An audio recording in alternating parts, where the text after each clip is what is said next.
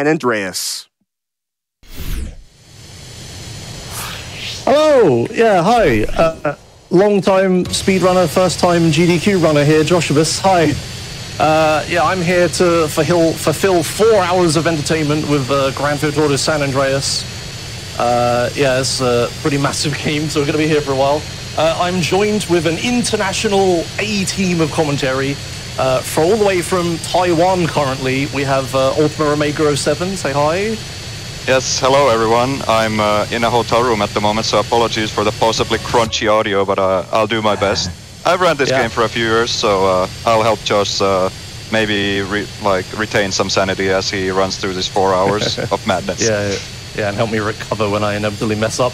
Then all the way from the GDQ venue itself, we have KZ Fru. Say hi. Hello. Hi, I was on True Crime at 3 a.m. and now I'm here at 10 a.m. because life's good at GDQ, man. If you're not like separating your soul from your body by Thursday, you're not doing it right. Okay, excellent. Yeah, and I'm from the UK and it's evening here, so we're all very different time zones. And yeah, sorry if we talk over each other because there's a lot of internet delay. But yes, here we are. We're going to do San Andreas, any percent. No frame limiter, which is a really, really marathon unsafe run. So I have lots of backups, but we'll get into that. Let's get ready to start the game. So I'm going to restart my game. We'll see the Windows desktop for a second, and then it should reopen. Excellent. And we're going to be ready to go. So time will start as soon as you see like CJ running down the alleyway and I have control and stuff. Okay, so here we go. I'll count you in. Okay, 3, 2, 1... go. Sorry, that was a little early. All right, here we go. So first thing, I'm going to need to try to find a police bike. If I don't, this run's going to get a little complicated, but that's all right. I might not find a police bike. I would argue that it actually gets simpler, but hey-ho, we can go with that. Yeah, but go on. Yeah, at the beginning here, we have a little shopping list. We want a couple police bikes, ideally. We want some weaponry to go fast, but looks like Josh isn't really finding a police bike, so I think... yeah, we'll just have to make do with this, so he's just gonna go to Grove Street and start the first mission. Yep. So there's one early trick that we'll have to skip out on because I didn't get the early police bike, but that's fine. Now, this is Big Smoke. Speaking of the shopping list, in this mission, I need to get a bunch of stuff. Hopefully we get it. So first off, I would really like to find a police officer. Yeah, specifically on the street. I see one, yeah. Yeah, so it's gonna beat him up, and there's this pink ball car that's gonna come say hello. So he's gonna kill him, get the pistol and the baton, and he's gonna try to shoot the driver of the pink ball car, which he successfully did, very good. Then he's gonna get in a police car, which gives him a shotgun, because that's what police cars do in these GTA games. And then he's gonna try to locate Sweet and push him ahead to make him go faster. There's also a thing here where like Josh took a little bit of a long time to get the gun and get in a car and stuff, so I think Sweet stopped pedaling a little bit, or he got stuck or something, so it's a little bit slow, but it's fine for a marathon. And now he also found a police bike, which is very important. Like, the run can't really be done without this, but unfortunately he got it before this cutscene, which makes it a little bit complicated maybe, but yeah. So because he killed the pink bolo car, that made that cutscene a bit shorter. Usually there's like a cutscene of the bolo car following Sweet around, but we skipped that.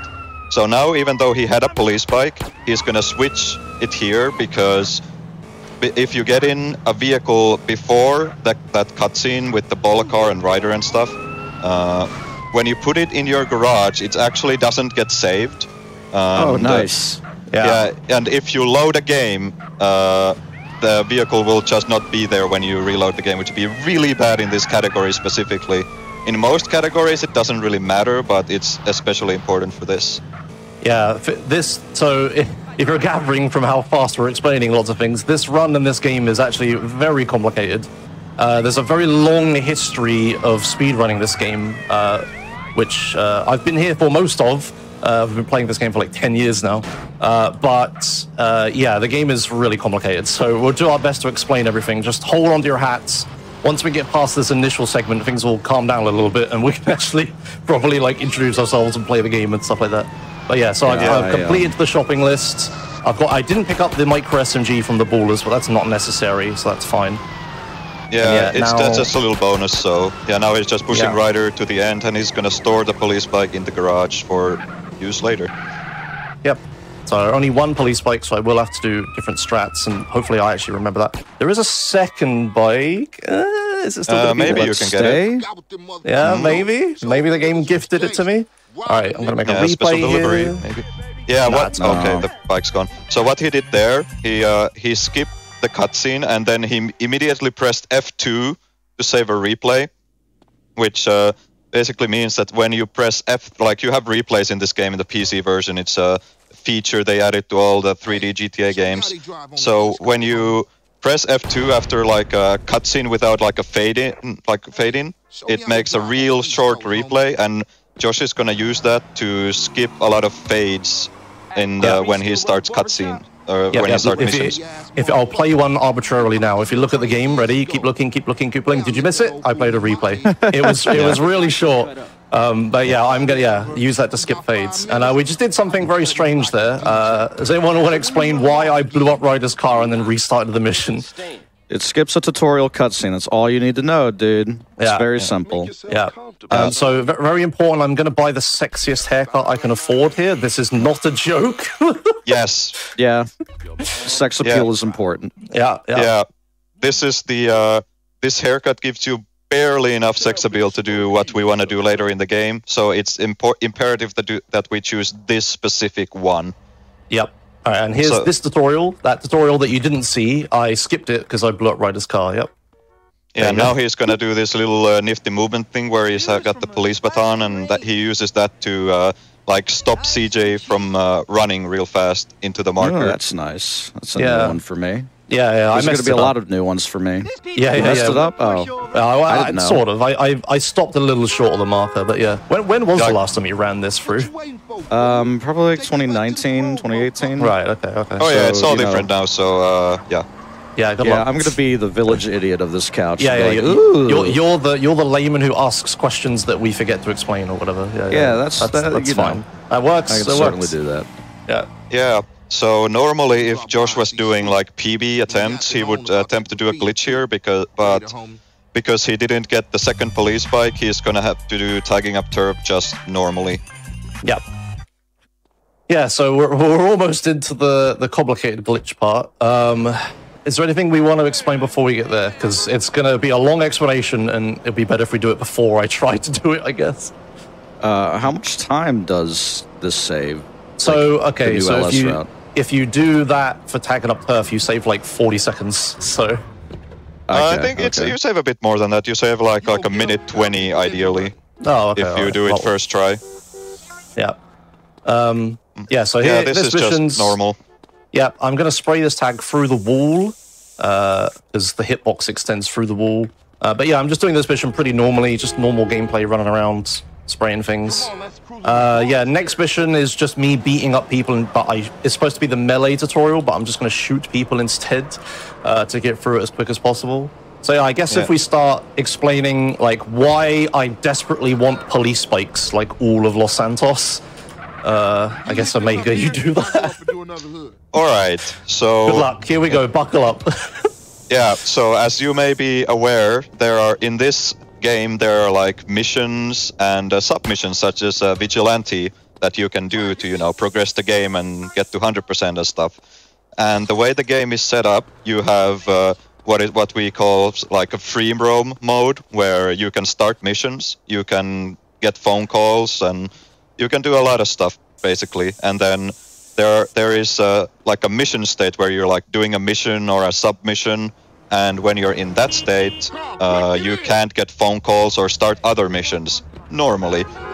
And the way the game keeps track of this is what we call the on-mission variable. I know it sounds a bit technical, but it's practically like a light switch. You can think of it as, where it's either it's on or off. Like you're either on a mission or you're not.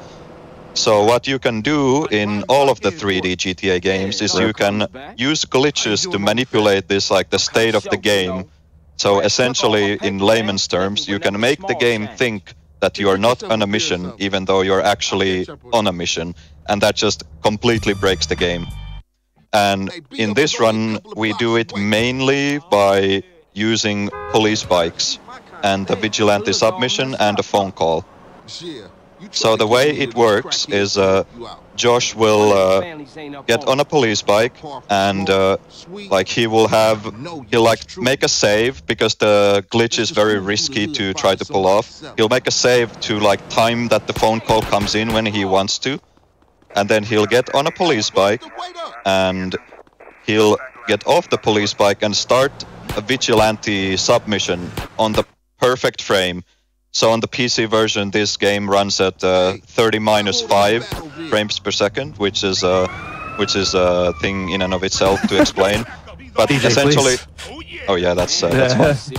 So in essence, you can think of it as like there is one frame out of 25 frames per second where you can release vigilante, and if you get lucky, because there's also luck involved in this glitch, if you get lucky, you get a vigilante submission and a phone call on the same frame, which makes it so that when vigilante cancels because you're not on a police vehicle, it means that you have a phone call, but you can still start missions. And when the phone call goes away, it also like switches the on mission state. You essentially use that to break the game. I know it sounds very complicated, but it'll make a lot of sense when you see it, I think. So now, Possibly. well, actually, there's still one more regular mission to do, but Josh got a police bike, which is kind of annoying. He would have wanted it earlier. But essentially, what is going to happen is Josh is going to pull this frame-perfect 1 in 3 chance to work glitch, and then he's going to start a mission. And then he's going to have a phone call during the mission. The phone call is going to cancel, and he will start the mission again. And you might be asking, why does that benefit us in any way? So the way the game keeps track of your progress is it has all these mission trees for, you know, characters of the game. Like you have sweet missions and big smoke missions and rider missions. And the game uses a simple counter to keep track of which mission you've done. So right now, for example, you have done like two sweet missions. Yeah. And once he finishes this one, he will done 3. But if you use this glitch that we call duping, like sort of duplication, so if you start the same mission twice and finish it, it will count as you having passed 2 missions, even though you've only like played through one of them. So what that does is it makes the counter go up 2 instead of 1. So you skip the mission that you would have had to do next. So this is where the crazy glitches start, really. So Josh likes to do this setup of zooming in the camera so he can time the frame perfect trick better using a visual reference. So what he's gonna do is he's gonna stop the car here. He's gonna get a phone call, but he's gonna cancel it by entering 9. Yeah, he will make a mental note of the moment at which he cancelled the phone call. So he's gonna make a save that's roughly 8 seconds from the triggering of the phone call. So that will make it so the phone call timing is perfect for when he wants to do the glitch.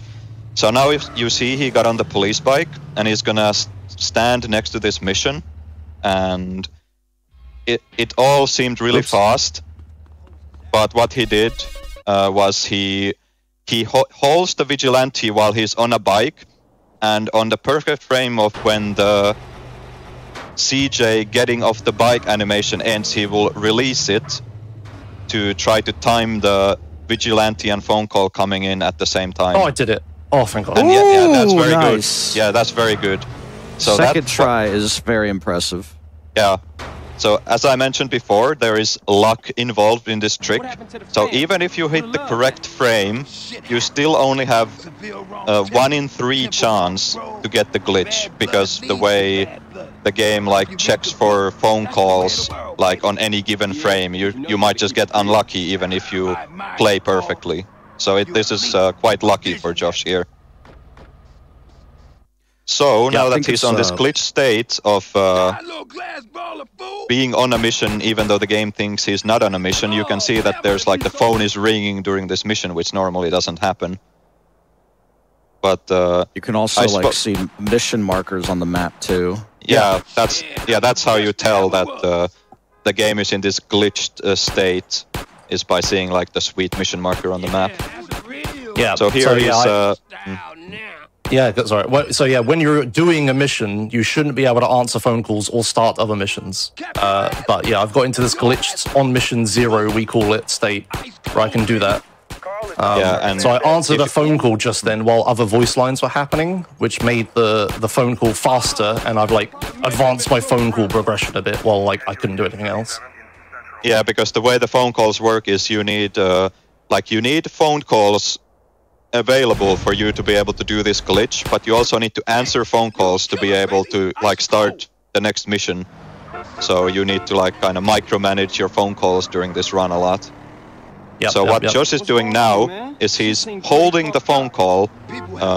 Like if you're familiar with like Super Mario 64, like half A press stuff, is like holding the answer phone call button, but he's not letting go of it because the phone call will be answered when he lets go of the button. So he can use this to he'll regain control in this cutscene, which normally isn't possible. So what he'll attempt to do is he'll get in this car and like drive away while the cutscene is still happening. Just kind of a minor speeding up the mission. And once he gets to this marker, he'll hold the phone call again, because we actually want to keep this glitched phone call through the next mission as well. So he'll just keep holding this button, and as long as he keeps it held, the glitched phone call will still be there for when he needs it. Yeah, so the whole run is going to be really dependent on my phone calls and me managing them correctly. So yeah, like Mega said, I'm holding the button down and I'm going to keep the glitched phone call through to the next mission. So as soon as I walk into this marker here, I'm going to do a bunch of funky stuff. Yeah, he'll walk in the marker and immediately let go of the phone call, and the phone call comes in, and he'll be on this like glitched mission state. And yeah. What I need to save one more time because I forgot to save an extra time because I didn't do that mission earlier. Okay, now I'm on the correct time of day. This is just time of day management. It's not like relating to the glitch at all, actually. But what he did there is he walked in the marker with the glitched phone call. He let go of it immediately after he entered, and that made it so the phone call was like being answered, but it was like a hands-free call, we call it, where like CJ wasn't holding the phone to his ear. And that made it so that he could shoot a gun to like cancel the phone call, to make it so like CJ doesn't actually, the phone call doesn't count as taken, so he can still reuse it later. Because if you just pressed like F or something to cancel the phone call, it would have counted as answered, so he couldn't use it anymore. Yeah, and what starting the mission twice? Yeah, go on. Sorry. Yeah, and what starting this mission did, starting the mission twice did, is it gives us what we call a 0-star glitch. So how this mission works is at the start here, the game like sets your mission like maximum wanted level to 0, and like when you start the mission again, the game like doesn't set it like back to 2, it'll still be 0. I believe that's how it works. Something like that. But yeah, the main point is, starting missions twice normally is just used for duping and passing 2 missions at the same time. But here, annoyingly, to make this explanation confusing, I've used it for a different reason.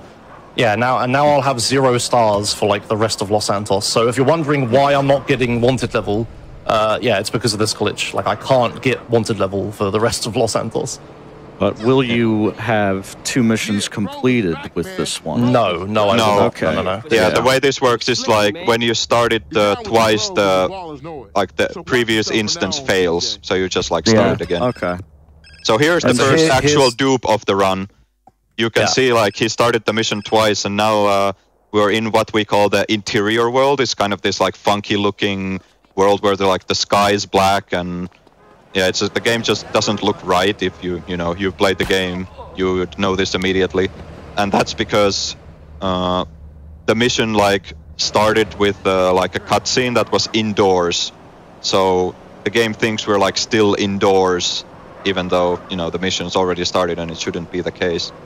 Yeah, so it was really quick, but the cutscene started, and then I released the phone call, and then like my CJ, like the real gameplay CJ, still stood in the marker, so the mission just started instantly again, and then I'm doing 2 missions at the same time.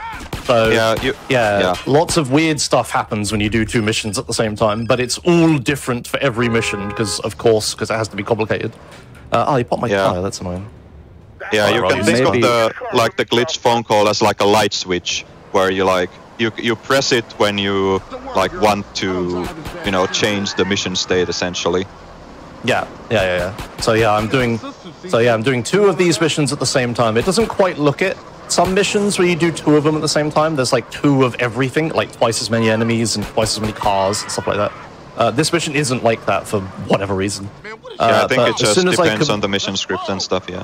Yeah. So as soon as I complete this mission, what's actually going to happen is I'm going to complete 2 missions at the same time, and which means I won't have to do the next one because the game thinks I've already done it.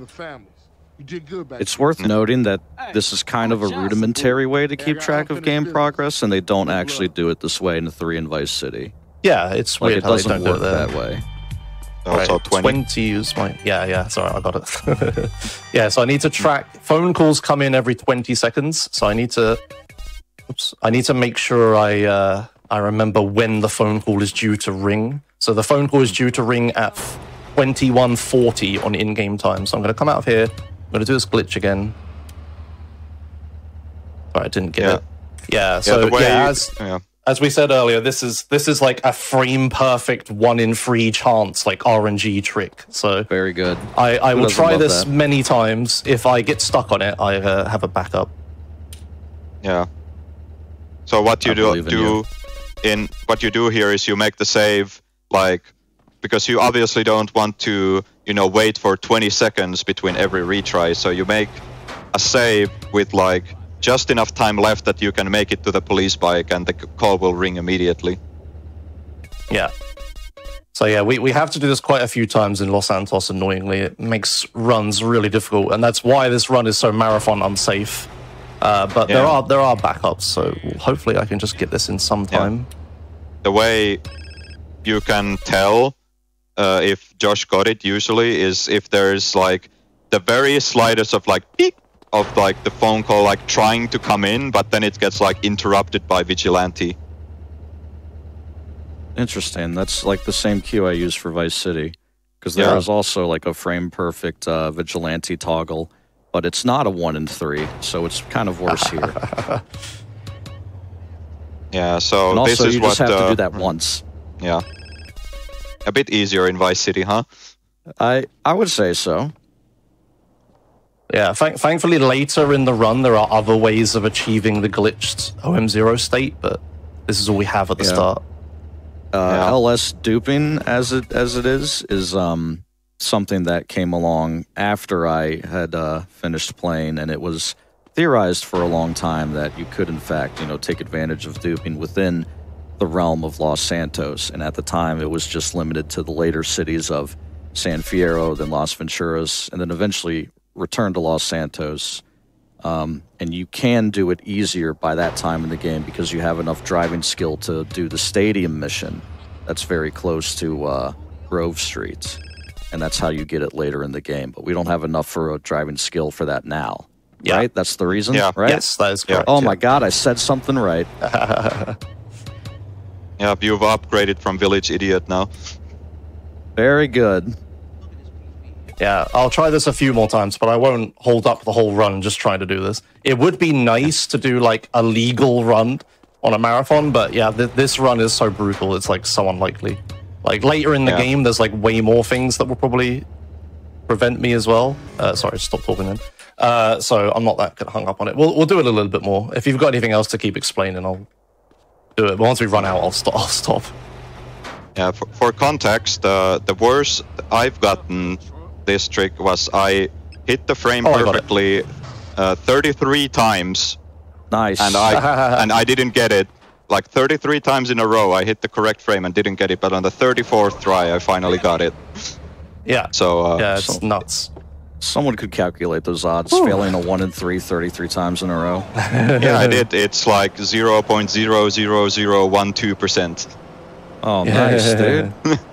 Yeah, it's crazy. Okay, yeah. So I finally got it. So now Anyway. I've got Vigilante running, but I'm also able to start missions at the same time. So I'm gonna get off the bike, get off the car here. The phone's gonna ring. I'm gonna let go of Vigilante in the marker, mash spacebar, and now I'm doing the mission. So Yeah. I was running Vigilante. If I have Vigilante running and I start another mission at the same time, the game just instantly crashes. Like you just get kicked to desktop. Like GG, try again. So I need to make sure I never have that situation happen. So what I need to do is I need to get the phone to ring and then use the phone call to dupe the mission instead of Vigilante. So little awkward and there. this is a little teleport. Yeah, when you nice. answer a phone call like around the police station area, you just get teleported to the Los Santos gym for some reason. And being in that like glitched, That's not quite right, but yeah, keep going. yeah, like yeah, whatever. It's Yeah, it's close like enough. how he like managed to do that during the mission was being in that glitched state where he can like answer phone calls during missions. So yeah, that's what he did.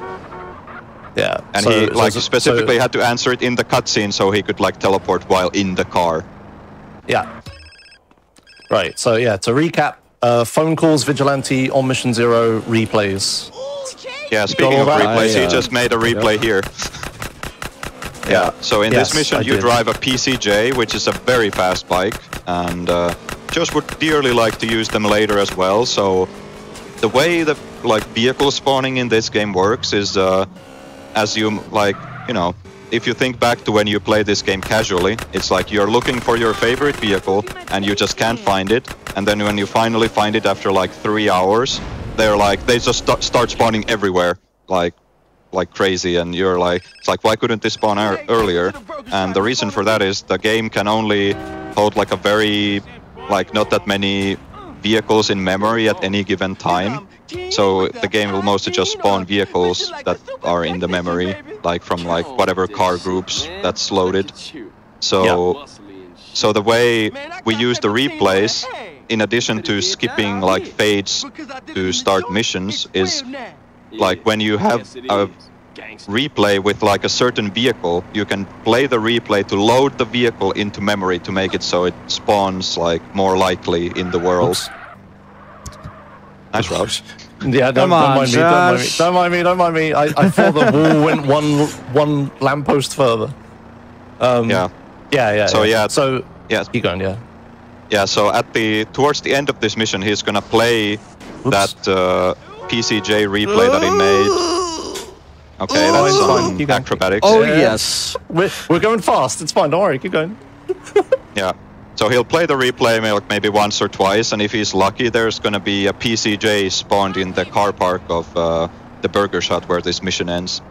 Yeah, it's like the game has to load the vehicle to be able to show it in the replay, so I'm kind of... God. It's not guaranteed to load, but it's like an encouragement, we should say. Right, so I'm going to play the replays right here. There's the replay, me on the bike. Now the game's loaded the bike, and now we just look for one. And get lucky. Yeah, if you're lucky, it spawns in the car park, but also there is like, lucky. Okay, that's perfect, nice.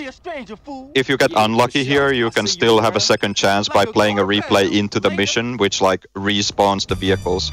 So there he holds the phone call again, lets go in the fade, and then presses F to answer the call. Like this time we want to answer it, and now he just gets on the bike, which is super fast. Yeah. And it's also beneficial because like in this mission he can make a very, very fast like PCJ replay because there's a cutscene that doesn't have a fade in. So here this mission has been the same for about like 10 years now. Yeah, this is old as dirt, dude. Yeah, but there's a slight curveball which I think you might fail this. Yeah. Oh, that's really bad. Yeah. Okay. Well, I'll do the backup, it's fine. Yeah. Yeah, so what, like this mission is kind of bad for duping because it sometimes fails and there's nothing you can do about it. Yeah, So what was okay, supposed to happen, there was supposed to be like 2 vans, and one of them is the correct van, and he was supposed to get the homie in the correct van and do this next little trick that he's about to do. Yeah, So, so, yeah, this is okay, the, so yeah. I got really unlucky. Yeah, duping this mission just failed the mission, and there's nothing I can do about it. It's just like a chance that can happen. So I just had to use a backup. I have a tool open called the on mission changer. And if I press a button, it will like, if I look at the minimap, it will like toggle the on mission variable. So there isn't really a recovery from this. This is like a instantly reset run to over try every again. time. Yeah. So unfortunately, I've had to use a tool to recover, but all I've done is get me back into the state that I would have been before the mission failed. So That's nice. we're gonna... Goodbye, Yeah, bike. nice, It's great, personal whatever. now. Oh, man. Whatever, I don't need the bike that bad, it's fine. I think what you do need is more shark AI, though. Yeah. Alright, so let's yeah. try this again, and hopefully not get unlucky and the game just instantly fails Yeah, me. this should be fine, but it's This really looks better. annoying. Yeah. I love the way all the cars are parked here, dude. Yeah. So you can Quite the tell party. I've done 2 of this mission. Right. Yeah, so I'm this gonna is push this away. American parking job right here. At like, your average Walmart parking lot. Right. So so what Josh is gonna do is he's trying to get this homie to get inside this van by, like, this van is locked, as you can see, he couldn't get in it. So he tried to get in the driver's side, even though he can't, but if he tries to do that, then the homie will attempt to get in the passenger seat. And if you time, like, if you disband the gang as the gang member is getting into the car, then the gang member will stay in the car, and then you can shoot him in the head, and once he dies, he'll keep the door open, helpfully, which skips like 3 minutes of dancing in the mission. Yeah, it's a huge skip. Right, and I'm aware that we've been talking for 30 minutes straight now, so we have a little bit of time, so if you want to read some quick donations, I'm very sorry. Yeah, go.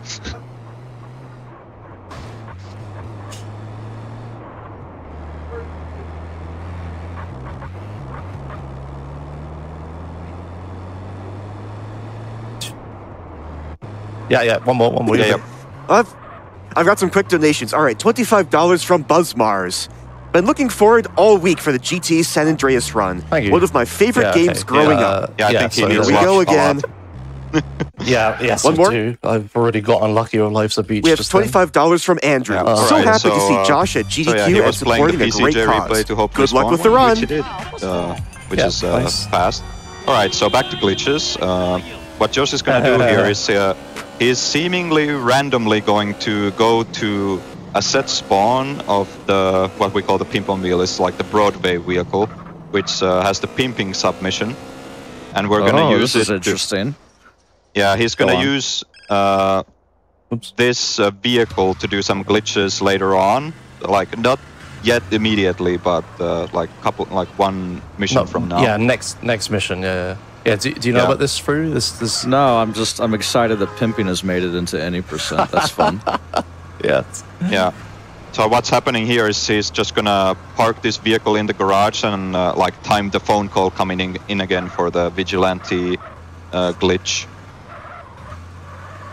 Yeah. So yeah, he's gonna cancel pimping, and the phone call will come in 20 seconds 40. after he cancels, so which was 40. Yeah. So he's gonna make a save at around time, 650. Yeah, it was 40 past 6 when I cancelled that. So yeah, at exactly 1 p.m. in game time, the phone will ring. Yeah. So here we go. Here's another attempt at vigilante OM0, as we called it. Oh, first time.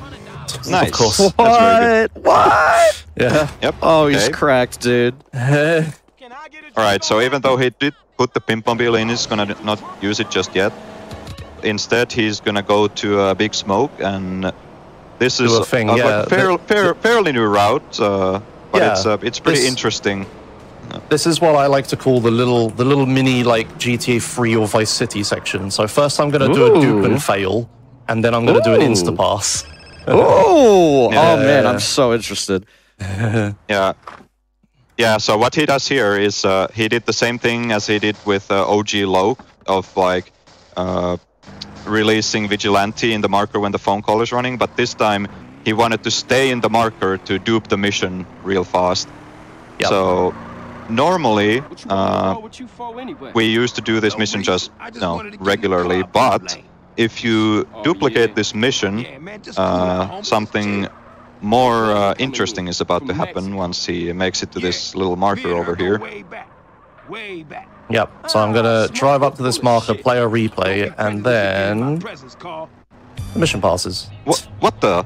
How did you pass that, Josh? Now we have to wait in this cutscene for a few seconds. This is a good one. Yeah. So what happened was there's gonna be an enemy I need to kill here. Well, I need to concentrate actually. Maybe you explain it. All right. So the way this works is that you gotta be quick because Instapass is coming. Yeah. It's like so basically there's an enemy you have to kill, but if you like start the mission twice and then fail the mission, the enemy gets despawned. It equals you actually pass the mission. That's how it works. That's why it's dupe and fail. Yep. Yeah, one copy fails because the enemy doesn't exist, and the other copy passes or something. I don't quite remember. Yeah, because the enemy doesn't exist. Yeah, you see this a lot in GTA 3. All right. 100%. All right, this is another GTA 3 and Vice City glitch. So what he's gonna do is he started pimping, and he's gonna hold pimping into this home invasion mission, and he's gonna let go of it at a specific time, and then he's gonna blow this truck up for reasons of. All right, so this is like if you want to explain this, it gets very technical, but basically like in the script of the mission, there's like, the mission starts, and then there's like all the objectives you have to do and stuff. Like in this, you go to the guy's house and stuff, and then once you completed all the objectives, hello CJ, there is an address where like the game says is like, okay, everything is complete, like pass the mission. So what happened there is by starting pimping with home invasion, it made it so like the home invasion script jumped into the point of the script where it just passes the mission instantly.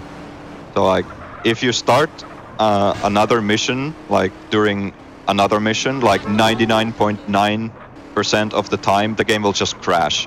But sometimes you just have these like very lucky coincidences that like memory addresses like line up to make this kind of insta-pass possible. We're just really upsetting the populace of LS right now. Bound. Right, so here comes another dupe. I'm going to walk in, I'm going to answer a phone call, cancel it, and then CJ's going to start the second mission again. Yeah, see how there's this like is the following the train mission for everyone that's been waiting for this. Yeah, so this is wrong side of the tracks, the legendary meme mission. So I'm going to do this mission. Nice route. Yeah. Oh yeah, where am I going? Whatever. It's because I'm thinking. Yeah, so this mission is it's the one where you're supposed to follow the train with Big Smoke. But in speedruns for a very long time now, we've had this alternate strat that I'm going to do. It's a little bit complicated because I also duped the mission, but I'm going to drive up to the train here. What you're supposed to do is Smoke is supposed to shoot the guys on top of the train, and it takes forever, and Smoke like shoots other things and gets distracted and stuff like that. Blah, blah, blah, blah. Wrong side of the... all you had to do is follow the damn train, CJ. Haha, XD. What I'm going to do is I'm going to drive up to this little platform here, and I'm going to do a really ancient lineup. No one does this lineup anymore except me. Yeah. And then as soon as the train appears, I'm gonna... Ooh, that's a really bad... You're gonna make a little mistake. I think this is recoverable still. Yeah, it's fine. Yeah, the way that the train physics are just all sorts of wonky here. Like you can only really go forward or back. You can't really turn at all. Okay, well, I didn't quite do it right. Yeah, the physics on the train are like, crazy, as Amay was saying. So I can't just like reverse up and turn around and stuff. That wasn't that wasn't bad, all things considered. Yeah. So what I needed to do was land on the train at exactly the right angle and then just drive forwards and shoot them all. But I landed at an annoying angle, and your only option when you're on top of the train is really to go forwards. So like I had forward to like or back. That's it. Well, backwards is like really slow. Like you can't reverse. You just wait. Yeah, you just like wait for the momentum of the train to like push you back. Yeah. So, but I managed to do. I managed to kill 2 of them. You know what I used to do is like hold lean back a little bit, and you can kind of tilt left or right in that way, just a little. That's what I was trying to do, but I just did not want to fall off the train. Oh yeah, like he tried to do that, but he kind of like overcompensated, and it ended up like flinging him like all the way to the other direction, which also wasn't good. Yeah. Also, watch out for the blue thing above my head. There, the bike doesn't despawn at the end of the mission because I duped it and reasons. So I just use it at the end to get to the next mission. All right, so the next mission is a race with this really fast lowrider that's conveniently parked here, and there will be no glitches. I repeat, no glitches during this mission. This mission, yes. Donations, please. Yes, donations go now. All right, we have $10 from NWSYF. What up, Josh, Fru, and Omega? What up, GDQ peeps? Greetings from Miami. Hoping Romex shines their light on this run. Best of luck, Josh. Yes, Romic. Romic will bless us. Oh, I don't actually have Romic in the room. Oh, well, sorry, continue. We have $50 from a poor college student. Happy that I made it for Joshimusa's GTA run. Happy to be attending live again. Cool. Hi, GDQ audience. Pauses for audience noise. Okay, continue. The crowd goes wild. Crowd goes wild. We have $10 from Mako. It's just made my day to see some of my drawings on Joshimusa's wall. Thanks, Joshimus, and nice to see you on the big GDQ screen. Yeah, thank you. Mako made a bunch of fan art of like other marathons I've been in. Yeah, thank you. I've got it behind me. Sorry, I'm interrupting you every time. Oh, that's fine. I'm sure you'll probably have another drawing after this one's done. Yes. We have $25 from Right Foot Racer. Are you a professional runner or just a gifted amateur? Good luck on the run, Josh. Thank you. I get that reference. Yes. I hope these donations are going towards Titanfall 2 bonus game. Oh! I've been hanging out with those guys, and they are so pumped to do their run. They have so much new stuff to show off since the last time Titanfall 2 has been in. So please, guys, if you're donating, get them in for Titanfall 2. You'd love to see it. Yeah, do that. All of my runner's choice stuff is Titanfall 2 as well. Absolutely. But you got to get the bonus game. Come on, that's really sad. Yes. Oh yes. Right. More. That's more content, you know.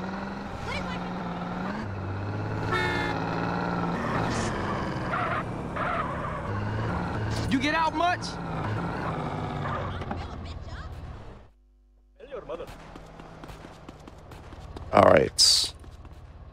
All right. So next mission is management issues. Yeah, this mission also doesn't have any glitches, actually, now that I think about it. Excuse me. Yeah, it does have a little trick, though. Well, it has sliding. Yeah. No, that's the wrong one through. This isn't that mission. Oh, sorry. Where am Remember I? them counters, What Ben? time is it? Hold on. What's going on? Yeah, this is management issues. So this is the one where I need to steal the car and not damage it and stuff.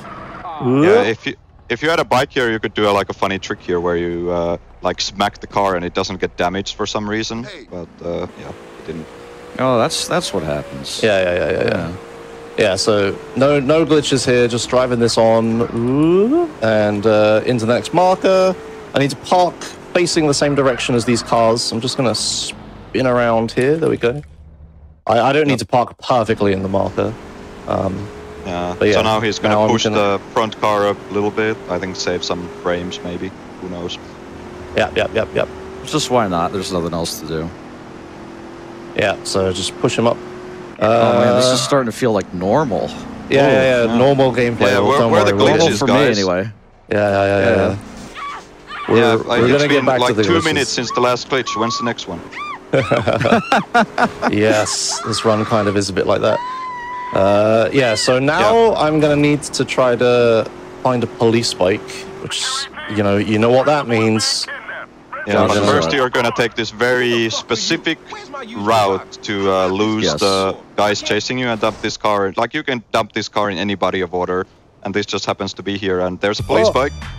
Yeah, hopefully he stops at a red light. Yeah, there's one. Hey friend. Stop in the name of speed. Want to make a donation? Okay, there you go. Perfect. Yeah. Nice guy on that bike. Nice. All right. All right, so this is Yeah. this is the worst OM0 in this run because as you might be aware, we're very far away from like any safe house. Like we don't have money to buy the one next to here, or like going back to Grove Street is really slow. And there's actually a time limit as well for getting this OM0. So Yeah.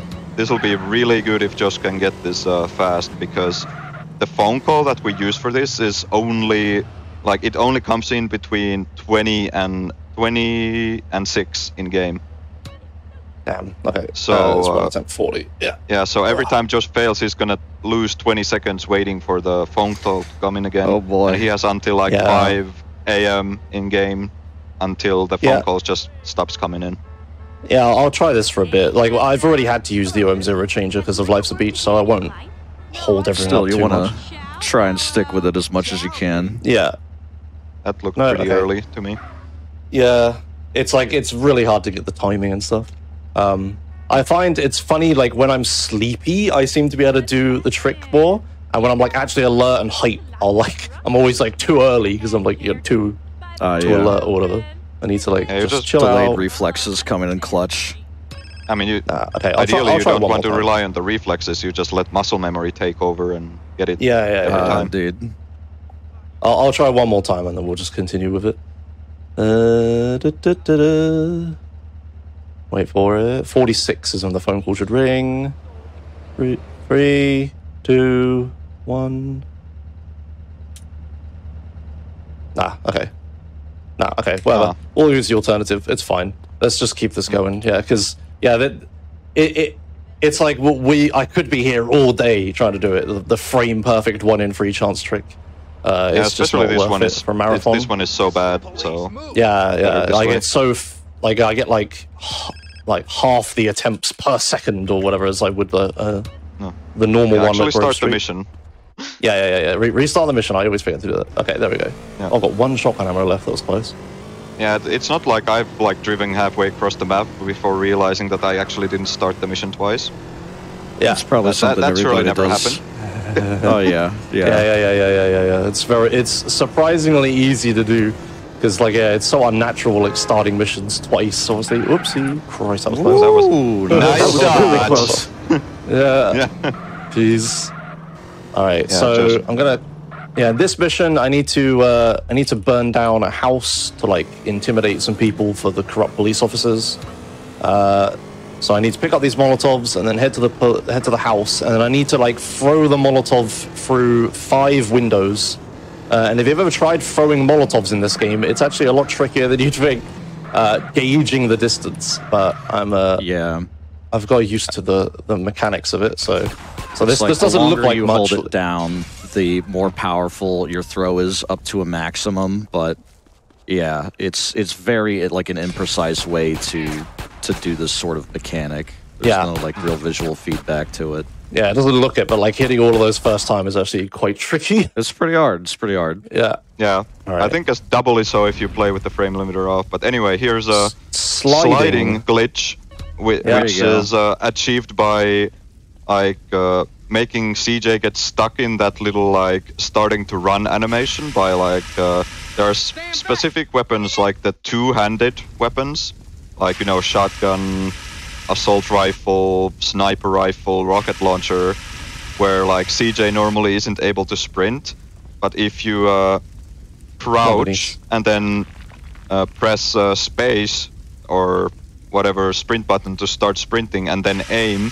your weapon really fast, you get stuck in that starting to sprint animation, which is the fastest way to move indoors, like faster than jogging, faster than jumping, because obviously you can't sprint in this interior, otherwise he'd be doing it. Yeah. There goes. Yeah, so that You was a get really real, short sprint. We didn't use it very much. Sorry, slide. But yeah. I'll use it a lot later on, like especially in like the later missions. Yep. And Denise didn't get run over by a fire truck, which is excellent. That Yeah. can happen, and it's awesome. Yes. Yep. Yep. If you're gonna lose a run, lose it in style. You know. Denise just gets splattered. There's nothing you can do about it. Yeah, and he can, she can also get run over in this cutscene before she reaches the door and the game just soft locks. That's also amazing. Yeah. That's why I park as close to her house as I can, just to minimize the chance of that happening. Yeah, that you camper van is looking a bit queasy there. Yeah, you can get soft locked there so easily. A lot of cutscenes have like fail safes where they have like a check, like, oh, this cutscene took too long, let's just move on. But that one doesn't for whatever reason. I like that the Pimp Mobile has a marker over it. Oh yeah. This game is so busted, dude. Yeah, it's only going to get more busted as we move on. If you notice, my mini map is it has some markers on it from like prior missions. Yeah, those aren't going away ever.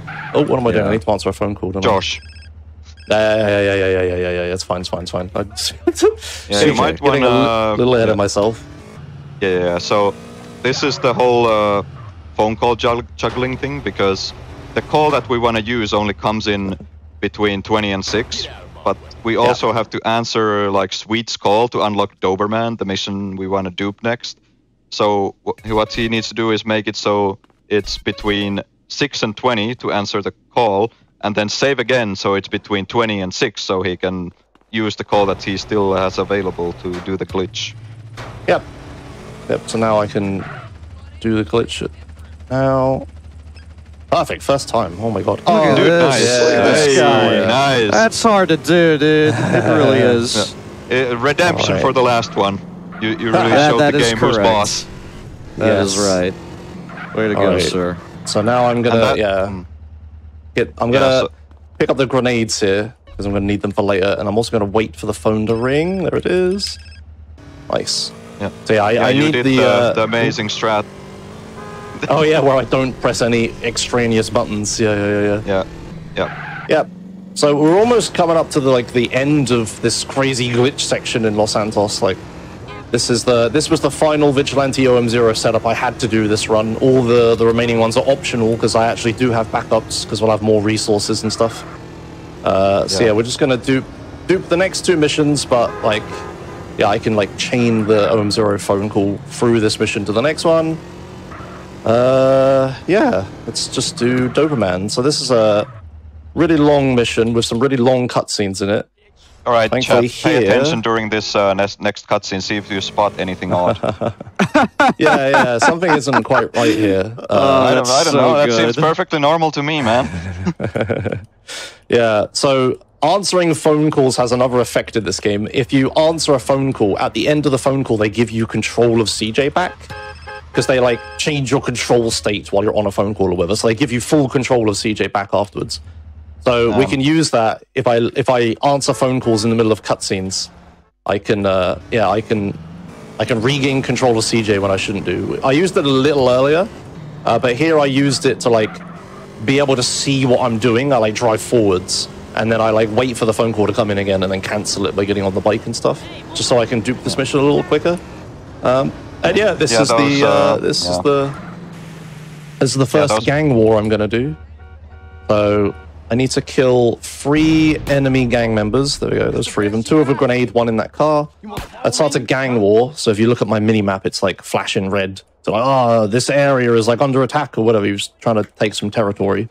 We won't actually use this mechanic all that much in the run. There's a lot of enemies. Yeah, thankfully this run will skip the main part of gang territories you're supposed to do. There are so many enemies. What is happening? It's worth noting that, there's only... the way it works is, there's 3 waves, and there's a set amount of enemies from each wave. So, at the start of a gang war, you'll just have a bunch of dudes that are not necessarily a part of the war, that are just there. Yeah, because usually when you, throw grenades and kill people and cause mayhem, gang members tend to get aggroed to you, and they'll just, try to give you a little love tap. Yeah. Alright, so this is the last wave. They have micro SMG or Tech 9s in this wave, but yeah. I don't actually want to pick up the Tech 9 because I don't want to use it.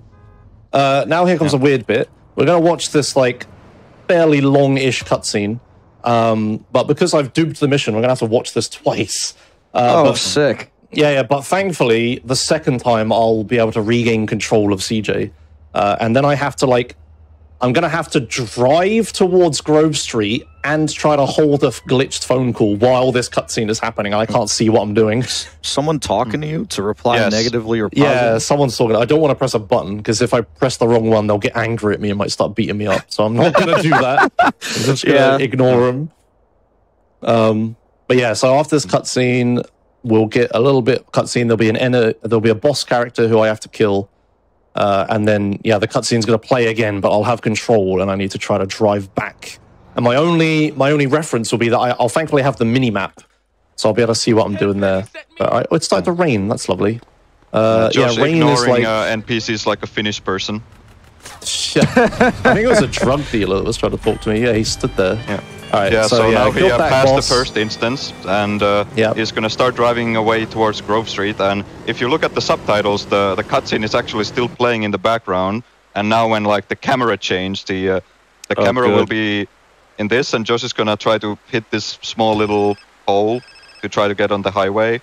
And then he got Yep. off the bike, and he's now holding the phone call while waiting for the cutscene to end. And he's going to try to drive I in the fell off. cutscene. Like if you looked at the minimap, you could see that he was moving. So he was just like trying to drive to Grove Street, but unfortunately hit like a car or a lamppost or something. Yeah, I think I hit a wall.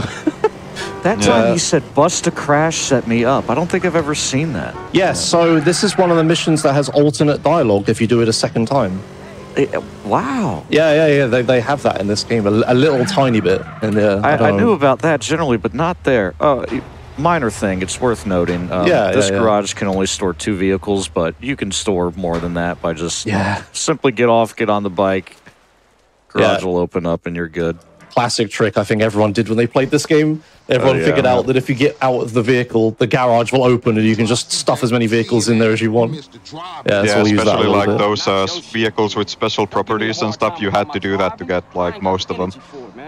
All right, final dupe of Los Santos. After this, we have pretty normal gameplay for a bit, so queue up your donations. Get your donations in. Now's the time that I think how to read them. I didn't queue up for normal gameplay. What the heck, Josh? Yeah, this is any percent. So yeah, this mission's kind of weird when you dupe it. There's sort of 2 of everything, but not quite. So I'm going to kill these enemies with a grenade and this guy. Then there's going to be 2 enemy gang cars here that spawn. I have to kill the second one. Yes, the There we correct go. one. Hopefully that doesn't kill anyone important. Okay, good. We didn't That's fail. very amusing. And now there's supposed to be a mini game here where I throw a bunch of boxes. Damn, what is that? So the train moves, you throw boxes at Ryder, and he catches them, and you have to like get 10 boxes, or whatever. But we're just not going to do that, and the mission just keeps going. Nice. Yeah, I'm Sometimes not when you do 100%. missions, it's like the mission state also progresses like within the mission. Like you Twice. complete like one objective, but it counts as 2. So that's why the whole crate bollocks gets skipped. Yeah, so they must be using the same variable for like what part of the mission you're in, like whether you're doing the minigame or after it. So because it goes up by 2, we just skip the minigame and drive straight back to Grove Street. Also, I didn't have to lose the police like you're supposed to in this mission because of the aforementioned 0-star glitch I have. I was about to ask about that. Yeah. We don't. The game tries to give me 4 stars, but it just can't. So we just move on with the mission and nothing happens. All right, what time of day is it? It's a little too late. Okay, so I'm 30 seconds too late to be able to start the next mission. It starts only between like 8 and 6, but that's fine. Yep. I'll just save With all until 20 time of and day is 6, right. it's like Yep. the whole thing that LS revolves around. Yeah. All right, so in this mission, I'm just going to throw a bunch of grenades at people, and they'll die quickly. And then we'll go to the next mission, which is kind of a long one that we're just going to slide through. And there'll be an auto-scroller and stuff. So, yeah, now's a good time to read donations. You got a while, so go for All it. right. So before I get to those donations, I would like to check in on 2 of our current bid incentives. Yes, 2 of them. We do have our Titanfall 2 incentive where we have raised over $15,000 so far out of $125,000. And we have also just opened up another incentive. That incentive is to upgrade the Gunfire Reborn run to the hardest difficulty, Reincarnation 8. So if you would like to see our runner Shockwave have to deal with the hardest difficulty for Gunfire Reborn, get your donations in for that as well as Titanfall 2 if you would like for our bonus game. We have $20 from K Drakari. Don't wait to get donations in for Titanfall 2. We've still got a long way to go. We have $25 from Cosmic Trash Panda. GTA was one of the first series I played constantly. Awesome to see GTA San Andreas at GDQ. Good luck to the runner. Fuck you, Ryder. Ryder, give CJ a break, man. We have an anonymous $50 donation. Oh, hey, GDQ. Hope Joshua's gets every skip. Yes, even that one. I love all these Josh references that are coming in. Thank you. We have $100 from Hey2. San Andreas was one of my favorite games growing up, and I'm super stoked to get to watch it at my first in-person GDQ event. Best of luck on the run, Joshua's. Yeah, thank you. Yeah, thanks to everyone who's watching this live as well. Yeah, I wish I could be there with you all, but it's a big old trip that I can't make right now. But one day I'll hopefully come to a GDQ and say hi to everyone as soon as I know that. them. Have you, my friends. Yeah. Now this is gonna crack you up. And that's one of the great things about having these remote runs. It allows us to get stuff like this into our in-person GDQ event. Yes, thank you a lot for having this. We have a $10 donation from Starzy. A GTA run with Joshua's Omega and KZ never fails to entertain. Let's go Titanfall 2. Oh, I should have said pause buffering here. Yeah, I believe there's a warning for it on the stream, but there will be flashing images and the like during this run at a few points. So if you're sensitive to that, it's kind of difficult. Like, we'll try to call them out, but they do happen like thick and fast a lot of the time. Yeah, the reason why that's beneficial is it's essentially like slowing the progress of the game by like making like the game time go faster. So like as you could see, like the grenade was like suspended in the air for longer, even though like when he like the way you do that is just you hold escape. There's nothing really fancy there.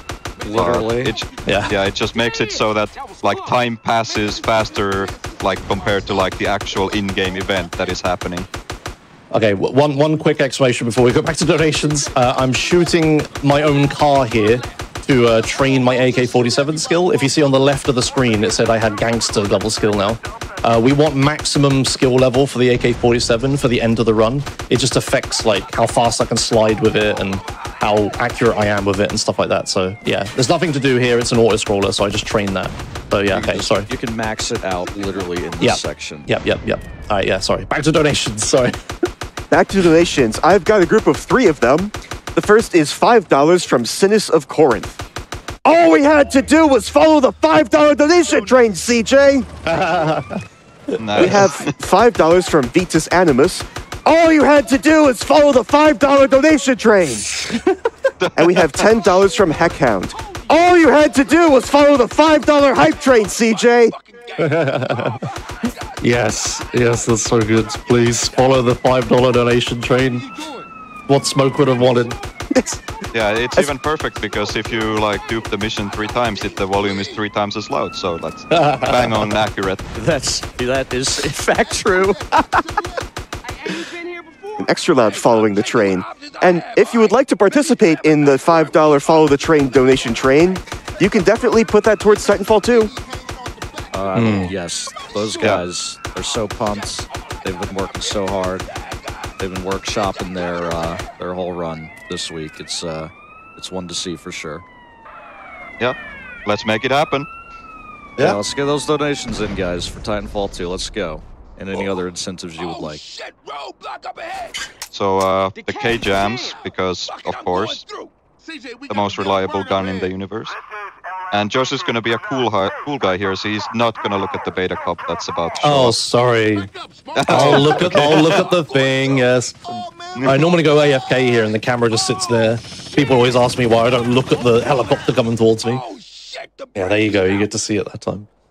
Yeah, it's the beta, like, texture model for the... Yeah, when the cop more blue than black. Yeah, when the cop explodes into his like pieces, they use the old texture. They never updated it. That's gonna be a hell of a story to tell when we pass in the. All right, so yeah, we're up about to the end of Los Santos. Yeah. Yep, end of Los Santos. We got one more mission, Green Saber. That's the mission where like the the ballers take over and you find out, spoilers, that Big Smoke and Ryder betray you. Whoa. This game is a story? Really? Yeah. You don't really. It doesn't make any sense here. Why would that That's how I car? felt about True Crime New York City last night. I'm like, this game is a story. I don't know what it is. What just Not a happened to the clue. red car that was behind this Majestic? What? It just disappeared. I think we need to check your ISO, Josh. That might be... that's some irregular activity right there. Yeah, check him PC, dude. What the hell? Okay, all right. Never seen that before. Oh, I got my first GDQ. That never happened before moment. Hell yeah. There you go. Oh, man. Everybody's got to have one. Yeah. Yep. All right, yeah. So, Green Saber. In this mission, yeah, Big Smoke and Ryder betray you, and there's just a big shootout that happens. So, I'm just going to take this police bike. We have this one spare. We don't need this one anymore. So, I'm just going to use it because it's a fast vehicle. And we're going to drive over to where the mission is. And there's another reason, actually, why he wants to use specifically not a car for this mission. Yes, so there is. The AI in this game has accuracy, as you might imagine, and that accuracy is dependent on which vehicle you use to like get to a certain point in the mission. So, like when you get in a car, for example. The game wants the AI to be more accurate so they can, like, you know, damage the car faster and stuff. But the developers kind of neglected to kind of reset the accuracy when you exit the car. So that's what we call, like, car AI accuracy, because you have, like, you enter a car, then you exit the car, and the enemies just, like, destroy you with 100% accuracy. But if you enter a bike, then the accuracy gets like restored to normal, what it should be. So this is one of those missions where that is a problem if you enter this marker here with a car. Yeah, it doesn't happen to every mission for various reasons. Pause buffer, by the way, flashing images. Oh, well, not if I miss the grenade. Okay, there will be pause buffers this mission. Nice whiff, my friend. Yeah. Hang on, there's going to be one here. So I'm going to throw the grenade at the basketball court. Pause buffer so the grenade stays in place. Wait for it to blow up and it'll destroy the van. And then another one here. This is new. Like, it's a small thing, but I was not doing this. Oh, yeah, when sure. I ran. Yeah, we have enough grenades in this the last route. car with the pistol, though. Yeah, some people do. But yeah, we have enough grenades in this route because we skipped so many missions and stuff that you can it's the route? Oh, that makes sense. I think so. I think you don't have enough grenades in No Major Glitches, yeah. I'm pretty sure. Yeah, I think it's like because you don't do like robbing Uncle Sam and stuff. That wastes like some grenades. Yeah. This is where you'd call time on LS. Yeah. A lot of people enjoy doing runs of specifically LS. It's a very popular category. Yep. Yeah, if you ain't got time for a full run, people just do Los Santos only. All right, so yeah, we're done with the first city of the game. That's an hour and 5 minutes in. That's a fairly respectable time, I think. That's pretty good. Yeah, I'll take that. Pretty good, yeah. For a marathon. Yeah, we're in Badlands now, so we're on like I'll show you quick. We're on like completely opposite side of the map, and now we're just in the countryside, and you just have to like fend for yourself and stuff. So from now on, I can get wanted level again until I do another 0-star glitch in a bit.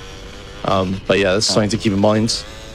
But and yeah, at the now start I'm gonna... of this mission, he made a save and reloaded the save to make sure that the Sanchez next to the trailer spawns, because if you just start the mission, it's kind of inconsistent, and if you start the mission, you're kind of screwed, and you might have to find a random vehicle. Whoops.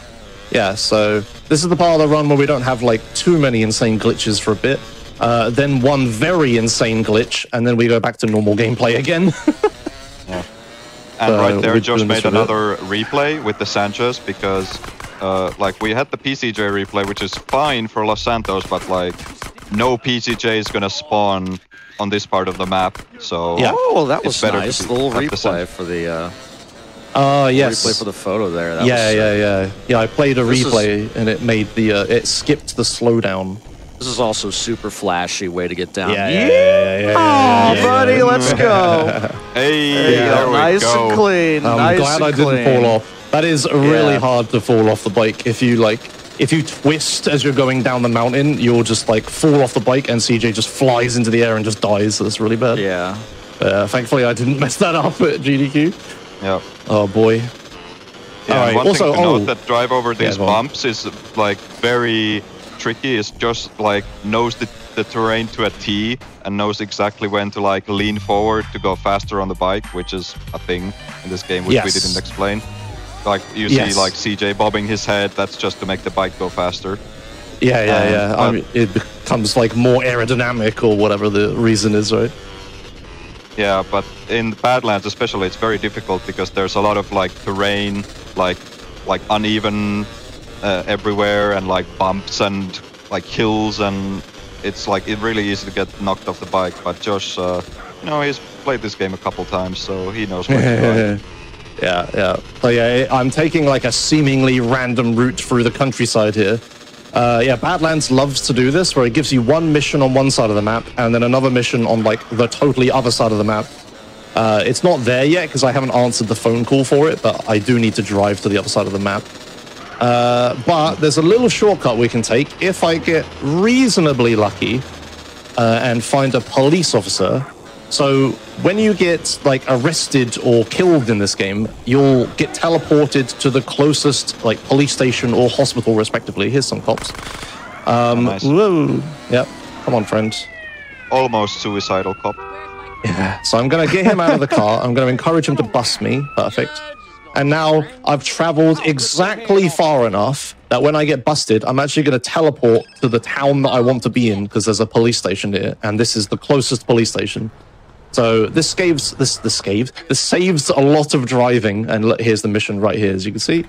We're going to do that a couple times to like get around Badlands as quick as possible. If we want to head west, we get wasted or like die to get teleported to hospital. And if we want to go east, we'll get busted to teleport to this town. Can Catalina That's get in the Catalina. car, please? There we go. Yeah, she just didn't want to get in the car. Like what? Or the truck, I guess. Yeah, sometimes just happens. So now Alright, he's just so- gonna chill in this very specific spot until Yeah. Catalina talks enough and the next mission appears. Yeah, if you look at the mini-map, there's $1 another $, third $, and that's our mission. Right, Yeah, so... She has like 4 heists to do, and the way they progress, you can't really like dupe through them or anything. You have to do them all individually, right? Yeah, you need Yep. to do each one. Yeah, so this is a mission where you have to deliver this truck to a guy, and you absolutely cannot have the trailer disconnect. I'm taking a risk but- here. I'm taking the risky strat. Yeah, and for doing that, taking this off-road route is very certainly like a nice way to get the trailer disconnected sometimes. But this looks fine. Okay, that Oh feels a my little goodness. scary. Yeah, you get it. Sometimes the trailer can like wiggle and just like fly off into the atmosphere. Yeah. So I gotta be really careful here. This part here, you can just go too fast and the trailer will just drift off. So I'm gonna slow down a little bit. Yeah. So the trailer disconnects, it's just Perfect. game over and you just do the mission again. It's really annoying. So Should be good from here. Well, Yeah. well done. Well hopefully, done. Yeah, thank very you. nice. Oh, Got the there's like risky a route. yeah. Oh well. Oh, Okay. Sorry. We're good. We're good. Dude, I used to Alright. fail tanker Okay, commander all what the the hell What is going on? Okay, that's unusual. Oh, of course, I had a Collateral damage. tractor and a bike. Okay, a truck. I guess I'll take the Push truck. bike. No. Yeah. Oh, no. The truck's fine. The truck's fine. Hundo runners be crying right now when you're taking the line runner. Yes, they're the slowest truck. So yeah, I did that mission. Now we need to go all the way over to the west of Badlands again. So I'm gonna drive exactly as far enough as I need to in order to be closest to the hospital on the other side of the map. And then I'll die to like death warp over to that hospital, and then we can continue on. And yeah, I'm gonna be doing this a few times just to get around the map. So there's this convenient cliff here that is exactly on the boundary of how far I need to go. So I'm going to stop And here, it's the answer this correct height. phone. Yes. The fastest way to die here, because I don't have any weapons, is to just fall off this cliff, and then we'll go splat, and we'll teleport to the next one. And I'm going to play Yeah, a what we replay. used to do is we used to get the Oops. gun from What am I the police station at the tanker commander mission town. It's called Dillamore. But yeah, that's pretty slow. That loses like 15 seconds or something going to the police station. I started to get into the ambulance when I wasn't supposed to, then that's next time. Ooh, a Yeah, Sanchez, this is nice. where Josh wants a bike, and hey, ask and you shall Yeah, receive. That's really yeah, well, it's lucky. so So much this- better. You really do need a bike. Here. Yeah. This is another one of those missions affected by the car AI accuracy. So yeah, if I took a car to this mission, all the enemies in this mission will be really, really accurate, and like, yeah, they'll just kill me really quickly. So getting a bike here is like super important. So I'm glad I found one. I do have the Sanchez replay to help find Sanchez, but it's like not guaranteed or anything. Yeah, so not by any stretch. Yeah, this is a little shortcut here that you can take through the farm. Yep. It's a little bit tricky, but not too bad with the Sanchez. Like, especially with the freeway, it can be difficult to get enough speed to get up this hill. Yeah. Yeah, thankfully the Sanchez is like really good off-road as you would expect because it's a dirt bike. Right, so in this mission, I actually need to get shot at least, well, not need, but I would like to get shot at least once because I need to go back to that town I was just in that has the hospital. And the fastest way over to get there is to, again, die and teleport straight to the hospital. So it would be nice if they shot me once, so I took enough damage for the bit after. No, he's just going to miss a lot. Oh, no, he hit me once. Okay, good. Hey! Nice. Coming in clutch. Yeah, so now I need to kill this guy, take his gun. That's interesting. Doing an elaborate fighting style there. Yeah, I was just left-clicking, wasn't I? I don't know. Whatever, he fell over eventually. Yeah, normally that guy falls over real fast and you just like stomp him a couple times. But anyway, the reason why Josh wants to take damage is because he wants to death warp again. But there's a car that spawns at the end of the mission. But the problem is that if he stands next to the car and blows it up, that only does 83% damage. So you won't look at you with the from, exact percentage. Yeah, you won't die from full health. So, but the one rifle bullet is just enough to die instantly. Hopefully I don't mess this up here because I need to fly down this hill really quickly, and it's really easy to flip the Combine Harvester over and fail the mission or hit the legendary ESA tree. It's Combine Harvester. I didn't. No ESA tree today. We're all right. Very, very nice, Josh. Well done at not flipping. We're all very proud of you. Yeah. Yes. I didn't crash horrendously. Hooray! Yay! Everybody's done it. Everybody's done that. All right. So yeah, here's the car. So I took a little bit of damage. There's a scripted phone call here, and I just need to shoot the gas tank of the car, and it'll instantly blow up like that. And we go straight to the hospital. So I'm gonna spawn, just do a 180 and take the ambulance, which is what I did a minute ago when I wasn't supposed to. All right. Yeah, it's important there that if you notice that Josh didn't move his mouse at all, because sometimes if you like turn the mouse and face the ambulance too early, it actually might not spawn. So he just like goes backwards with the WASD and presses F to get in without even like seeing the ambulance. Yeah. You gotta just know it's there. It's like quantum physics or something. If I check it, it isn't there. But if I don't check it, it is there. Right? Like, you gotta have really faith. dumb. Yeah. All right, so we're driving back over again. I'm going to do the same thing, take the same route, try to find a police officer and teleport to the other side of the map. So now's a good time for some donations, please. All right, we've got a $5 donation from Sigmatic Saki. Listen up, chefs. I'll have 2 number 9s, a number 9 large, a number 6 with extra dip, a number 7, 2 number 45s, 1 with cheese, and a large soda. Very good, very good. I know where that is from.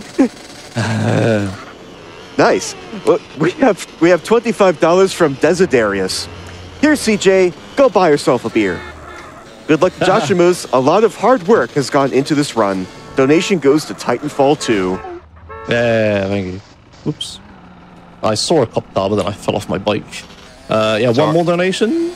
We have $25 from Gelmar35. Among profound questions in the universe, such as why is there something rather than nothing, and what is the meaning of life, clearly the most mind-warping is, how could the universe produce beings as beautiful as Josh, Omega, and Fru? Thank you. Thank you. What? My cheeks are red. You can't see them, but I'm blushing. Yeah, I'm the only one on camera. I gotta keep composure. Oh dear, yeah, thank you. Alright, so here we are again, back in the other side of Badlands. Gotta do the rest of the Catalina missions. But we are gonna do some funky stuff coming up soon. Like, probably the like weirdest visual trick of the glitch. Trick of the glitch? Yes, we'll stick with that. Good. English native speaking. Yeah. Keywords, they mix up pods. Okay. Yeah, Josh is a talking buzzword machine. Yeah. All right, so this mission here, we're gonna go. So yeah, Catalina missions are weird. You have your choice of like 4 that you can do like non-linearly, and you wouldn't think the order matters too much, but it kind of does because you get different things for doing different missions. So this next mission I'm gonna do is gonna give me a police bike.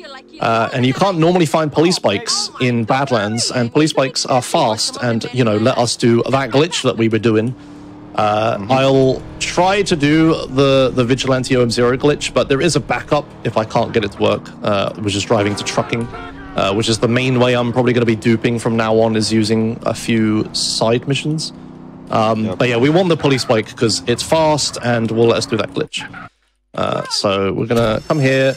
Fun fact about this mission, there's like a mini game here where you're supposed to aim at these 4 guys in like sequence.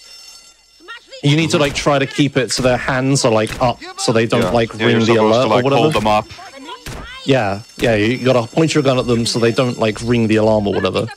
But fun fact, it's actually impossible. You cannot win the minigame. There is no winning state. So if you've ever tried to do this and you failed, you'd be like, oh damn, I'll restart the mission and try it again to see what happens, and then you can't do it again. It just goes on forever. There is no winning state. So I just fail the minigame as quick as possible by just shooting the guy. And I shoot the guard who has a gun, and now I have a gun again. Because all these times I've been dying and busted and all that, like teleporting across the map, I've lost my weapons every single time. Josh. Yeah, oh, right. Ammunition? Oh, ammunition. Right. Oh, okay. There's new strats here, which is throwing me off. I need to go to ammunition. My bad. I'll do it now. It's all right. She should just win the fight, right? It's probably fine. I couldn't be sure because, you know, I'm a little behind on the times here, but I was like, this is still standard, isn't it? Yeah. There's a new strat here that I'm not doing because it's a bit risky and hard to recover from. So I tried it a little bit and I've like memorized it even though I shouldn't have. All right, my bad. Oh, that shotgun guy killed me. Wow. Come on. What? Okay. Wow. Well, that sucks. All right. Okay, yeah, that's my fault for doing the mission in the wrong order. Not going to ammunition, I should have. All right. First unintentional death. With a Walton. Yeah, okay, so as far as deaths go, this is like one of the least bad ones in the entire run. Usually when you like die or get busted, the route is just irreparably toast and is super hard to recover or even impossible. Or the game will crash or very bad things will happen. Yeah, now I have to drive this Walton up this mountain though, which kind of sucks. Yeah, I mean, that's your punishment, isn't it? Run here. Yeah, I should have gone into ammunition earlier, and I also should have bought armor to be safe, but I didn't. I blame the new strats. It's really thrown me off here, right? I did them for like a week and messed around with them. They were first discovered, and now they're stuck in my head, and I can't unlearn them. Oh dear. I mean, usually when you screw up, you do like 2012 strats or something. But it's a rare instance of you doing like modern strats accidentally. Yes. Yeah. I normally do old strats from like you said, 10 years ago or whatever. All right, it's fine. We're back on track. We're where it should be. It's just a slight time loss. Yeah, the weapons doesn't matter because I wouldn't have any weapons at this point anyway. So yeah, this is recoverable. I have gone back once or twice to watch some of your very first runs, and some of those routes, the driving routes, buddy, are winners. Like at one point in LS, you're like in a lowrider and you just drop off a bridge. And it's just so I'm like, that is art. That is artisanal right there. Yeah. When I first started running this game, it was only me and like a few people on the SDA forums. Shout out to good old SDA. Helping me like route it and stuff, and I did a lot of very strange things. It's awesome. Oh man. Yeah. Thankfully, I've learned. I'm a little bit better now. I'm still like doing sometimes I just muscle memory like a really old thing, and everyone's like, "What are you doing?" And I'm like, "Oh, this was the strat from 2014. I've accidentally remembered for some reason." Okay, this time I'm going to ammunition. I'm not gonna mess up. All right. Also, fun fact here, these officers in this mission, they have like a few set patterns that they can spawn in, like different locations. So it's going to be a little bit different each time that you do the mission. So this is the point where Josh was supposed to go to ammunition to buy the rifle and the armor. Yeah. So, Second done it choice this charge. time. So we need this rifle for a bunch of various things. I'm going to grab that now. And yeah, armor, because it's a marathon and I want to play safe, would be really smart. Yeah, there we go. If you're playing Definitive Edition, you absolutely need this armor. You're not gonna survive without it. Oh yeah, should we talk about Definitive Edition and why I'm not playing it? I mean, yeah, you can I think almost everybody knows, but yeah, specifically here, I think there is no like way to reset the AI accuracy in Definitive. Is there? It's always like maxed out. I don't know actually. Is it? It's just bad, right? Like, who knows? It is just bad. Like it's like Omega is right though. You have to buy the armor because it immediately gets sacrificed for the sake of not dying the second you step out of ammunition. Yeah. It's a shame that. I remind you that that game released for $60. Yeah, it really sucks. Yeah, Definitive Edition is just like it's unfortunate that they're not great. They got panned in reviews and stuff, but it's fine. We still have the original ones, at least if you bought them back when you could. So here Josh got the satchel charges, which also Catalina's being a wee bit annoying here, but okay, there we go. If you're unlucky, you can get your tires popped here, which would be unfortunate. But yeah, Josh will grab those satchels because satchels are some of the best, it's one of the best weapons in the entire game for like glitches and stuff. So we need a lot of them. Well, not just glitches, but just in general going fast. So we need a lot of them during the run. So now is the time when Josh will attempt to do the Vigilante OM0 glitch again, but if he's also going to be driving to trucking at the same time while he waits for the phone call, which are now 15 seconds. After Los Santos, what we call the high priority phone calls, which is like phone calls that start missions and stuff, they are no longer 20 seconds, but they become 15 seconds, so it's a little better to try it. It always throws me off as well. I always, like, for a little bit, count 20 seconds instead of 15 on this, and I'm like, oh, wait, really? It's 5 seconds faster. Yeah, so I'll just do the other strat just so we can talk about it. It'll be easier than trying to get this anyway. So up till now, the way I've been getting the glitched OM0 state has been, with police bike and phone call. But now I'm going to do a different combination of things. Here on the minimap, you see this little truck icon. This is the trucking minigame. Oops, 53. This is the trucking minigame, or not minigame, side mission. That you could it's really fun. You go in and you you get a truck and you have to drive it to somewhere on the map, which is really fun. Also flashing images. Yeah. So I'm going to pause buffer in the marker until the phone rings. And now I essentially did the same thing that what I did with Vigilante in the phone call, except way easier. So you can see I went into the marker. The mission starts loading. But for some reason, when the mission starts loading, it doesn't change your on-mission state. It doesn't lock you out of, starting other stuff and getting phone calls and things. So I walk into the marker, I pause buffer, which makes my life really easy because it just delays the game loads. And then while the mission is, loading, the phone rings at the same time. So I essentially do the same thing as with Vigilante. I get the phone call and trucking at the same time, which shouldn't happen when you shouldn't be able to overlap things. And that gives me the glitched state where I'm on mission, but not really. So yeah, now I have trucking running and I'm not on a mission. You can see on my minimap, I have missions and stuff. Fun fact, if I start Vigilante right now, the game instantly crashes. So I need to not accidentally do that. That would be great. Yes. Yeah. Yes, and he left a satchel at the truck, which he'll conveniently use to blow it up to fail the mission after he gets this phone call here. Yep. And that's how we get the on Mission Zero glitched phone call. And we're gonna use it here to speed up this mission and also to carry the phone call through to the next one.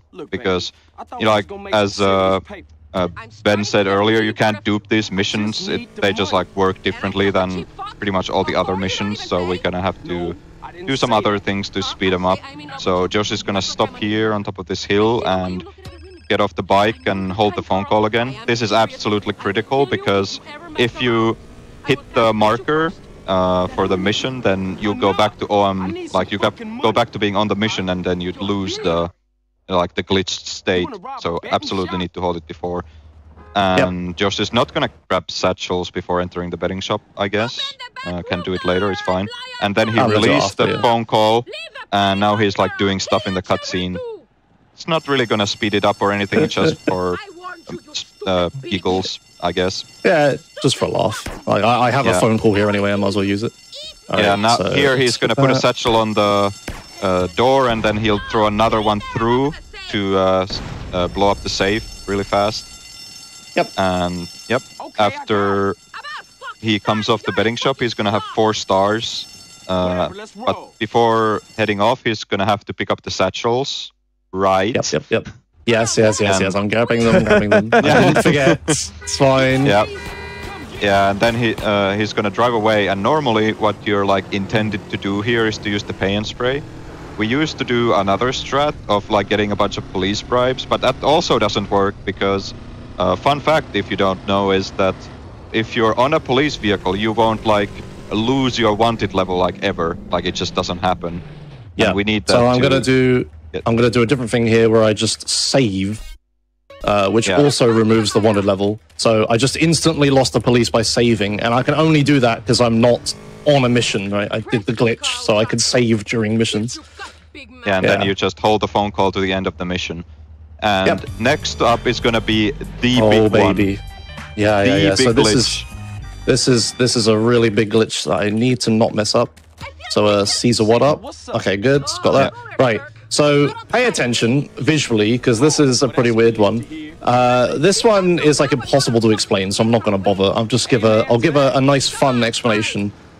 When 2 mission scripts love each other very much, one of them unloads itself and the other one does weird stuff. So I'm gonna do a thing here where you're not supposed to do a thing. Josh. Oh, the phone hold the call. call. Right, yeah. Thanks, yeah. Saved. Dude, Omega is so clutch here. Yeah, this happens during my streams as well. There's just Omega in my chat. It's just like, Josh! And I'm like, oh, I forgot to do a thing. Right, there's the phone call. Yeah, thank you. I almost blew that. All right, okay. Phone call, holding. Right. Yeah, so I'm going to go into this marker. Yeah. Don't worry. So I'm gonna progress this mission to a certain state, and then I'm gonna do a big no-no, the 99% of the time crash the game glitch. I'm gonna load 2 missions at the same time.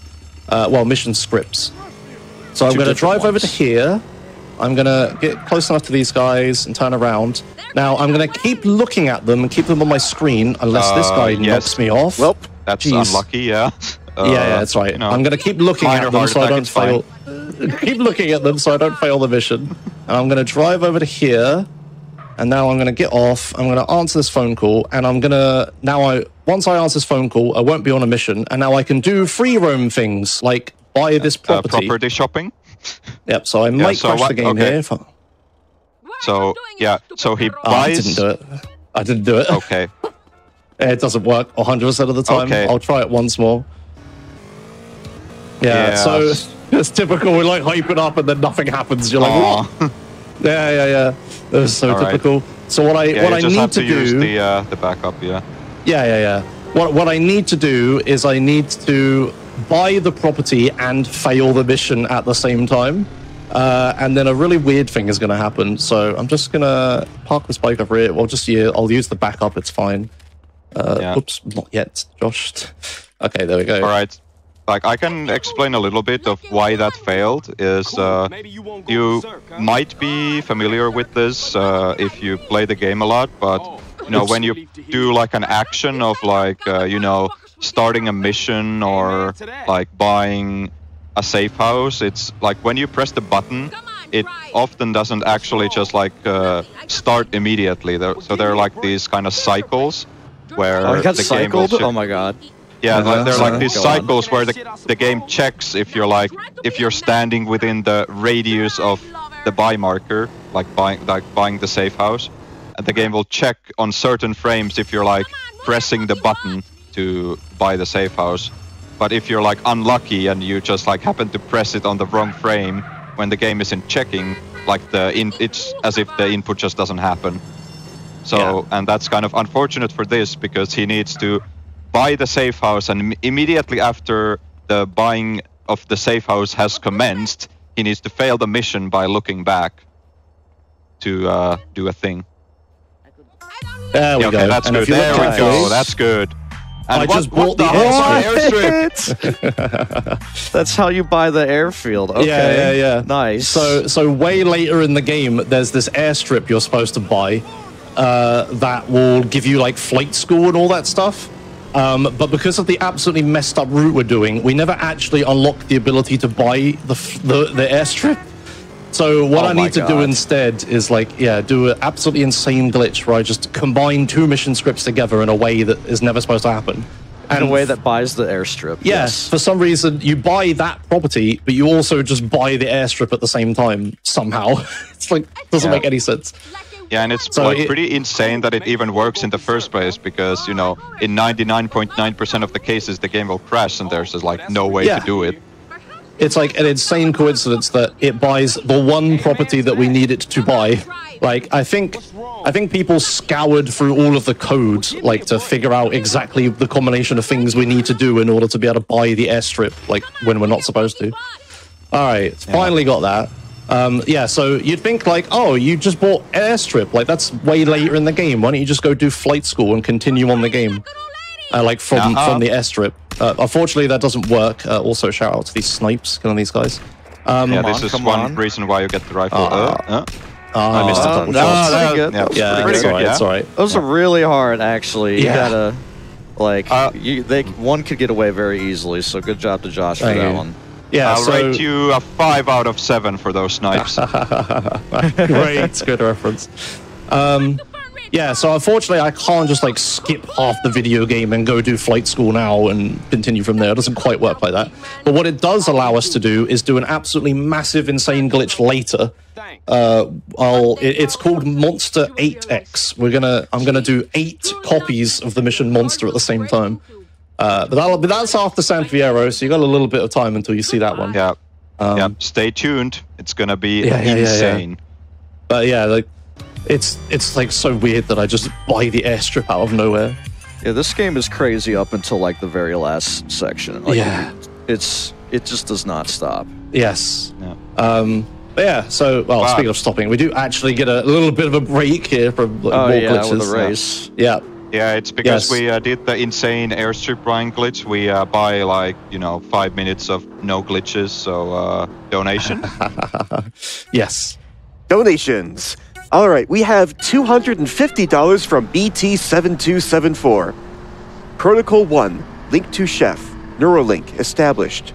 Protocol 2, uphold the mission. Our orders are to resume Special Operation 217. Meet the Titanfall 2 bonus game incentive. Protocol 3, protect the chef. And we are nearly at $16,000 for that bonus game, Titanfall 2.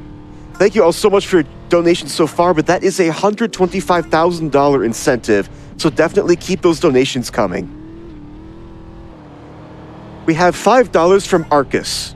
Josh, your time as an enforcer has ended. Thank you. We have $25 from King of Hills. Looking forward to seeing you try to explain Monster 8X. Good luck at the run, and cheers to KZ, Josh, and Omega. Oh, yeah. Okay, yeah, that will be fun. Thank you. Excuse me. Z, it's Z, folks. It's not Z. Okay. Exactly. Right, KZ has it. KZ has it. We have $25 from 2DSVD. Thanks for all the good work, GDQ. Thanks for the commentary, KZ and Omega. Thanks for all the entertainment, Josh. Do it for Ramek and James Kenneth. There's the first one reference. Yeah, thank you. Thanks, 2D. We have $5 from Massimo. Good luck on the run. Watch out for that tree. The ESA tree, yeah. I didn't hit it. We're good. Thank you. Proud of you, Josh. We have $10 from Rekelt. Hey, Josh. Grats on the run. Be sure that all the goats will do the bah on you, and that you'll warn all of us for the Caesar salad warnings. Greetings from Stroop Waffleland. We have $50 from Mijo616. Josh, you absolute legend. Thanks. We have $5 from Cray Ray. I never thought that I would ever be watching anything GTA and enjoying it so much that I had to donate. Good job, Josh and Buds. Doctors Without Borders, take my money. Thank you. Yeah. Yeah, I'll quickly intercept to say that, yeah, Doctors Without Borders is like a really, really cool charity to be donating towards. It's like just such a good utilitarian, is that the right word? Like, Yeah, I think that just- works.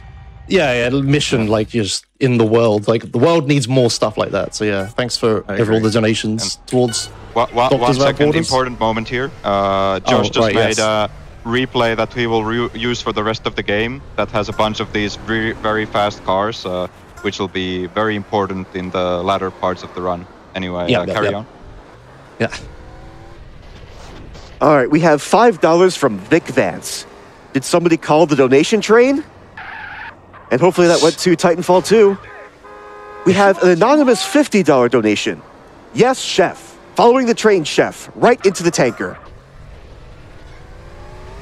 We have $35 from Schrader Haynes. Donating $5 more each GDQ I'm watching, so this is my 7th already? Time flies. I absolutely love everything you do. Please keep it up. We have $50 from Hypest Ivysaur. More SGDQ is never a bad thing. Putting towards Titanfall 2.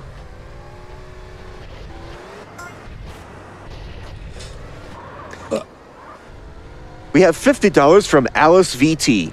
Good luck all runners, putting this towards the Titanfall 2 incentive. Let's get it.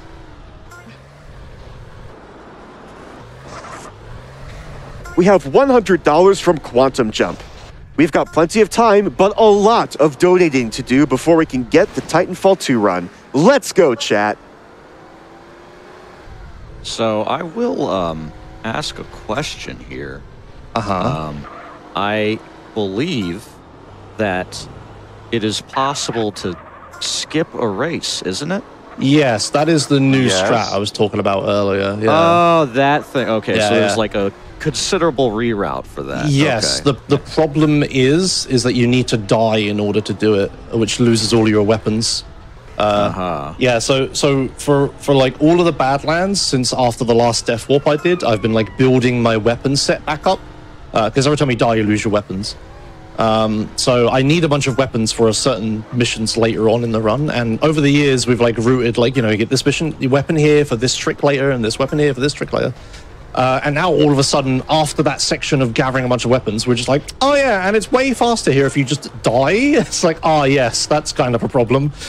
So yeah, there's like a big reroute where you have to get the weapons in a bunch of alternate ways, but I see. yeah, Okay. it requires me to do a bunch of other driving routes that I'm not convinced I'll remember to do, and you have to use alternate weapons for stuff, which will be like you don't get a rifle for T-Bone, you have to use an M4, which I haven't practiced and stuff like that. Oh, that's so, crazy. yeah. So yeah, Okay. that's yeah. If you that do it got optimally, discovered, you save about like Whoopsie. 15-ish seconds. That's a nice. Oh, we're good. We're good. don't mind Yep. me.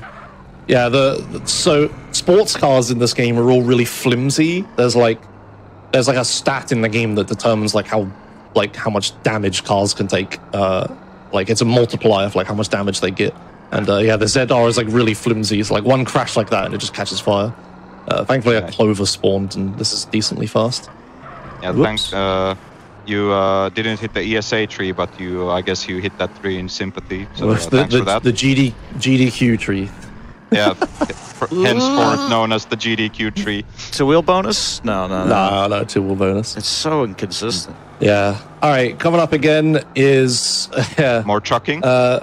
more trucking. So now is like a big section of glitches. So okay, so through all of San Fierro, there is one mission we do normally. Everything else is either on mission 0 or duped or something else. So the section's going to get a little crazy here. But first off, I need to do one final Badlands mission, and I need to do it on mission 0. I'm going to park the car here. I'm going to say a random number. It's 27. And I'm going to do some maths. That'd be 42. And also, seizure warning again. Seizure warning again, yep. Yep. So I'm going to pause buffer here. Walk in, pause buffer. Trucking is loaded, and it's going to run. We wait for the phone call. There it is. And I let trucking happen. And now I got trucking and a phone call at the same time, which isn't supposed to happen. Put a satchel down. And now I'm on the glitch state where I'm doing trucking, but the game doesn't think I'm doing a mission, and I can do all the free roam things. So And also as a bonus, as long as the truck is spawned, but you don't get in it, you get no traffic on the roads.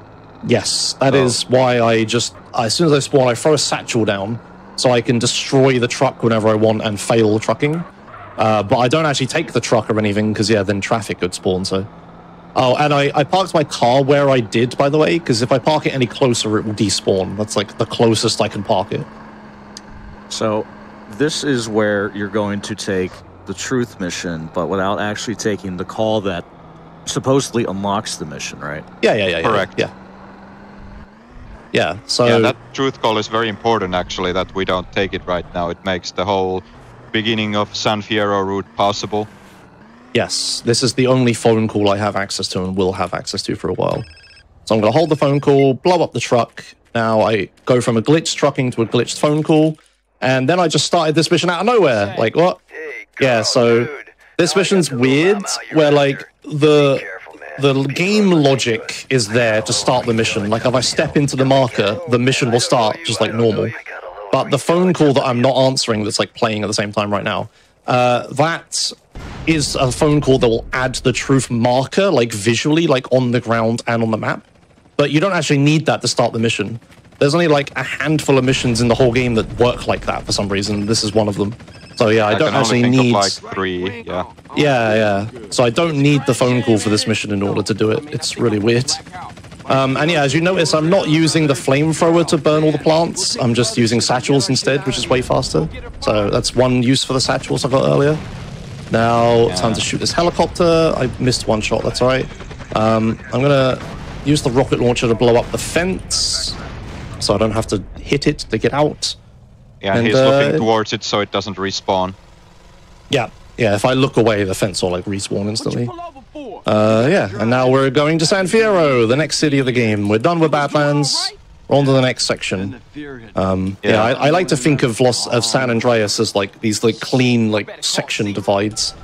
And yeah, the massive glitch we're going to do later that it was enabled by me buying the airstrip early is going to skip the entire desert section pretty much. I do like one desert mission and flight school and that's it. Also, a thing we haven't explained yet, I'm flicking the camera up and down.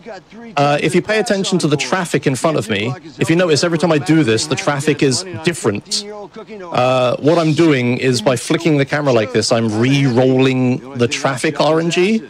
And it just so happens that most of the time, no cars spawn, and only sometimes they spawn.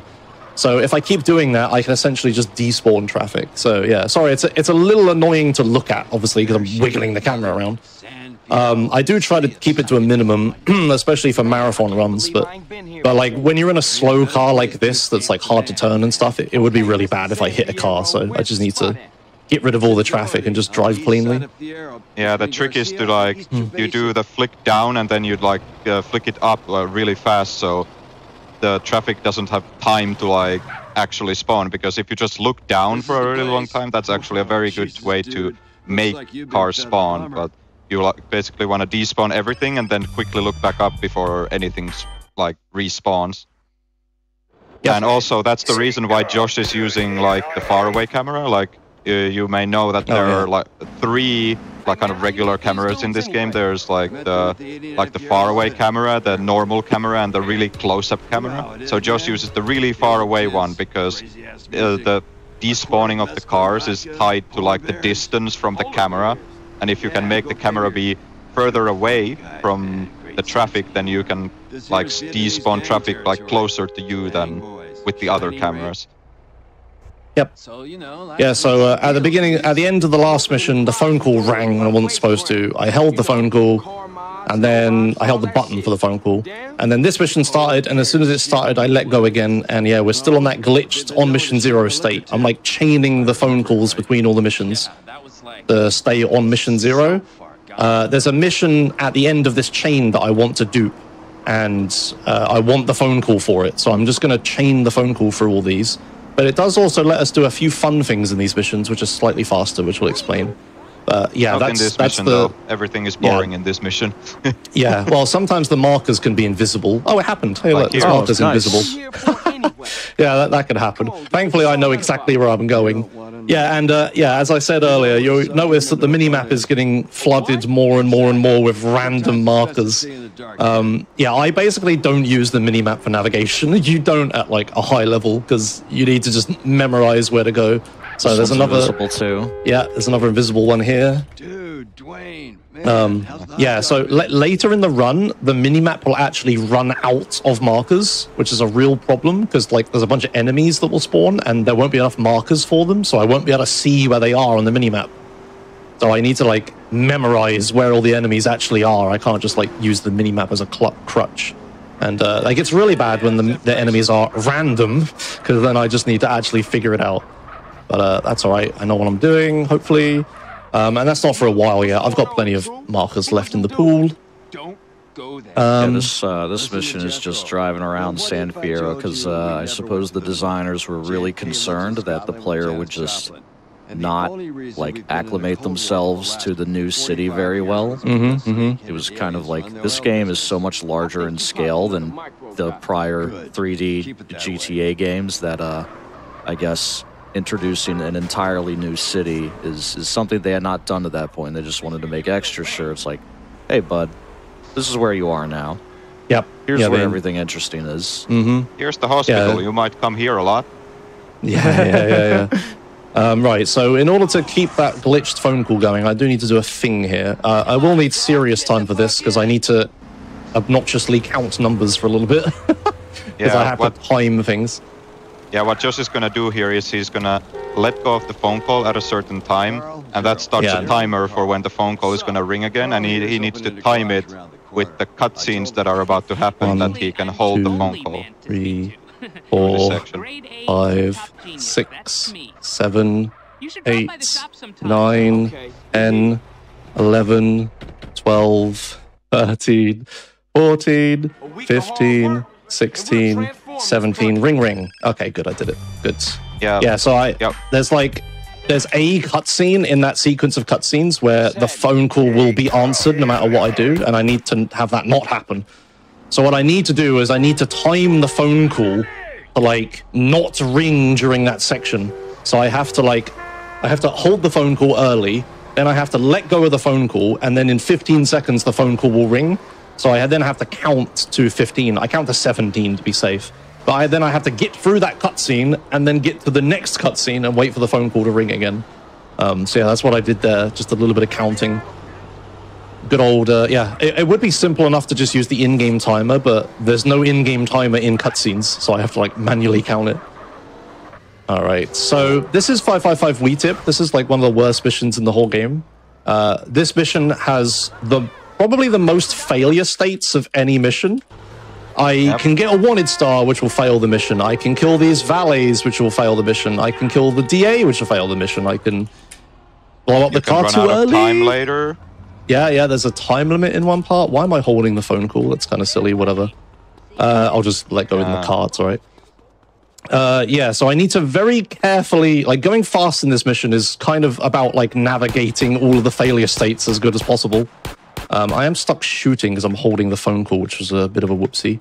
That's fine. We also didn't explain that.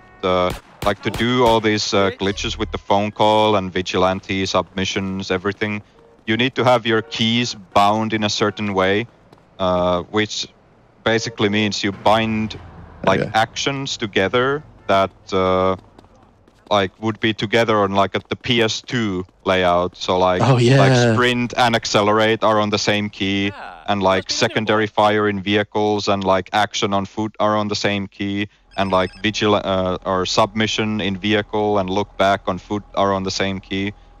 So you need to pretty much have your controls on like a PS2 kind of control configuration. Yeah, Rockstar still do this, I believe. At least they did in GTA 4. The way the PC controls work is that your PC inputs just emulate a controller. It's definitely a thing a little bit in GTA 4. If you've ever tried to use the PC in GTA 4, like there's like bits where you need to use the internet to like go to websites and stuff. And you move the mouse and it feels like terrible. And it's like, how did they mess up a mouse on a mouse, right? but it's because your mouse is being translated into an analog stick, which is being translated into a cursor. It's really weird. But yeah, basically in this game, all of the controls are just being mapped to like an imaginary PS2 controller. So like if I sprint, I'm like pressing X on a PS2 controller and stuff. So yeah, it's like you have to, like Omega said, you have to bind things to be the same button that they would be on a PS2 controller. It's very strange. Yeah, because by default that is not the case. So if you just like load up the game and try to do these glitches, you can't do them unless you change the controls. Yep. Yeah, there's some guide videos out there that'll like explain like what keybinds you need to have. Yes. Anyway, so here Josh is gonna hit this marker, and like you see, he's holding the phone call, so he's gonna let go of the phone call immediately after he hits the marker, and then get out of the car, and that skips a little fade that saves maybe 2 or so seconds. Fancy. Yeah, a little fancy thing. Yeah, and now he needs to not damage the car, he needs to not get a wanted level, and he needs to get back within the time limit. And the DA and the valets need to not die randomly. Oh yeah, that happens too. And you need to not run over the valet yourself, because they're kind of running around the car park and everywhere. It's a mess. Yeah. So let's be careful. You hope that nobody jumps in your way here. Ooh. So that like that guy. Kind of exactly like that. The valet is running up the car hit. park. The marker is invisible. You can hit the wall. It's like everything can go wrong in this mission. Yeah. It all seems like very minor stuff, but it can just any number of that can ruin you. Yep. Yep. All right, so now we have a fun cutscene here. Yep. Yeah. So Josh is gonna hold the phone call into this marker. He's gonna. Yep. CJ's gonna answer the phone like in the game, and now we're gonna answer the phone call again, but this time it's to regain control, as we've established in Los Santos. And now we're just gonna take this handy-dandy police car that's here and drive off. He didn't need it anyway, so Josh is gonna park up in this little spot, just almost so the cop car is like off screen. He got off, even though you can't really see, and he held the phone call and got back in, and now he's just driving off as the DA gets banished into the shadow realm by that cop. Yeah. For some reason, he despawns. None of the other people do. What the? Where am I? What? Okay, the cop car's on fire, all right? Never been here before. What the hell? All right, Josh, how did you do that? Wow. Where am Josh, I even? new content, man. Thank you. Another that's never happened before moment. Yeah, that's so I was for trying the highlight reel. Yeah, so like before in that Doberman mission in Los Santos, I'm trying to drive towards the next mission while the cutscene's happening. And somehow I've ended up over there? Like, what has happened? Okay, I was trying to go this way. Okay. Yeah, I mean, to be fair, you went like crazy distance in that thing, but maybe a bit too much. Yeah, I guess I should have slowed down a bit. Yeah, that's unfortunate. I wanted that police car because it's fast, but that's okay. I'll just use this bobcat. It's a minor thing. So now he's going to start deconstruction and let go of the phone call again. Yep. And he's going to cancel it by shooting a bunch of rockets. Yeah. So in this mission, you are supposed to kill like the porta potties, right? Yes. Yeah. This mission is one of my favorite like old school tricks in it that's still in the run. So. I'm just first stage of this mission. I need to blow up a bunch. I need to destroy a bunch of these buildings. So I'm going to shoot a few with a rocket, and then I'm going to drive into a bunch. I missed one long shot, unfortunately, so I have to do a backup where I get out. Yeah, that's a tricky one because there's like this tiny little like doorway that you're supposed to snipe from across the area with no real like decent reference point. Yeah. So now I'm going to go over here. And now in this part of the mission, I need to put this toilet into this hole. So what you're supposed to do is use like the big bulldozer cars and move them around. But what I'm going to do instead is I'm going to put 3 satchels right here. Josh, the phone call. I didn't answer the phone call. It's right. We'll wait a few seconds for, in anticipation of what's going to happen. So now I'm just going to wait for a phone call. Where's your bets, chat? What's going to happen? I hope I don't miss. All right, phone call. Yeah, I was supposed to hold that, and then I'm going to detonate these, and then right in the hole. That was a hole in one. Nice. Very good. That's so hype, dude. It really is one of the oldest tricks in the run, and for a game that has evolved so much like San Andreas, it's cool to see that there are still some things that we do that have just stayed a mainstay for years and years and years. I remember when I first saw Patrick, shout-outs to Patrick, discovered this trick.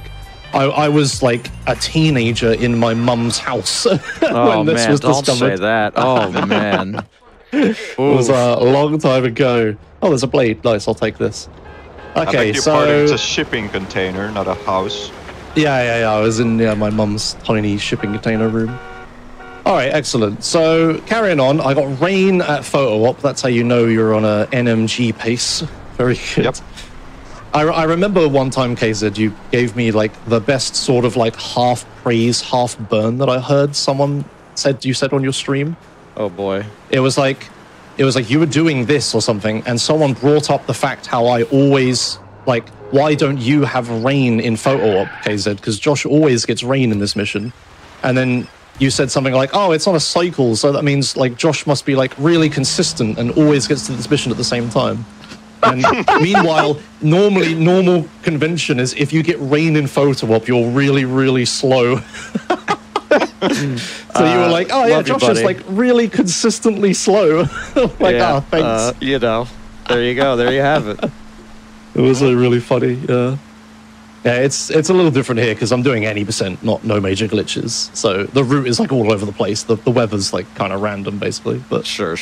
But yeah, that was. I remember that someone told me in my chat that was like, "Hey, said slagged you off on his stream," and I was like, "No, I don't think he meant it like that." It's okay. You can call me Zed this time for that reason. I'll take it. Yeah, big beef between these two boys here. Oh yeah, big drama. Sure. Yeah. Check out our drama videos. There was that one time where like Definitive Edition was coming out, and I made like a video talking about the trailers, and then you made a video reacting to my video talking about the trailers, like saying how I was wrong. And then I made another video about your video, about my video, about the trailers. That was... yeah, you know, I took the line, you took the line that it was not going to be the kind of release we want, and I took the line that it would be, because I was trying to be contrarian. And, well, we know what happened. I'll take the L on this one, my friend. I mean, I prefer if you were right, to be honest, but... I think whoever wins, we all lose. Yeah. All right, so we got one little thing here, and then we'll have a section where I'm just taking photos of people, so that would be good for donations if you want to get ready for that, donation reader. But before that, really quickly, I accidentally got a wanted star, which is kind of annoying. I'm going to have to do a really risky drop here. So shout out to this car. This car is called the Savannah. It's like the worst car in the game. The handling is terrible, and importantly, if you flip it, you can't flip it back and it'll blow up. So I need to be really careful here. Just don't flip the car. There goes my burrito. Oh, yes. Yeah, all right, we're good. Round of applause for that one. That can go all sorts of ways wrong, man. To see that, it's especially with the rain, like, ugh. Yeah, it's like I need to take the exact angle that I land on what I call the friendly hill, and not the one that's going to flip me. And then I need to stop before I hit the fence, because if I hit the fence, it will also flip the car over, because, yeah, this car. So, yeah, I'm just driving to Fo-Op now. There are some other hills that could flip me, but I'm sure it won't happen, and I'll, let our lovely donation reader read some more of your great donations. All right, while you're driving and nothing can possibly go wrong, we have $93 from PMC Trilogy. Hey, PMC. Yo. Thank you, PMC.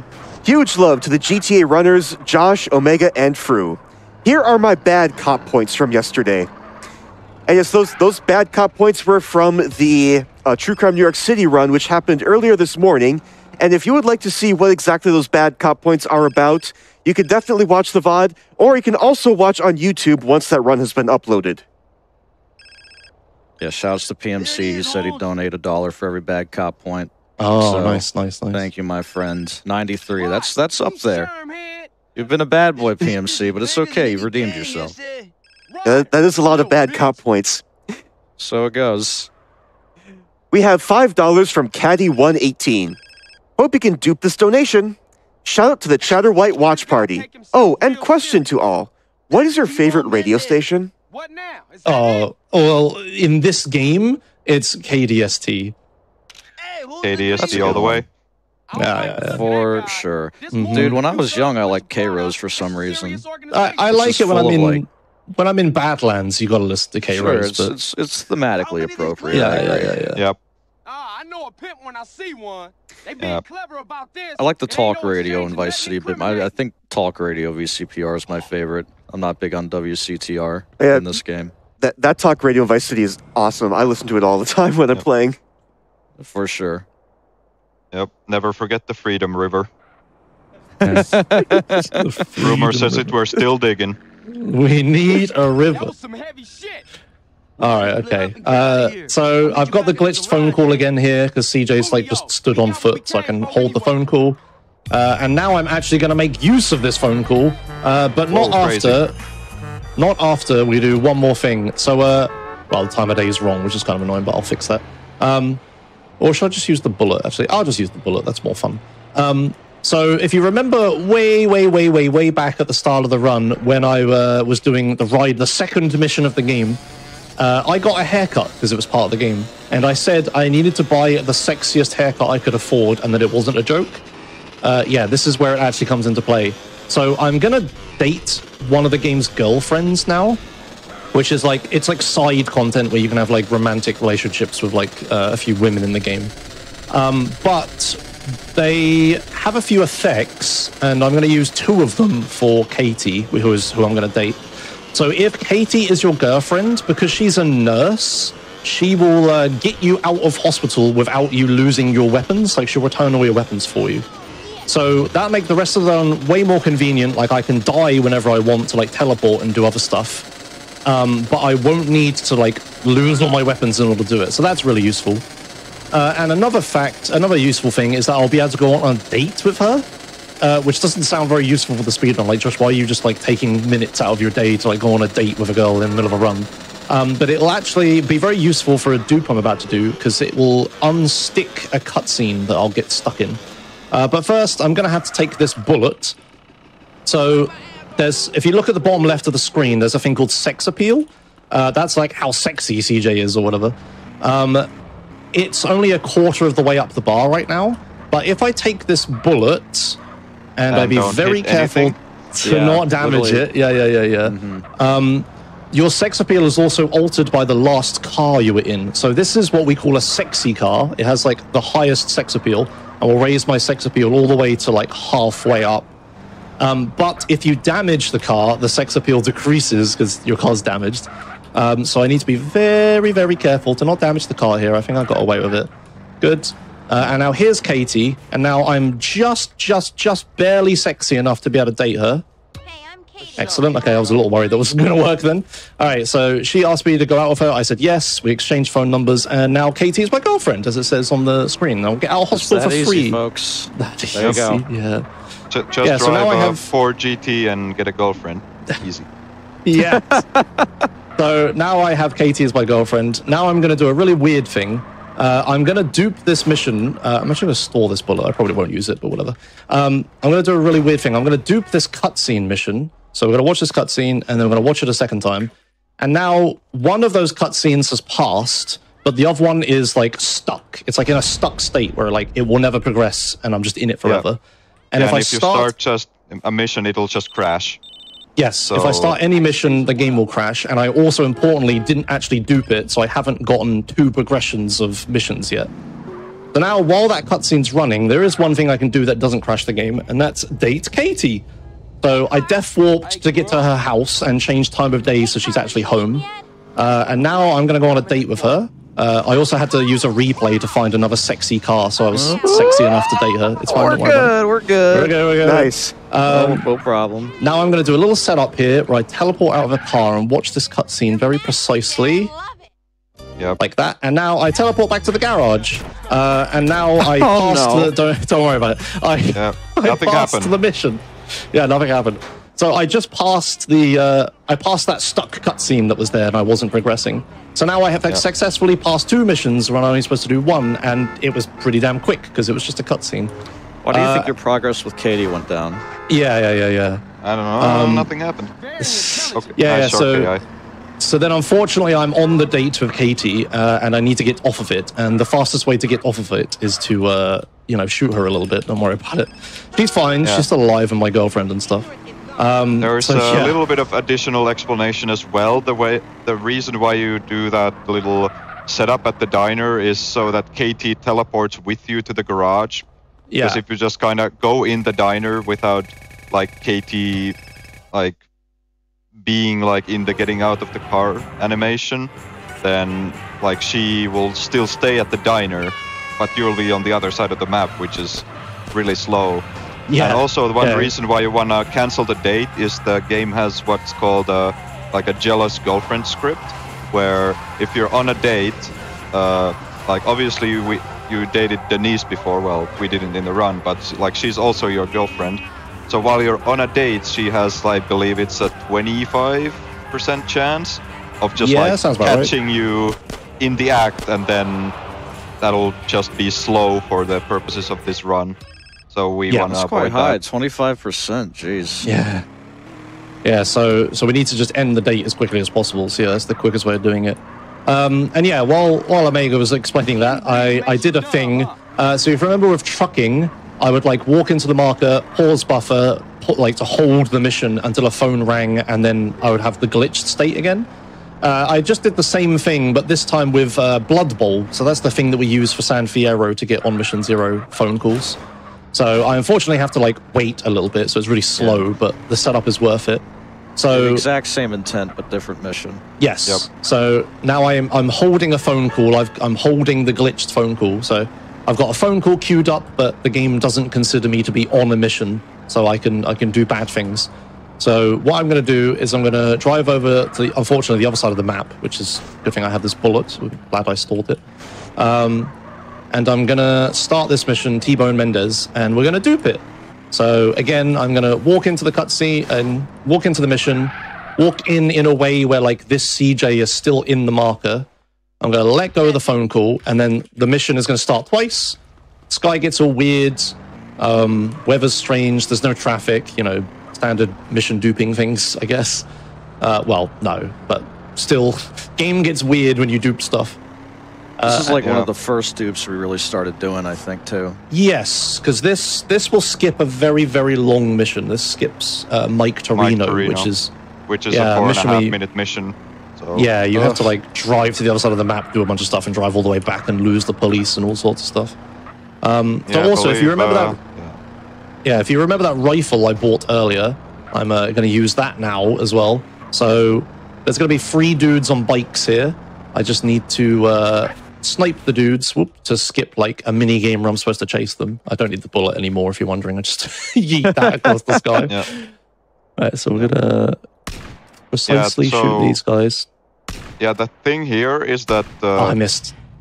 You want to this chase starts when like the bullet hits the van or something like that, and so you want to hit like there's like pretty much 1 pixel that you can hit with each of the guys. That's like their head, and you need to hit them in the head to instantly kill them. Yeah, but and if you your also lineup is a little bit off, you just like you'll trigger the chase. As, you need. It's like as soon as the other guys are alerted, the mission like progresses and you get into that cutscene. So yeah, I missed 1 shot, which instantly progresses me. But that's okay. I only meant I missed 1 package, so a little bit of a backup strat where I grabbed the next package. You always have to do the last guy, so I grabbed his package. And yeah, that's that. Now we're going to drive to the end of the mission. And yeah, this is a really quick mission. It doesn't have any bad side effects to duping it. And yeah, I skip a 4.5-minute mission, which is really useful.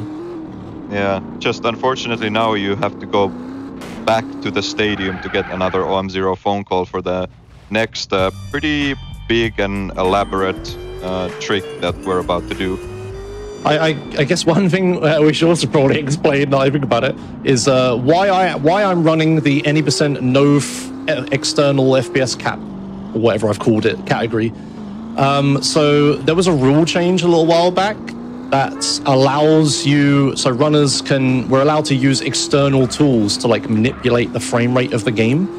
And that's useful for a ton of things. But the most important one is, that vigilante bike trick I tried to do that has a it's a frame perfect trick with a 1 in 3 chance of success.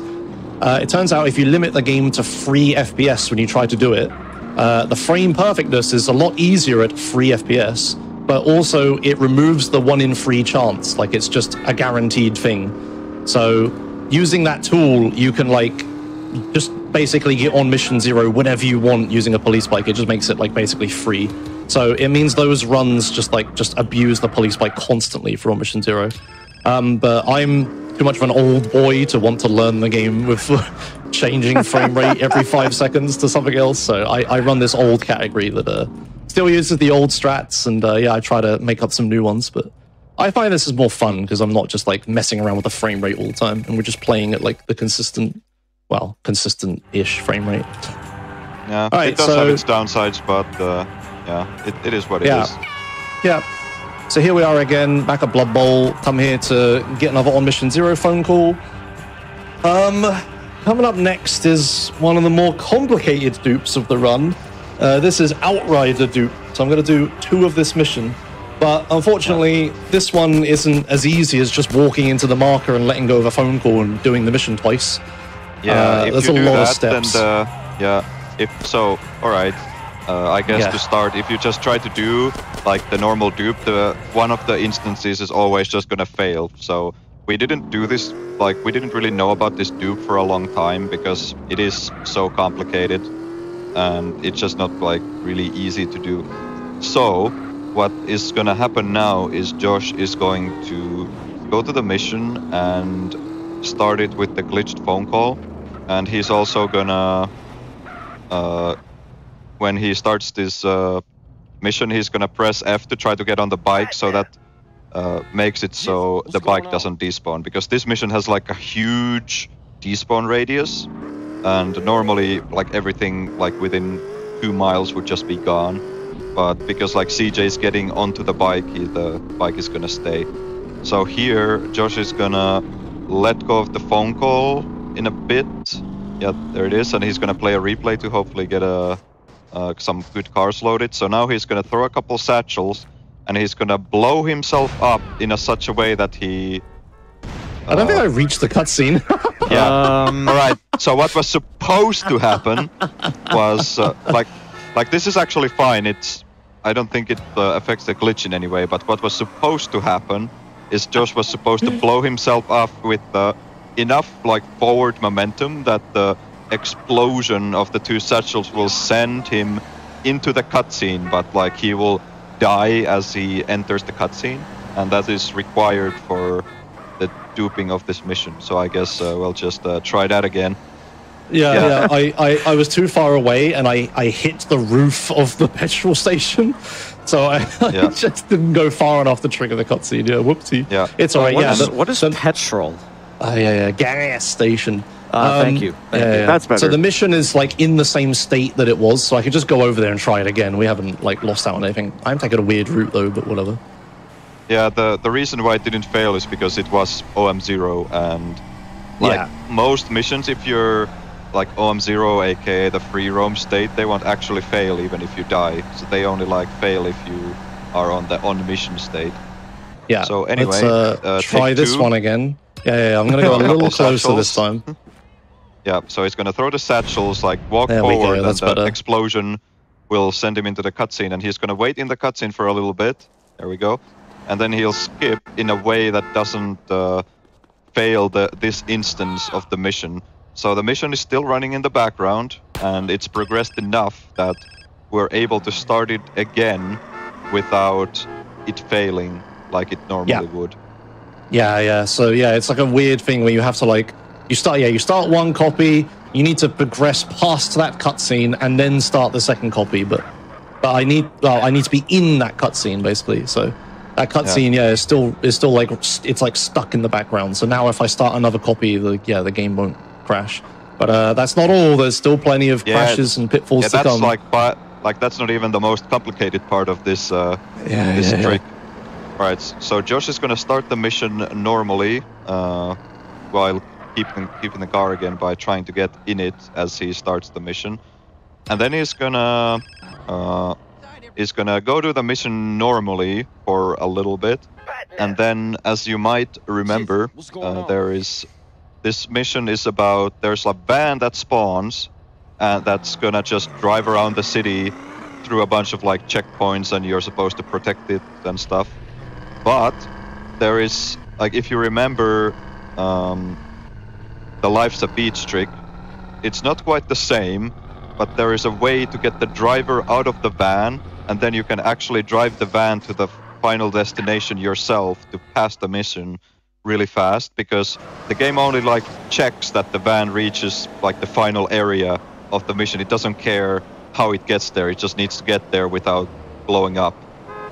So like CJ and the van need to be in that area for the mission to pass. So what's gonna happen here is Josh is gonna park this Washington right outside this marker. He doesn't want to trigger it. Let's go for a drive. He's gonna pick up some weapons for later. He's gonna pop these tires seemingly randomly, and he's gonna throw a satchel charge on this corner also seemingly randomly.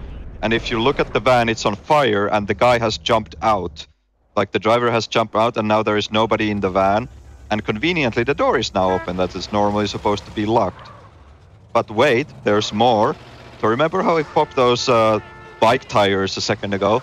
So now he can't just drive the van into the final area to pass the mission like he would in like No Major Glitches.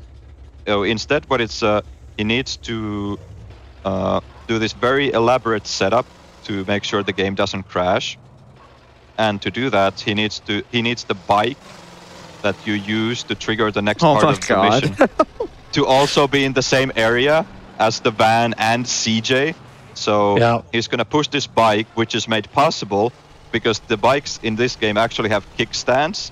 So he popped the front tire, and then he gets the bike stuck, or he pops the tire, he knocks the bike over, picks it back up, and then optimally you get like the middle of the bike stuck in the corner of this van and just push it because it gets like stuck in the kickstand. Now I need to do this here. This is a really delicate trick. I need the van in this compound, I need CJ in this compound, and I need to be on this bike all at the same time. But if I get on the bike, the game crashes instantly. So I need to get on the bike and play a replay at exactly the right time. Oh, thank God I got it. Okay. Right, very nice, very nice. Nice. Okay. Nice. So I need well done. I need to get on the bike and play a replay to like delay the game crashing for long enough that it will like actually progress the mission far enough and just pass instead. Yeah, that is a 3-frame trick. Like after like the game registers CJ being on the bike, you have 3 frames to play a replay or the game will crash. Yeah, that was... Yeah, there's a few references people use. I use CJ's like animation of getting on the bike, but there's also like the radio stations popping up and stuff. But yeah, I thankfully managed to do it. If I play the replay too early, the game will just crash. And if I play it too late, the game will just crash. I have a 3-frame window to not crash the game. I'm very glad I didn't do that. Okay. That whole sequence looked like just straight Madman logic. Yeah. So, quick shout out to the GTA community as a whole, because this mission, that dupe was like a real community effort. Like, some people were messing around with it, trying to figure it out, and then other people, like, individually found like a little piece of the puzzle, and another person found it. And that one, unlike a lot of other dupes, was like a big community effort to make that work. It was like a really cool day reading the Discord when people were messing with that. Yeah, normally one person will just read the code and figure out a thing on their own, but yeah, that was a cool community effort. So shout outs to GTA speedrunning community, which is, like 10 years strong now, I guess. Yeah, seriously, old community and still going strong. Yeah. And it's another one of these things where it's like, compound of all the things being discovered, like previously, like being put to use to make this really complicated glitch to happen. Yeah, and that skips one of the longest missions in the entire game. If you, there's a mission called Snail Trail, where I have to like follow a train across the entire map all the way back to Los Santos. Then I have to follow a reporter in a taxi all the way around Los Santos in a wiggly pattern. Then I have to I have to kill him and another guy. Then I have to drive all the way back to San Fierro. So yeah, skipping that mission was like a dream for a long time, and we've finally managed to do it. That mission is really horrible to do. It's so boring, but if you like stop paying attention, you'll fail it if you're not lucky. Yeah. And, and if you blinked, you might have missed the one mission in San Fierro that we actually do normally, which was Pier 69. Yeah, that mission, yeah. No glitches in that mission, I just did it straight up. Yeah, okay, in like 1 minute. so now comes one of the biggest skips in the entire game. Well, one of them. This is going to skip every single Woozy mission, what I'm about to do. So if you may notice, there's like a character called Woozy you're supposed to do missions for in San Fierro. I haven't done any of them, and yeah, that's because I'm not going to. By duping the next mission, I'm going to skip the only mission that requires all the prior Woozy missions to have been completed. That's Yay Kaboom Boom. I'll skip that. The problem is, Yay Kaboom Boom is also conveniently the mission that unlocks the next island. So a lot of bad things are going to happen now. I'm going to progress the missions to the next island so I can continue the game and everything. But the island itself isn't going to unlock. So I won't have, like, the bridges won't be open. And if I go over there, I'm going to get given 4 stars, like, permanently, which is, like, really bad, as you would imagine. But that's fine. We'll deal with those consequences in a minute. But for now, this is actually a relatively simple dupe where I just need to, yeah, get on mission 0 again, and then I'm going to go over and blow up a helicopter and pick up some stuff. And yeah, the game's going to get complicated again after that. I don't know. So now's a good time for a few quick donations if you want to actually get in with some. All right. We have $10 from Lunascape. Hey, Josh. Glad to see you at GDQ. Good luck on Monster 8X. Don't hit that sign. Thanks for all you do, GDQ. Thank you. And also, right after this San Andreas run, we actually have a speedrun of Darkest Dungeon, which has a bid war going on for choosing the boss. Currently, Hag is in the lead with $1,376, but we also have the Swine Prince and the Necromancer in 2nd and 3rd place respectively. So if you would like to see one of those bosses, get your donations in for that and apply the donation on the donation page. Nice, yeah. A quick shout outs to Rebel Dragon, who's doing the next run. He kindly drove me 8 hours across the entirety of the United Kingdom to a speedrunning event a couple weeks ago. So, yeah, thank you, Rebel. He's a homie for sure. Yeah, 8 hours there and then 8 hours back. It was a long drive. Whoa. Yep. Yeah. Did you pay for his petrol? Yes, we did send some money Very for good. petrol. Very good. Yes. Call me out like that. What if I hadn't? I would have been like an arsehole. Yeah. Thanks for the drive, sucker. Yeah. So yeah, coming up now is this glitch I said. So I've duped the mission. So there's hilariously going to be 2 bikes and 2 helicopters and 2 of everything. So I'm going to get on and off this bike. That's for the car AI accuracy we mentioned earlier, just so I don't die. And now there's 2 helicopters. Thankfully, I only need to kill one of them. So I'm going to try a couple setups here. There's someone shot me. Oh, there's a setup. That's unlucky. Missed it. Oh, I think that rocket's too early. No, we're okay. I got it. Ow! Stop shooting me. Hold on a second. Kind of need to not friends. die here. All right. Yeah, so now he's going to pick up the rockets, which we'll Yeah. use for the rest of the game, and an AK-47, which also will be used for the rest of the game. So Yep, now I had to- a whole I had bunch to of wait until- crazy things I are had about to to- happen. I had to wait until the mission was over before I could pick them up. If you're wondering why I was just stood there. Yeah. So yeah, go on, Omega. Sorry. Yeah, so now a whole bunch of crazy things are about to happen. But first of all, Josh needs to answer 3 calls to unlock the next mission, which is Monster, which you might remember we referenced a thing we call Monster 8X. So, as you might imagine, it has everything to do with this mission. So, for now, Josh is just kind of answering phone calls while making his way to 0.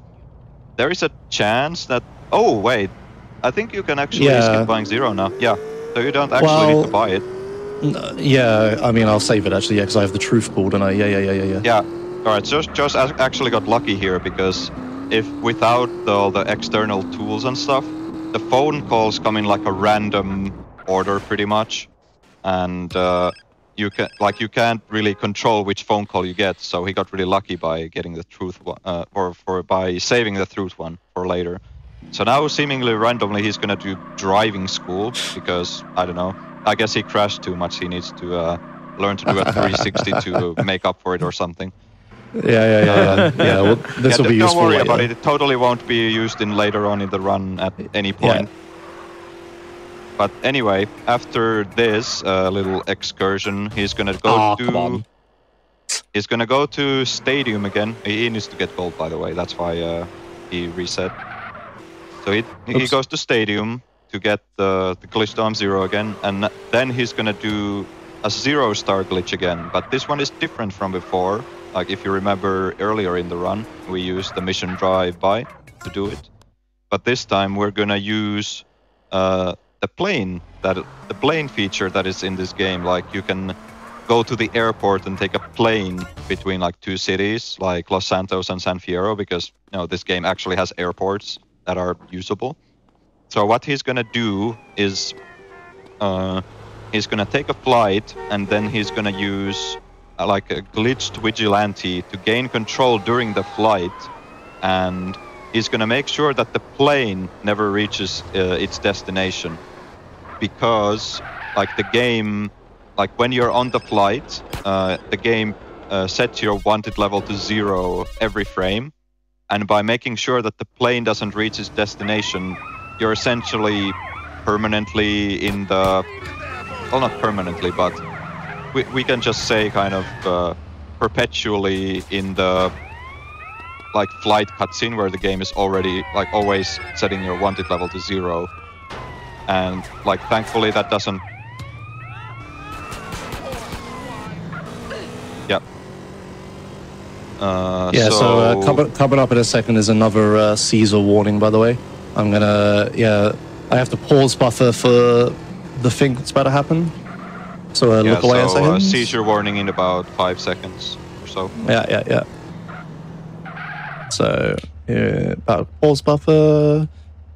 There we go.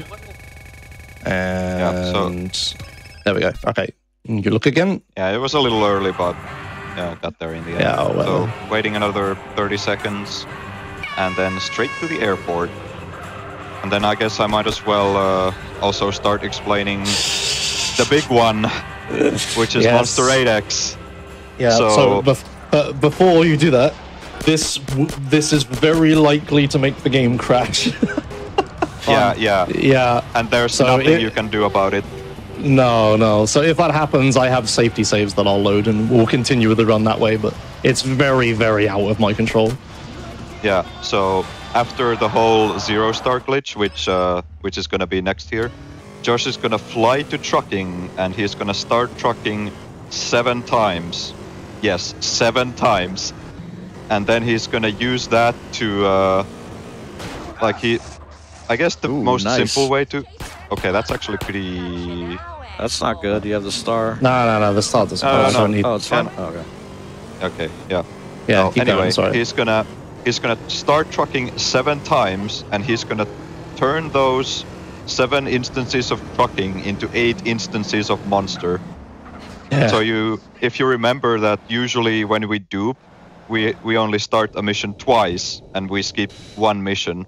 Well, turns out if you start this mission 8 times, you skip 7 missions. So here he's gonna blow up the plane to get the 0-star glitch. There we go. So the plane blew up, and it will never reach its destination, which is the end of the runway. So now we're permanently in this flight cutscene, and we'll have 0 stars. Asterisk, unless we die, get busted, or random vehicle with the same ID spawns, but that's pretty unlikely. Yeah, it won't happen. Super rare. Yeah, it's fine. But yeah, we have 0 stars. That's all that matters. Yeah, we have. So from now on, we are not gonna get any wanted stars. So we're gonna fly to trucking, and I guess for the next maybe 3 minutes, it's just gonna be fairly constant seizure warning. So might wanna go away for a little while and come back. Yes, that is true. Yeah, I'm going to be doing a lot of pause buffering for the next section, so we'll tell you when it's over. But yeah, it's time to walk away, I'm afraid, for a bit. Yeah. So now Josh needs to park this plane in a fairly specific spot so it doesn't despawn. Like there's this little mound here that you can use. That's like a little bit forward, but I think it should be fine. So here's the phone call, and we're gonna use trucking, as in Badlands, to get the OM0 call. But with trucking, unlike a lot of other missions, you can just keep restarting it over and over again. So yeah, seizure warning starts here. And we'll tell you when it's over. So Yeah. this is the first one. So there's one truck.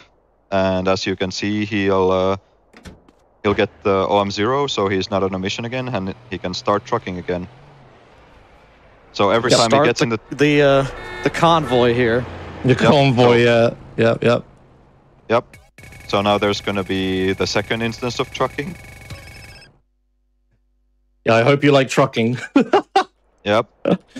Yeah, Yep. two trucks. And every time he has to like move these trucks out of the way, because if he doesn't, then they're just gonna spawn inside of each other and just blow up, which is not good, because that would fail the mission. So yep, third truck about to come up. There it is. Yeah, this is always a fun glitch if I'm like doing runs and stuff and I don't pre-explain it and people in chat are just like, what are you doing? What are you doing? Yeah, we need 6 trucks, so we're halfway there. There's so much of what are you doing in GTA speedrunning. There's so much of it. Yeah, in the glitched categories, yes. Yeah, it's fun to show these runs to like people who like maybe know the game a little bit, but then just like devolves into a bunch of nonsense like very quickly. So, yep, 4th truck. So we need 3 more trucks. Yep. Yeah, I'm not really timing the phone call or anything here. I'm just like, I know roughly like on what truck, like how long the phone's going to take, because I have to drive a little bit further away each time I park a truck away, because I like run out of room to park them. So every time I have a little less time to grab the phone call. Yep. So yeah, what's happening is all these trucking mission scripts are like stacking on top of each other. So yeah, there's like all of these trucking is like still running at the same time. So yeah, now we have, was this 6th truck? Yeah, 6 trucks, so 1 more. Yep. So now we have 6 copies of trucking all running like on top of each other at the same time. And you'll notice there's like less and less traffic each time, just because there's like so many vehicles that are like already loaded. Yeah, right, here's the final time. Spawning new ones. So the final time I have to do something a little bit different. Not get in the truck, because that would be bad. I need to... Now I need to remove these trucks, so I shoot them, which will make them explode, and then I'll eventually despawn, just so there's like more memory that the game can use, otherwise it's more likely to crash and stuff. Yeah, and if you're wondering, the mission won't fail because these trucks aren't like needed anymore, like the scripts aren't active, I guess, so the game isn't like checking for those specific trucks to not be blown up. Yeah, the one true truck is the one truck I didn't get into. The other trucks are just fake trucks now. Yeah, that one truck is holding this whole contortion of like 7 instances of trucking together. Yeah, so yeah, now truck. Yeah, so now Josh got on the plane, which is very important that the plane didn't despawn, because you don't get in the truck, so there's no traffic, like random traffic. There are some like fixed parked spawns, but they're all really far away. Trucking is truly in the middle. Are there any more pause buffers? I don't think so, right? No, there aren't. No, yeah, seizure warning is over now. Yeah, you can look again for Caesar warning stuff. We're good now. All right, so now CJ is feeling a bit hungry, so we're gonna go get some chicken from this little place here. Yeah. So after a long day of trucking, you know. Yeah, he's good. Yes. Yeah, after all those trucks, gotta get some chicken. So he's gonna hold the phone call into here. He's gonna walk into this pizza buying or chicken buying marker. He's gonna let go of the phone call and hold the buying of the pizza key, which is, I guess, like R or something for you. Yes. And now that makes it so that we are holding like the pizza buying action. And whenever he lets go of the key, this is kind of I would that fail. Tree is a little unfortunate. All right, okay, we're going for a walk, everybody. Yeah. So yes. because I'm holding this button. Yeah, I'm like stuck running. So and also stuck accelerating in vehicles. So it's like that tree was blocking me, and that normally you can just knock those trees over, but that one just did not fall over, and now I'm stuck sprinting and stuck accelerating. Oh, I can take a vehicle, I guess. Yeah. So if you remember back to the PS2 controls, for this to work, you need to have a sprint on foot and accelerate on vehicle bound to the same button, like you would have on a PS2 with the X button. Yes. So we're just continuously stuck accelerating while on a vehicle and sprinting while on foot. So I can press brake, which will make it so I at least coast, but I can't actually like slow down at all. Yeah. So now we just need to head to Torino's ranch to actually start the monster. And what'll happen is once Josh starts the mission monster, remember all the 7 trucking instances that we got? They're all gonna turn into a monster instance. So 7 trucking plus 1 monster equals 8 monster. So we'll be doing monster 8 times, which is absolutely absolute insanity. And the game doesn't really like that. Because of my scuffed controls back then, I couldn't actually control the camera, so I couldn't see where I was going, and I just drove into a wall. Yeah. But so and where the the game food is going to menu get comes into play is that they're like, if you just start monster 8 times, all the monster trucks are going to spawn in each other and just blow up and fail immediately. But if you have this food menu and you buy a piece of food, it's like the same as answering a phone call, where after the action of buying the food is done, the game gives control back to CJ, even if it's in a cutscene or something. So he's going to buy the food, hold F, which is his getting vehicle key, and then he's going to start the mission, and hopefully he's going to get into the monster truck while in the cutscene, like this. So once CJ is inside the monster truck, the truck is just going to pop out, and you'll be able to actually progress the mission without failing. And now there's 8 of everything. Yep, and that's beautiful. Beautiful. So I need to blow those up because there's like so many things loaded. I just want to unload them. So you have to blow up the 7 other monster trucks and the 8 guys that are stood there. But yeah, now the problem is, from this point on, the game is very, very, very unhappy because we've loaded so much stuff into the game. It's very complicated, but basically a bad memory thing can happen at some point, and the game will just cease to exist, and I'll just get kicked to desktop. So hopefully that doesn't happen. That's awesome. Yeah, it's like a 50% chance, I would guess, whether the game will crash or not. So this is the one thing I really don't want to have happen at GDQ, is this game will crash, but there's just nothing I can do about it. Yeah. No amount of playing perfectly will prevent the game crash here. It just isn't possible. Yeah. So what's going to happen now is, because I'm doing 8 copies of this mission, I'm going to pass 8 missions at the same time, which, as you could imagine, is quite fast. So can we remember the list of missions this will skip? It will skip Hijack, Interdiction, Verdant Meadows, NOE, Stowaway, Black Project, and Green Goo. Yes. Wow. So it skips all the airstrip missions, so I don't need to fly across the map a bunch of times. It skips, the I call them the desert missions. It just skips a good amount of those are just either long or difficult, or some combination of both. Yeah. But the big we ones just are pray the game doesn't Interdiction crash. and the truth missions, really. And if you remember back in Badlands when we bought the airstrip, this is why. So because I skipped the mission Verdant Meadows, I never actually unlocked the ability to buy the airstrip. But you need to do flight school in order to progress. So I had to do that ridiculous, just mash 2 missions together and you somehow buy the airstrip on the other side of the map glitch earlier in order to actually be able to progress after doing this glitch. Otherwise, I'd just get soft locked. I wouldn't be able to progress at all.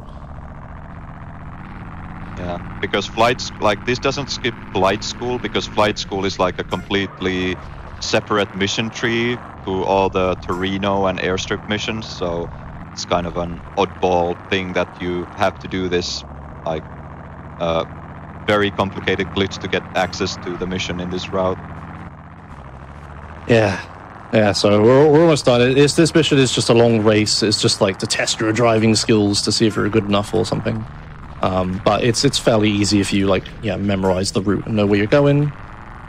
So yeah, really, the first big opportunity for the game to crash is like as soon as I reach the end of this sequence, there will be a cutscene that plays 8 times on top of itself. So there'll be like 8 guys stood there trying to talk to me at the same time, and then one of them has to walk away, and he'll get stuck inside the other 7 copies, and we just have to wait until he pops out. How many layers of busted are we operating on? We're very busted. Yeah, and even if this glitch works, we're gonna get stuck with a really annoying side effect, but I'll explain that if it actually works. My one question too is, since I'm watching this with no audio, is there some fun audio during this 8 cutscene extravaganza? Sometimes the voice can like play 8 times, like da da da da da da, and then like plays properly, but no, it doesn't play 8 times as loud or anything, thankfully. That. Yeah. Save The your audio in eardrums. this mission's good. Yeah, thankfully. There's none of that. Okay, so I'm going to do a few placebos here, which I'm pretty sure don't actually affect anything. I'm going to use first-person camera, and then I'm going to play a replay into the cutscene, but it's pure placebo. It doesn't do anything. Yeah. Okay, here we go. My heart is absolutely flipping pounding. Please do not crash, video game. Yeah, this is the Please. first one as he enters the cutscene here. Oh, and it come crashed. on. Oh, right. No, dude. Okay, all right. Please, so yeah, give game. me a second, and I'll find a safety save. So I guess now's a good time to say shout outs to Anakin for making a ton of safety saves. Absolutely loads of them. So let's see. I want this one. Yeah. If that so yeah, were one to second. happen in So- an actual run, you would lose about, I don't know, maybe 18 minutes or something. So yeah, that's just yeah. instantly run dead. Yep, there is nothing you can do about it. Right. So yeah, sorry, this will take a few seconds. So if you want to read some donations while I'm doing this. All right. It's unfortunate about that crash, but you know it happens. Yeah. So checking in on our bonus game Titanfall 2, we have raised $17,777.74 towards that incentive. And then checking in on our Darkest Dungeon, which is the next run, we still have Hag in the lead with $1,376. So get Nice. your donations in for those. Awesome. Yeah. Thank you. We Right, so have... we're coming oh, back. Go ahead. Oh, sorry, go on. Keep going. Okay. We have $100 from Windlenot. This isn't iRacing. Good luck, Josh. Really enjoyed your previous GDQ run. Oh, that's a good one. Thank you. Yeah. Oh, All right. Okay. ouch. The We're layers back of just in. We're back in. references. Yeah. Unfortunate. I really, really wish that hadn't happened during GDQ. So unfortunate. Whatever. So I had to load a safety save. We have skipped a little bit of content. So unfortunately, you won't get to see me do flight school, where I just fly Oh, a plane no. for several How minutes. tragic. Yeah. So that skips a little bit, but that's okay. This is the very next mission I would be doing right after that sequence. So unfortunate. It has some benefits though. So the thing I alluded to, the side effect of doing Monster 8X, is that it will put the box at the end of the mission. There's like a box that like tells you your score and like how well you did versus other people. And that box has like a big black border to it that is just like is behind the text or whatever. That black box, there will be 8 of them. And at the end of the mission, it will only unload 1 of them. So I would have to do the rest of Los Venturas with this big black box covering like a quarter of the screen. Yeah, so that's the one upside, is we don't have to deal with that. We won't have to have constant questions of why is there a box on the screen We and have stuff. new hair. Oh yeah, we got a new haircut. Yeah, this is the other sexy haircut I could have gotten. Yeah, We've turned into Will But, Smith. yeah. The Yes. flat top, yeah. yeah, the flat top's good, man. But yeah, oh well. So we didn't miss anything. We just don't have that annoying box on the screen, and I didn't do flight school, but that's all right. I am disappointed, but oh well. The game giveth and game taketh away, I suppose. I mean, you all gave things it your best considered, shot. Yeah, Yeah, you know, there are some constraints that cannot just be helped, and Yeah. we do the best we can to work around that if Yeah. they do come up. This is the problem with this category is like, yeah, San Andreas is like very, very marathon unfriendly. But through the power of like, yeah, OM Zero Changer and safety saves, I can get through any issue. It's just, yeah, upsetting that I have to just load a save or whatever. Oh well, carrying on. This mission is an explosive situation. I have to go to a quarry, and then I have to. There's going to be 4 boxes, and I have to like just run them over with the dozer. And if the dozer gets destroyed for any reason, the mission will fail. So hopefully I don't do that. But we have pretty normal gameplay for a bit here. I'm just gonna do like a bunch of missions like totally normally. We won't have a glitch. But like a good few missions. I remember we used to dupe this mission. Yes. Nice flip. You can, but it's a coin flip because when you dupe this mission, like this dumper truck, there are 2 of them gonna be spawning into each other, and you're just hoping that they flip out from each other in such a way that not like neither of them like get stuck or blow up.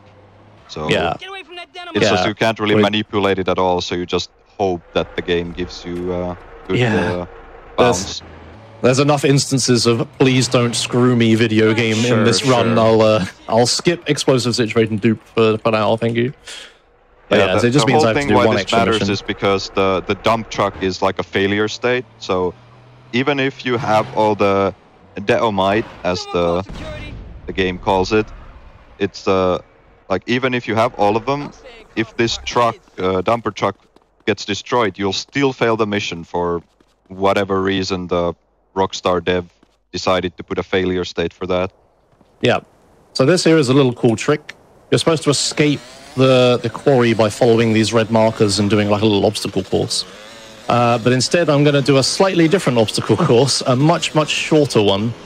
I'm going to drive over here, and then I'm going to line up very carefully and drive very slowly, and I should do a really cool trick. Let's see. Oh, no. Okay, one try. All right, this is very, very finicky. I need to get an exact angle to get up this, but this is so much faster than the alternatives, it's worth it even to fail it. Yeah, you can fail this several times and still be faster. Get up there, get up there! I just couldn't get up. I was turning left the whole time. I think I went a little too fast. I need to go fast enough to not slide off the hill, but not so fast that I don't have enough grip to turn left up it. Okay, here we go. Oh, okay. Oh, God. Of course I fail this at GDQ. Whatever. Is it time to do this trick 10 times in a row again? Yeah. When this trick was first introduced, I like practiced it like a lot. Yeah. Oh, yeah, there we go. Yeah. That's what you're supposed to do. That's much better. Way to go, Josh. Way to go. All right. Yeah, that saves like that. There is an alternative where you can like just climb a certain wall on foot, but then you don't have a Sanchez and you're just in the middle of the desert with like nothing but like a really bad van you have to take. So this is still faster. Cool. Yeah. All right. Coming up with this next mission, I'm gonna have to be precise with my maths here. So this is one for the coders on why you should always do greater than and not equals to when you have a large range of possibilities. In this mission, there's going to be a bunch of machines, I think 7 or 8, that I need to destroy, like they're card like counterfeit like chip machines, which I'm going to need to destroy in order to progress the mission. But at certain points, the game is going to check how many machines I destroy and do certain actions based on it. So once I destroy 7 or more machines, the game is going to... I thought the game crashed then. That took a while. The game is going to... I'm not finding a Sultan. I'm going to take this. The game is going to give me... as soon as I destroy 7 or more machines, the game is going to spawn like the final wave of enemies or whatever. But there's one more check that the game does. The game checks to see if I've destroyed exactly 3 machines. And as soon as I've destroyed exactly 3 machines, the game will spawn a really, really powerful enemy on the outside of the area. He has an automatic shotgun, which is like one of the scariest weapons in the entire game that an AI can have. And he will like pretty much instantly kill me if I let him shoot me. So I need to be careful not to do that. AI accuracy. Yes, yeah, because I'm taking a car on this mission. So what I need to do is I need to never destroy 3 machines. And you're like, Josh, how do you never destroy 3 machines if you need to destroy all of them? Well, what I'm going to do is I'm going to destroy 2 machines at exactly the same time. So I'm going to blow up 1 machine, then I'm going to blow up a second machine, so I'm on 2. and then I'm going to blow up 2 machines on the same frame. So I go straight from 2 to 4. I'm going to skip 3. And because the check is destroy exactly 3 machines, the enemy will never actually spawn.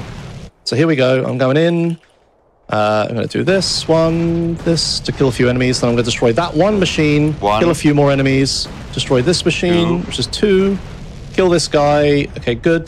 Then I'm going to run over here and destroy these 2 machines on the same frame. Yep. And 3, there we 4, go. I did 5, 7, 8, 9. Yeah. Is this enemy?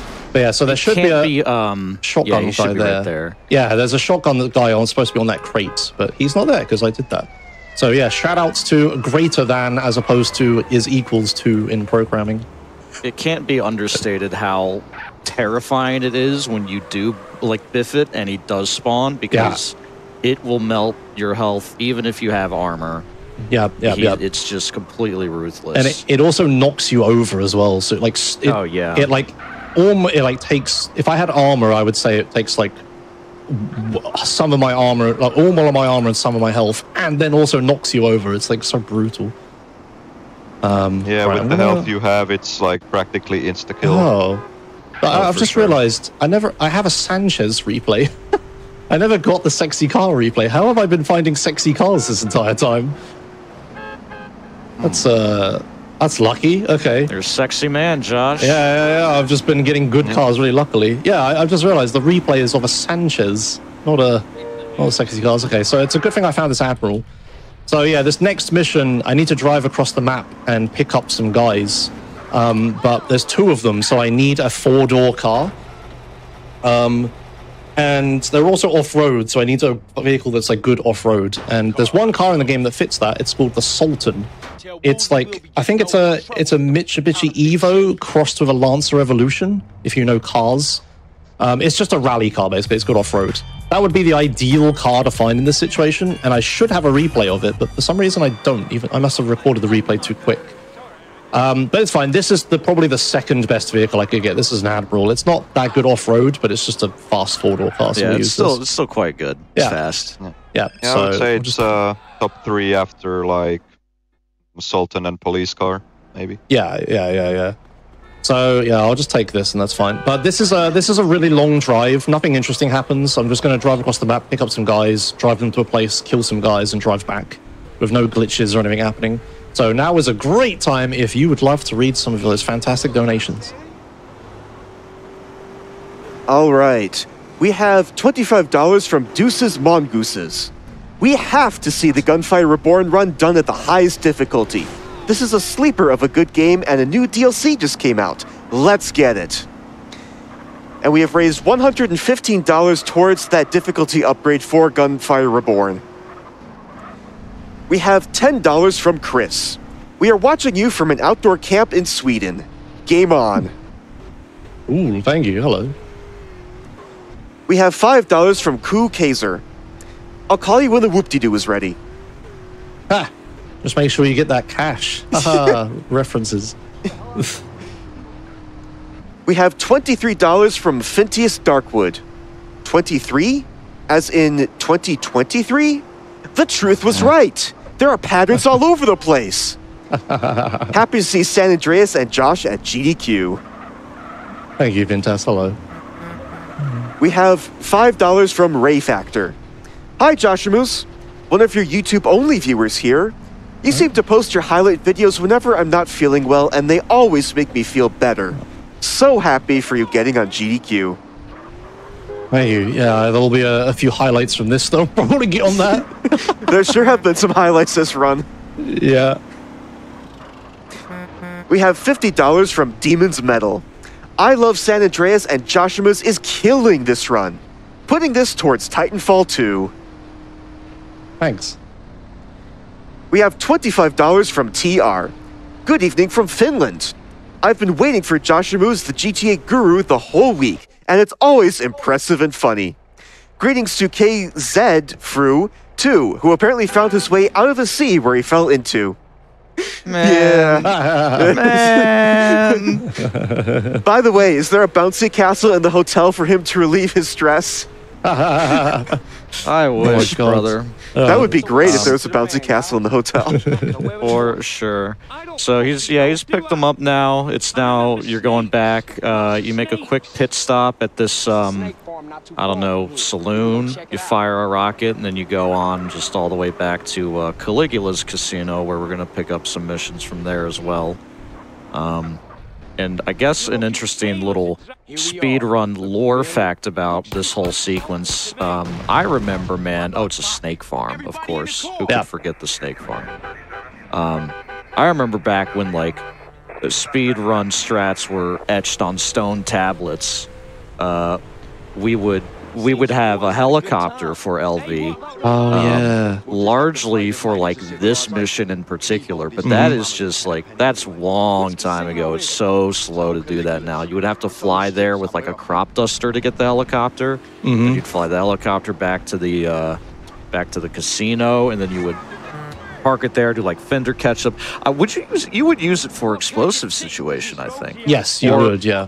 You would, and then you'd use it for, you've had your chips, and you use it for this, and man, I mean, yeah, that's a long, long time ago. We haven't done that for maybe 2016 at least. Yeah. That was back when all the driving routes were way less optimal, and just driving through the missions was slower than just flying like as the crow flies with a helicopter.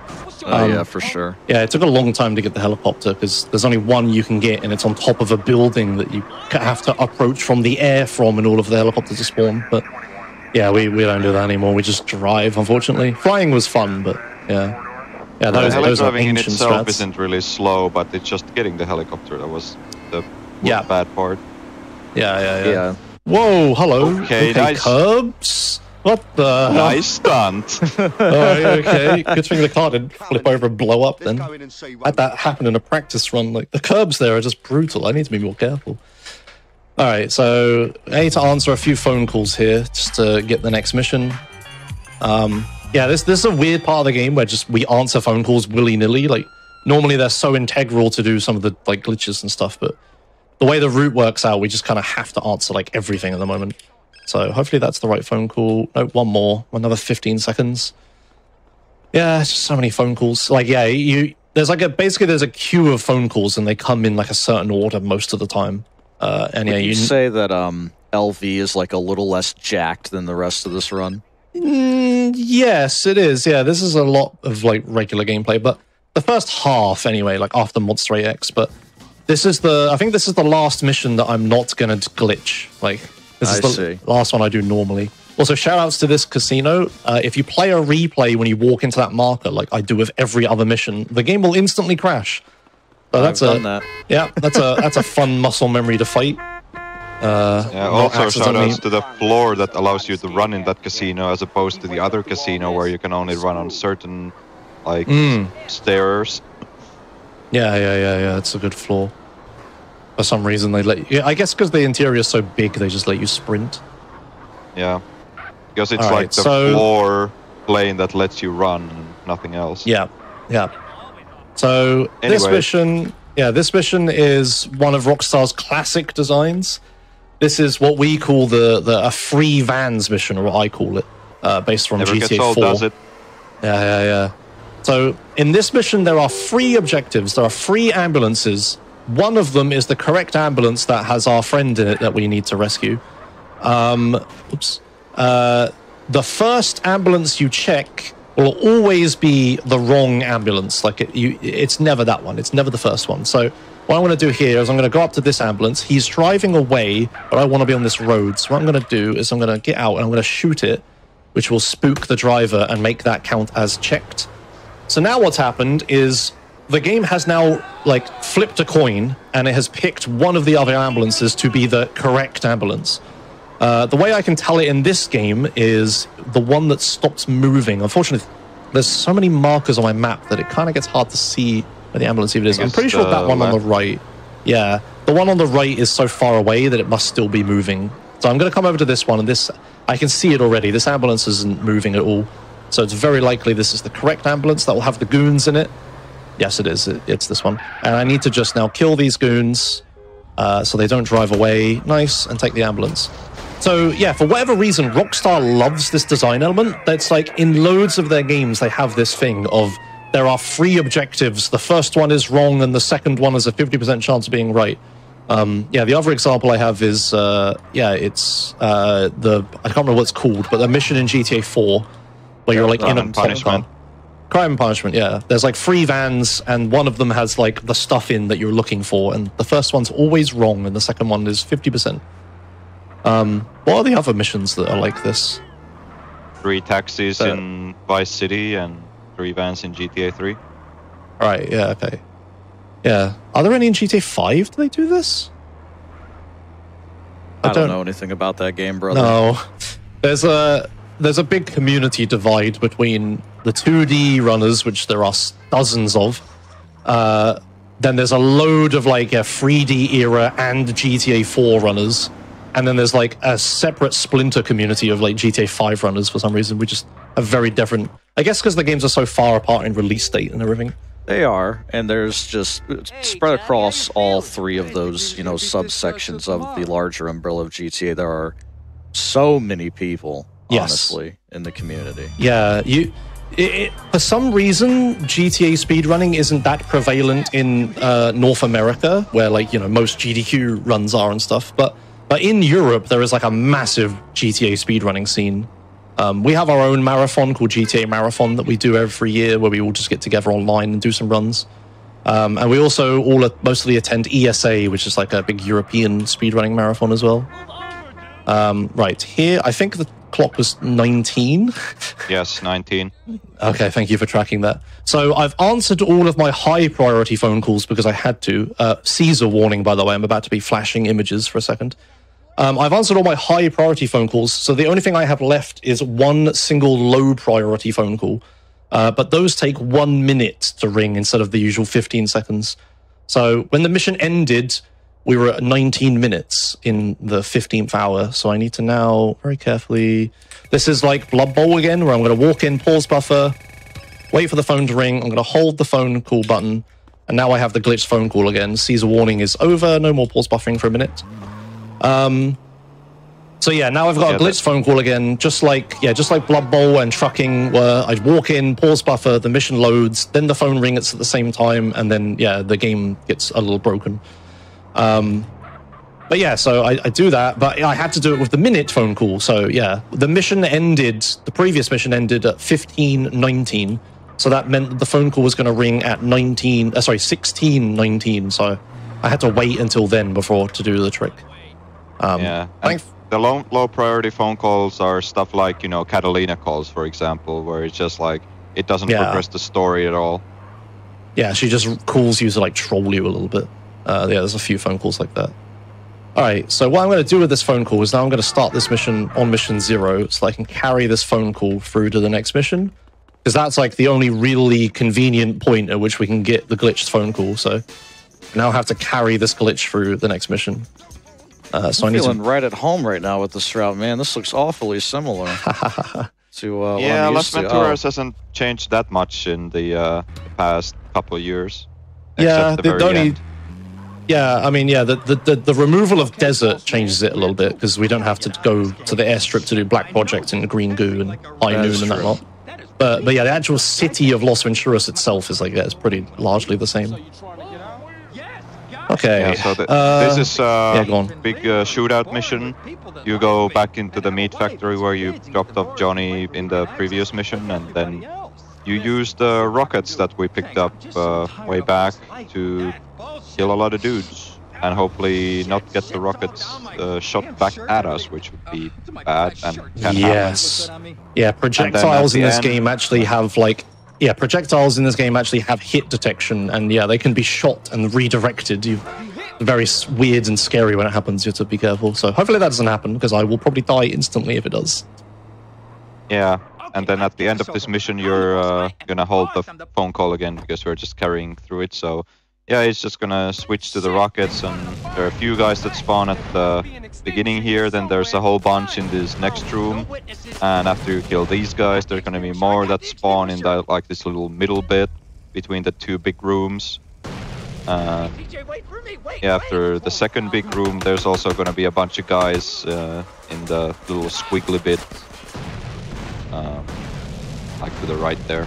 So he's pretty much like, with practice you kind of know where to shoot all these rockets to kill them pretty effectively, and then he's gonna make use of all that AK skill that we accumulated in the Reuniting the Families mission to slide through this mission. And because he has Hitman skill on the AK-47, that allows him to shoot while he's sliding, which is very useful. I actually And got lucky also, and I was just about fast enough to hold the phone call here instead of later, which is good. Yeah, and the keen-eyed among you might have noticed that Josh actually gained health when he entered the ambulance, which is a bit weird if you think about it, because well, a lot of the emergency vehicles in this game, they like have different effects. Like ambulance gives you health, and cop cars gives you a shotgun, the enforcer gives you armor.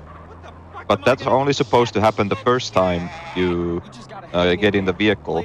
But what Rockstar did here is they, instead of like saving the vehicle, they like try to make a copy of the vehicle, like an exact copy of the vehicle that you drove there with, but it's actually a new vehicle.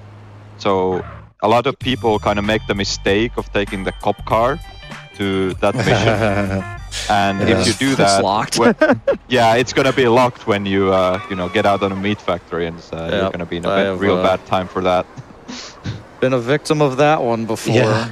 It's so weird how they don't just like keep that vehicle loaded. Like, why did they just despawn it and then try to create an exact copy? Right. Quick thing here. I'm gonna dupe Fish in a Barrel, which is a cutscene to skip a mission, which is really quick. But the problem is, I will need to pause buffer for upwards of 30 seconds after it. So this is a big Caesar warning. Yeah, I'm gonna pause buffer for a really long time. So look away a moment. We'll tell you when it's over. I can only imagine what this looks like in the stream room. The two big like projectors with this flashing and the noise. Dear. From the, I'm sorry. Warning. I'm sorry, in-person audience. Yeah. So thankfully the screen's relatively dark for a bit, so it's not too bad, but it will slowly fade back in. And yeah, thankfully I've got a big light in my face, so the flashing isn't too intense for me. But yeah, what I'm doing here is one version of the mission, one copy of the mission has passed, and the other one is trying to pass, but it can't because I'm pause buffering and delaying it. What I want to have happen is like a phone call to ring. I have a new high priority phone call I want. There it is. And I'm going to hold this phone call, and then you see I got teleported just then? That's the second copy of the mission passing. And when a mission ends, it will set me on mission 0 again. So I just got the glitched phone call again and didn't have to like set it up with bike school a second time. So you basically dupe that mission for free, which is like really useful. Yes, so it works because the warning's over. Yeah, go ahead. It works because the missions like don't pass like on the same frame. Like a lot of missions in this game, when you dupe them, they just pass on the same frame, which means you can't really do this sort of thing in pretty much like most other times when you dupe missions. So this mission is you picking up Mad Dog, but we also spice it up a little bit with carrying a phone call through it. So Josh is gonna get out of the truck here, hold this phone call, and then there's this little mini game where Mad Dog's walking around the roof, and he will randomly decide to jump off at like a random time, and you gotta be in the correct position to catch him. Quick shout out to everybody who played this game when it came out and got stuck on this mission and could never progress. There are certain cheat codes in the game that you can use that will alter the AI like permanently, even if you like save and load and stuff like that. And yeah, some of the cheats, if you use them, when you get to this mission, you can't do this mission because Mad Dog will just walk off of the platform instead of doing the scripted slow motion jump, and you can never save him. So yeah, shout outs to everyone, including me, who played this when it came out on PS2 and could never get past this. We had too much fun with too many cheat codes. Yeah, I think it's mostly like the pets attack each other cheat that causes that. Yes, I think it is that one, yeah. People believe it to be the Riot code cheat, but it's not that one, it is the pets attack people cheat. Yep. Yeah, it never turns off correctly. Sorry. Yeah. So yeah, now we dropped off Mad Dog, and we're gonna just grab this ambulance because it's faster than that terrible truck. So now there's gonna be another dupe, the reason why we carried over the phone call. is to do Misappropriation, which is the second to last crash mission in Las Venturas, and that will skip High Noon, which isn't that, like, if you think about it, like High Noon in the speed run is really fast, but this dupe is so free that it's still worth to do it, even if you skip like a 30-second mission. Definitely. Yeah, it's like I'm getting a free, like, glitched on Mission Zero phone call from Fish in a Barrel anyway. So it's like, there's no reason to not do this. Like, I'm always going to be able to have a phone call here. And funnily enough, I could also keep the glitched on Mission Zero phone call after this mission. But unfortunately, because of this route where we don't do flights, we don't do desert missions, there's actually no target for it. Like, the next mission, I need to answer all my phone calls in order to be able to do it. So I can't actually use it to dupe anything, which is kind of sad. But yeah, you have to give up a free glitched phone call, but that's okay. It's still fast. Yeah, instead, I'm going to actually just answer a phone call in the middle of the mission because it's slightly faster. Oops, flipping around a bit. Dude, the Nice Buffalo flips. never flips. Like, the Buffalo flips, but it like almost is never on its roof. Yeah, It's all over. yeah. All right, so Yeah. I'm going to fly over to the mission here. Whoops. Fly over. Yeah. So unfortunately, this mission is kind of in the middle of nowhere, so it's pretty advantageous to take a plane. Hello, CJ, by the way. I love that camera. Yeah. So he's just gonna fly the plane there and do like a somewhat tricky landing on this kind of uneven terrain because he wants to keep the plane for the flight back to Las Venturas. And then to dupe this mission successfully, you actually need to get the 2 briefcases for the 2 missions, but it's not as simple as it sounds, because when, like, if you, all right, so you kill this one guy here that has the briefcase, you pick up the briefcase, but the second one is actually like kind of stuck, and you need the AI to like pick it up so it doesn't like despawn. Yeah, like right there. You need the second AI to pick up the briefcase, because that's like a mechanic in this mission where if you kill the briefcase guy, but you don't pick up the briefcase, like somebody else can pick it up. And that's actually works here to like makes us able to do this mission. So he answered the phone call because it's just convenient here. No real reason you don't have to do that. It's just kind of convenient. And then he kills the second guy and picks up the second briefcase. Very easy. Yep. And now he's just gonna fly back to Las Venturas and answer a whole bunch of phone calls. So I think this would be a good time for a couple of quick donations. All right, we have $5 from Sneaky Man, who would like to let you know, Joshua Moose, the Sultan is the Subaru Impreza. Right, thank you. That's the one. We have $5 from R. Kargov. Josh, have you done the thing with the thing yet? Yes, I've done many things with things this run. Thank you. That's good to know. We have $50 from Kaz.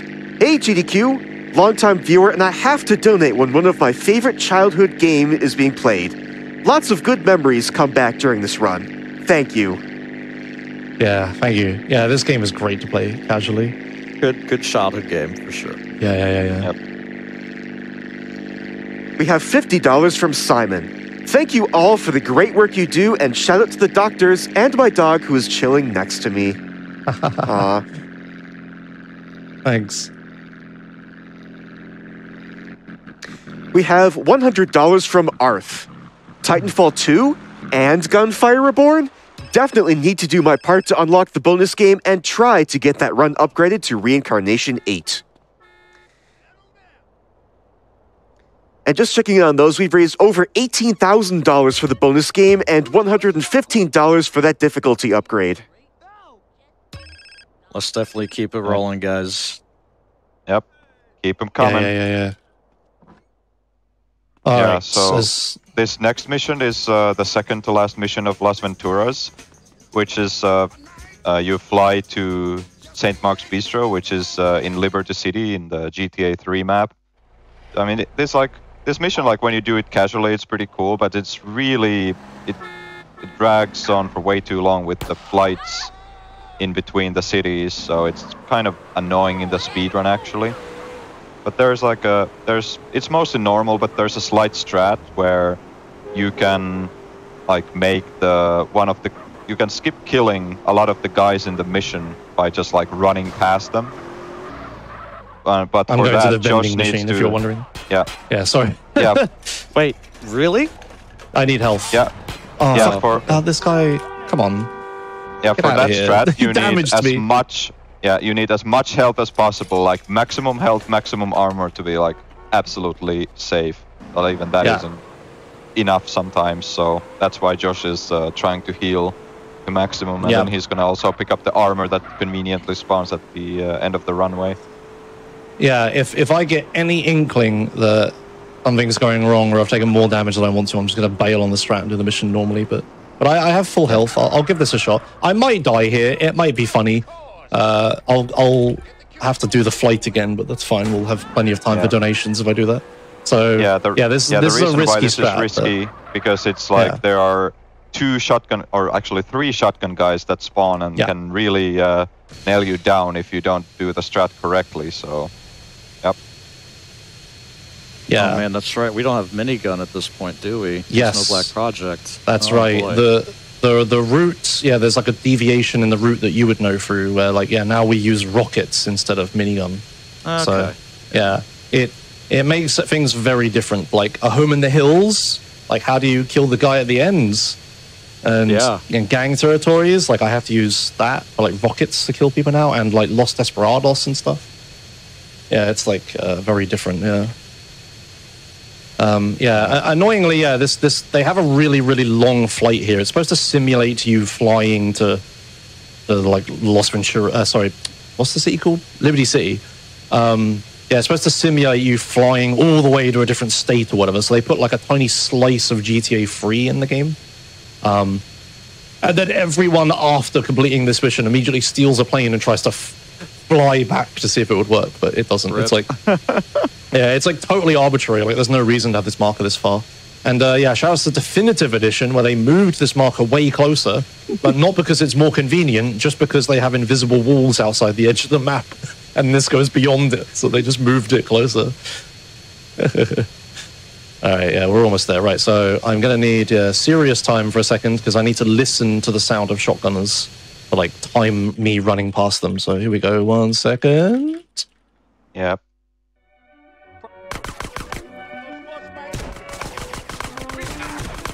Okay, I made it. that's looks Nice. right. So now he ran very past good. a whole bunch of guys, and he's just gonna kill everyone in the kitchen here and the 3 guys at the end, and he will have skipped killing all the others, and even the boss of this area is just kind of decent. Also check for parachute, by the way.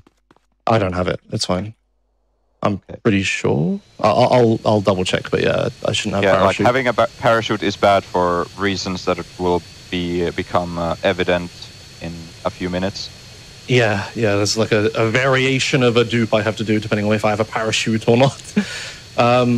So that was that. It didn't look that insane or crazy or anything. Like I just ran past a bunch of enemies and I still have like loads of health. But if you mistime it, like all of the shotgun guys will hit you and you'll just get melted instantly. So I need to like time my movement very carefully so that they shoot when they can't quite hit me, and then I like run past them. It's a very short thing, but that was pretty scary. Okay. Yeah, but it actually saves a pretty good amount of time because if you like pretty much if you kill anyone in the opening area, you can't like skip killing the boss character, and the boss character has like a lot of health before he starts moving. And like with the minigun, it was no problem because you just kill him anyway. But with rocket, it's really annoying. I tried so hard to find a setup for that, and I just gave up in the end and couldn't find anything good. This strat was born of like not having minigun. You just with minigun you just blow everyone away. It's easy, but All right, so coming up now is a very interesting dupe I'm going to do with a very funny requirement that I'm going to have to do. We good old Omega needs to explain a thing now. Yeah, so check for the parachute, maybe.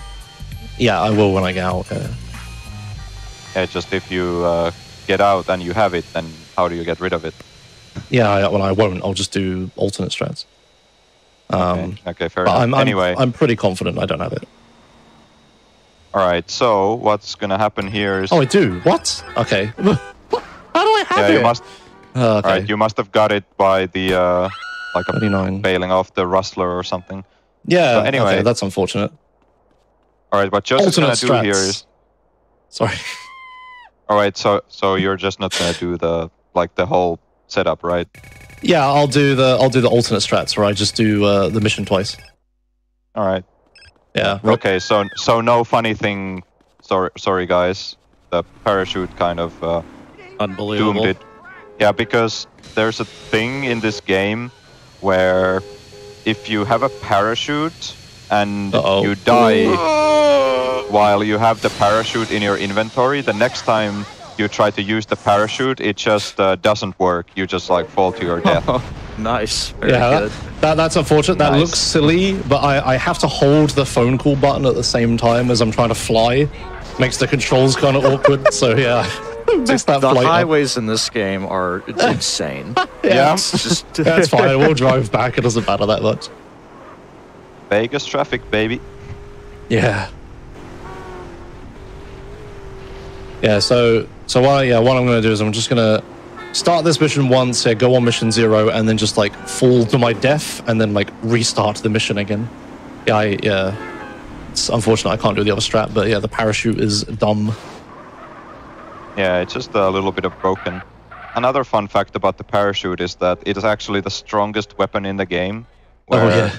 things that are normally like immune to any other, like every other form of damage, they are not immune to being punched while you're equipped with the parachute. So yeah, gonna step in the mission, and You ever jumped Yep. he's before? just On mission gonna. 0. Yep, you're on mission 0. They're gonna jump, and you're gonna jump after them, but yeah, you're just gonna fall to your death to teleport back to Las Venturas. Yep. Yeah, I won't fail the mission because I'm on mission 0. I will try to do a sort of funny thing here if I can pull it off. No, I missed. Whatever. Yeah. Doesn't matter. So yeah, what I'm going to do is I'm just going to splat as quickly as possible. Yeah. Did we? I phased out. Did we explain why I can't do this with the parachute? yes, because the parachute, if you try to use it the second time, it just doesn't work. Yeah. So yeah, there's an alternate strat here where I start the mission twice on top of itself, and yeah, I would jump out the plane, pull the parachute, and then nothing happens, and I just fall. It's really dumb, stupid glitch. Yeah.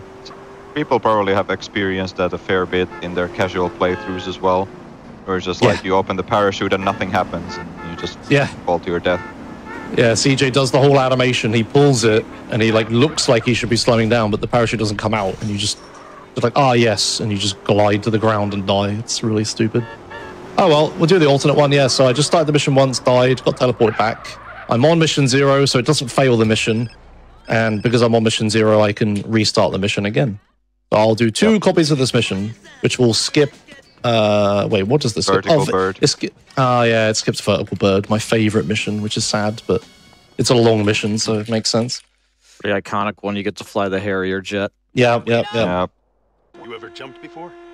Oh yeah, slight so difference now- here because I'm doing this mission a second time. The guys like jump out instantly instead of waiting for the door to open. But it's fine because there's no collision, so they just jump out anyway. And I think we just get teleported out, don't we? Yeah, the plane just disappears. Okay. Yeah, we Very just have to good. wait. Yeah.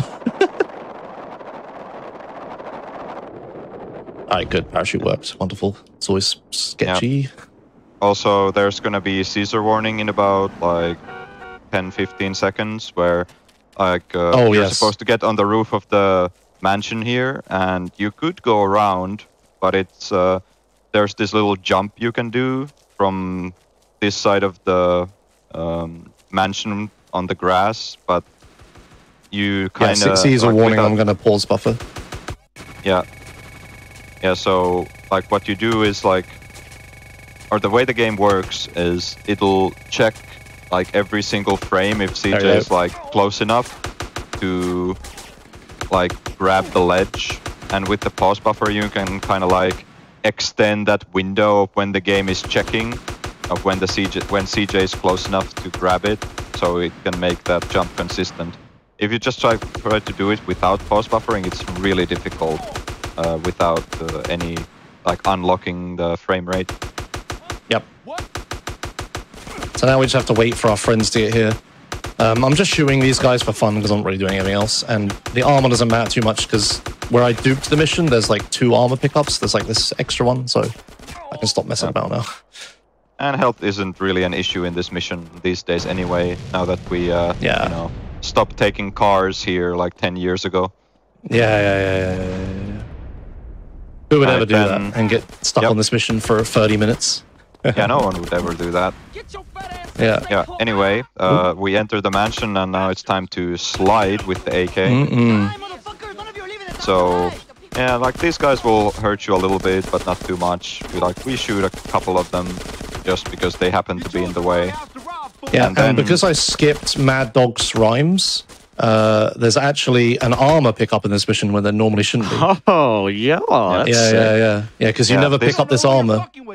And this armor only spawns the one time in the game, and after that it's gone. Yeah. Which is here different to Josh every needs other. to do, he needs to look at the ground after killing this guy here to make sure that Big Papa reaches his destination. Because if you go through too fast, he kind of like soft locks the mission and doesn't get out.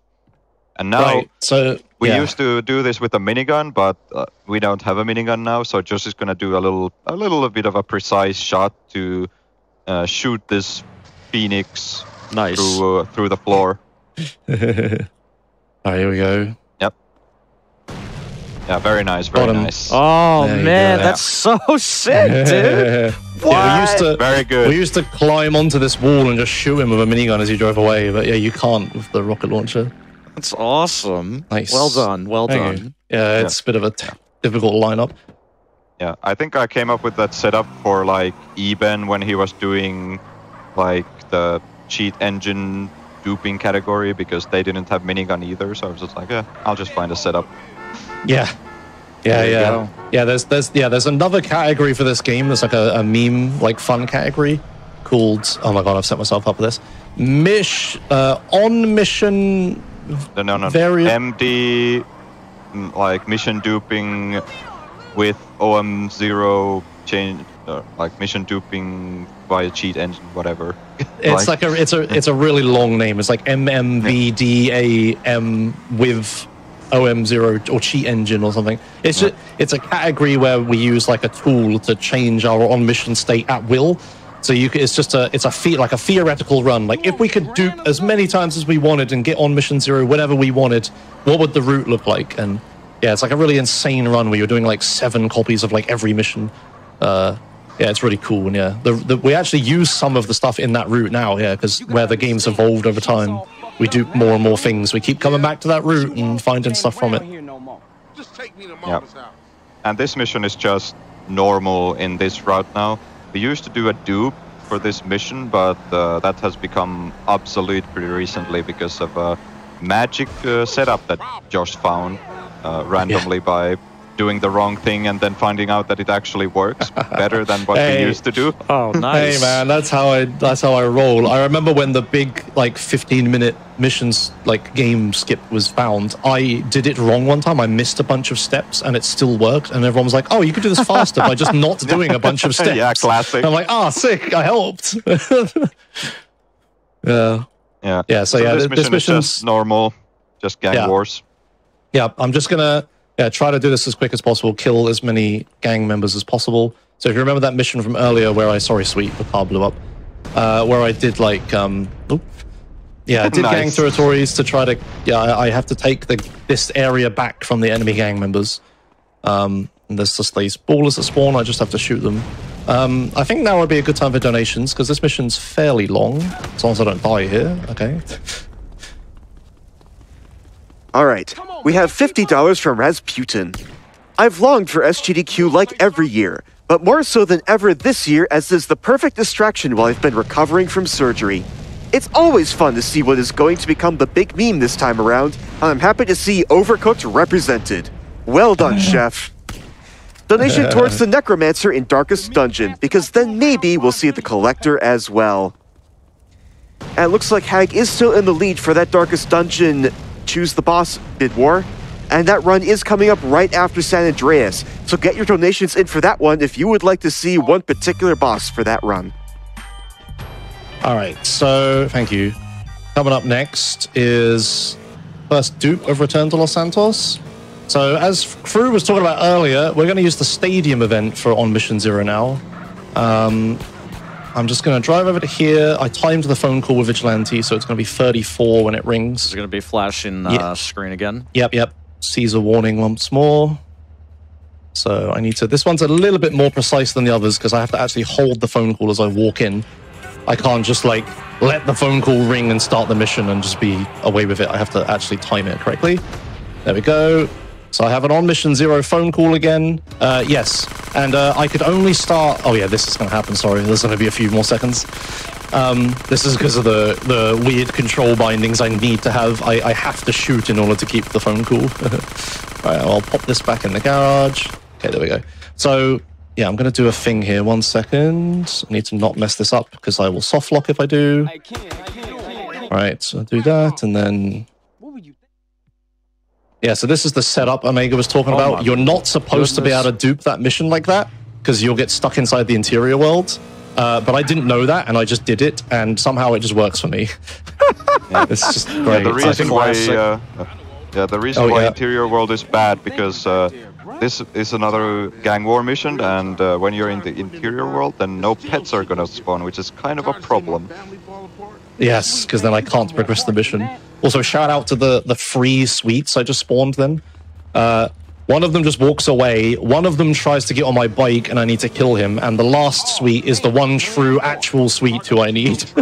So I had to try to figure out which suite was the real suite and let him on my bike and kill the other one. A bit of a finicky setup, but yeah, I got it. So yeah, just gang territories again.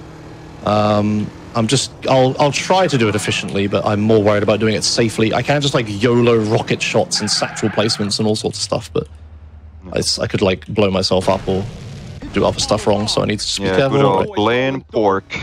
Yeah, so this is again where the route is very different. Normally we'd have a minigun here, which makes this easy. You just like point and shoot at all these guys and they just fall over, but now I have to like Halo 3 style, like try to shoot the rocket on the ground near the enemies, like not actually aim at the enemies to get the splash damage to kill them. Also, Josh is gonna leave the police bike in a specific spawn, so it's not gonna get despawned by a trick deal that he'll attempt to do at the end of the mission to keep the OM0 phone call that he actually doesn't have at the moment. Yeah, there's gonna be flashing images again towards the end of this mission. Park the bike over here. That should be good. Yeah, so also, I think I should say, this whole time I've been doing gang territories, like now and way back at the beginning of the run, I'm standing in certain positions and looking certain directions to like manipulate where the enemies will spawn, just so I can kill them quicker. Right, so I need a little bit of serious time here a second. I need to... Who's alive? Right, guy on the right. Oh, yeah, okay, very cool. Right, so I need to very carefully do this one here. Okay, there. I have to skip that cutscene as quick as possible, then do this. Then as soon as this cutscene ends, there's going to be pause buffering, so, Caesar warning. I'm down for that. Right, very, very, very long Caesar warning as well. Here we go. So, again, I've made it so one copy of the mission passes before the other one. So I'm on mission 0. I just need to stand here, wait for a phone call, and then I got it. Nice. And the bike despawned. Okay, great. Whatever. Yeah, so... I think the bridge is only the truly one safe place to park the bike. Right, when you do the setup. Yeah, okay. Fair enough. Yeah, if you do the old one, like the bike stays like pretty much anywhere you put it, but with that one, it has to be on the bridge. Right. Okay. Well, never mind. There's only a short drive. Doesn't matter. Well, I got the phone call. That's the important thing. I got the glitched phone call. Yeah, one copy of the mission passed, and the other one is like waiting to pass, but I'm pause buffering to stop it. And then I wait for the phone call to ring, and then hold that, and then pass the mission at the same time, which, gives me the glitched phone call again. So now I'm going to do... Josh routing, by the way. Yeah. I'm just driving all the wrong ways, I know. Just slowly sliding down. I don't know why I didn't drive up the hill, I just when I stop paying active attention to what I'm doing, I accidentally do 2013 strats all over Very again. good. Yeah. I love the peek behind the curtain there with the ancient stuff. Yeah. All right. Okay. So there's It's a mission like the marker Josh here. It's Iceberg. invisible. Yeah. Josh Iceberg. Yeah, so again, if you remember from earlier, the truth mission that I could start without having a visual marker for it, these are another set of missions that are like that. I haven't actually answered the phone call that's supposed to unlock these missions, but like the logic for starting the mission is still there. And yeah, I know where the marker is, so I can just walk into it without even being able to see it. Yeah, so I started this mission on mission 0, so I've glitched it again. Now, hello. Now I'm going to do a really tricky jump. Quick shout outs to Duva for providing me with a visual reference for this jump. He made the hitboxes for this cutscene trigger like visual, so I could tell where I need to jump. And I don't really fail it all that often anymore, and I'm going to now. I've said that out loud. So I'm going to need a lot of speed. I need to not drive into a car, and I have to try to yeet myself over to this cutscene. So that seems fine. That should be good. That's fine. Yeah, whatever. We're good. There we go. It's pretty generous if you know generally where to land. Yes, yeah. Before we knew where to aim, it was terrible. So in this mission, you're supposed to like come here and like confront Oglok, and you're supposed to. There's a big set piece thing where you're supposed to chase him with a hovercraft. But we're not going to do that. We're just going to get out of the hovercraft and get straight into the news van, which is there and unlocked, and we'll just do the mission of a news van. I do need to be careful though, because if you get too far away from OG Loke, the mission will fail. So I have to drive this really specific route of just like hugging the ocean where he is and like drive along. But this is faster because the hovercraft is just so slow. And also you can flip on this ramp if you're not careful and stuff like that. So this is just a little better route. Shout outs to the dish that isn't spinning on the news van, by the way. Oh, yeah. Yeah, shout out to Silent with his Silent patch. He made like a fan patch for this game that fixes a bunch of issues. And one of them is the aerial dish on top of the van. It's supposed to spin, but it just doesn't because of a glitch, and he fixed it. Does it like spin on a console? I don't know. I don't know if it's a PC thing or what, actually. I don't recall yeah. it spinning on console either, but I could be wrong. Yeah, it's supposed to spin like the cement truck does. Anyway, yeah, the rest of this mission, I'm just chasing Oglok. There is a glitch I need to do at the end. Chase, dude, just out of nowhere. Yep. Yeah, so now's a good time for it, I guess. Yeah, a quick few donations in quickly would be fantastic. All right, a few quick ones. We have $50 from Silver Woofamute. Happy Pride Month. Trans rights are human rights. Yes. We have an anonymous $10 donation. San Andreas is my favorite game of all time. Thank you, GDQ, and all the streamers for the week-long entertainment. Thanks. We have $5 from Crypt Earth. Watching GDQ on the go and just passed by one of those self-service package pickup stations with one of the doors open and the screen a bit glitchy. Looks like someone has set up a package dupe buffer while holding onto a glitched call. Greetings from Germany. Fantastic, thank you. That's very good. All right, one more. We have $25 from Deadly Foxy. A human's concept of love requires admiration, attraction, devotion, and respect. Conclusion. I am 100% in love with an SGDQ Titanfall speedrun. Nice, thank you. Yeah, so the glitched phone call I have... Oh my lord. Nice. Yeah, that can happen. Oglok is like on rails. He just nails everyone out of the way. Yeah, so I've got a glitched phone call. I need to keep the phone call through the end of this mission, so I need to do like fancy stuff at the end. Similar to the wear flowers in your hair mission at the end of San Fierro. There's a cutscene where like I can't hold the phone call through it, so I need the phone call to ring after that cutscene. So we're gonna drive up here and around, and then Oglok is gonna go this way, and I'm gonna get off here, and I need serious time for a second because I need to count out loud. So I'm just gonna go up here so I can see Oglok like now. 1, 2, 3, 4, 5, 6, 7, 8, 9, 10, 11, 12, 13, 14, 15, 16, 17. All right. So now the phone call should ring. Oh, flashing images warning, by the way. It's not as bad because it's pretty black screen. Yeah. Sorry, it's hard to remember all of these. Right, so the phone's ringing. There we go.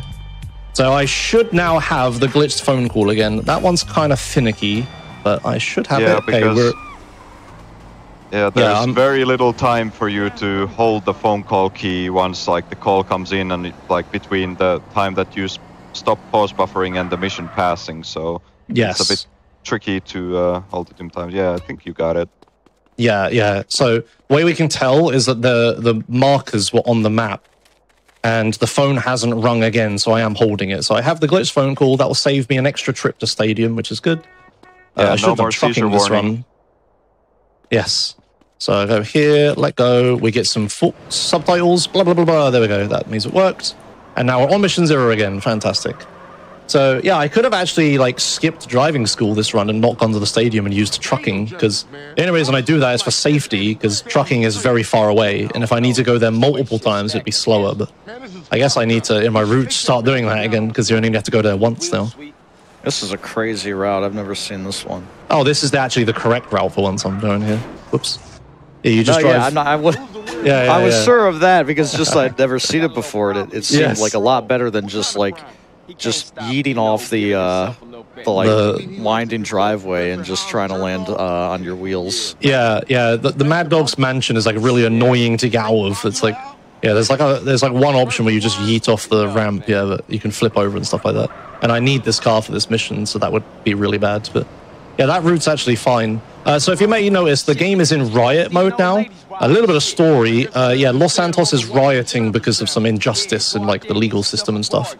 So I need to be very careful, because all of the cars that are on the road are like pretty much always on fire. I have to be very careful not get caught out by that. Another thing I need to not get caught out by is not forgetting to hold my phone call here. Okay, good, I got it. Fantastic. So now I have a glitched phone call again, and we're gonna pass this mission on mission 0.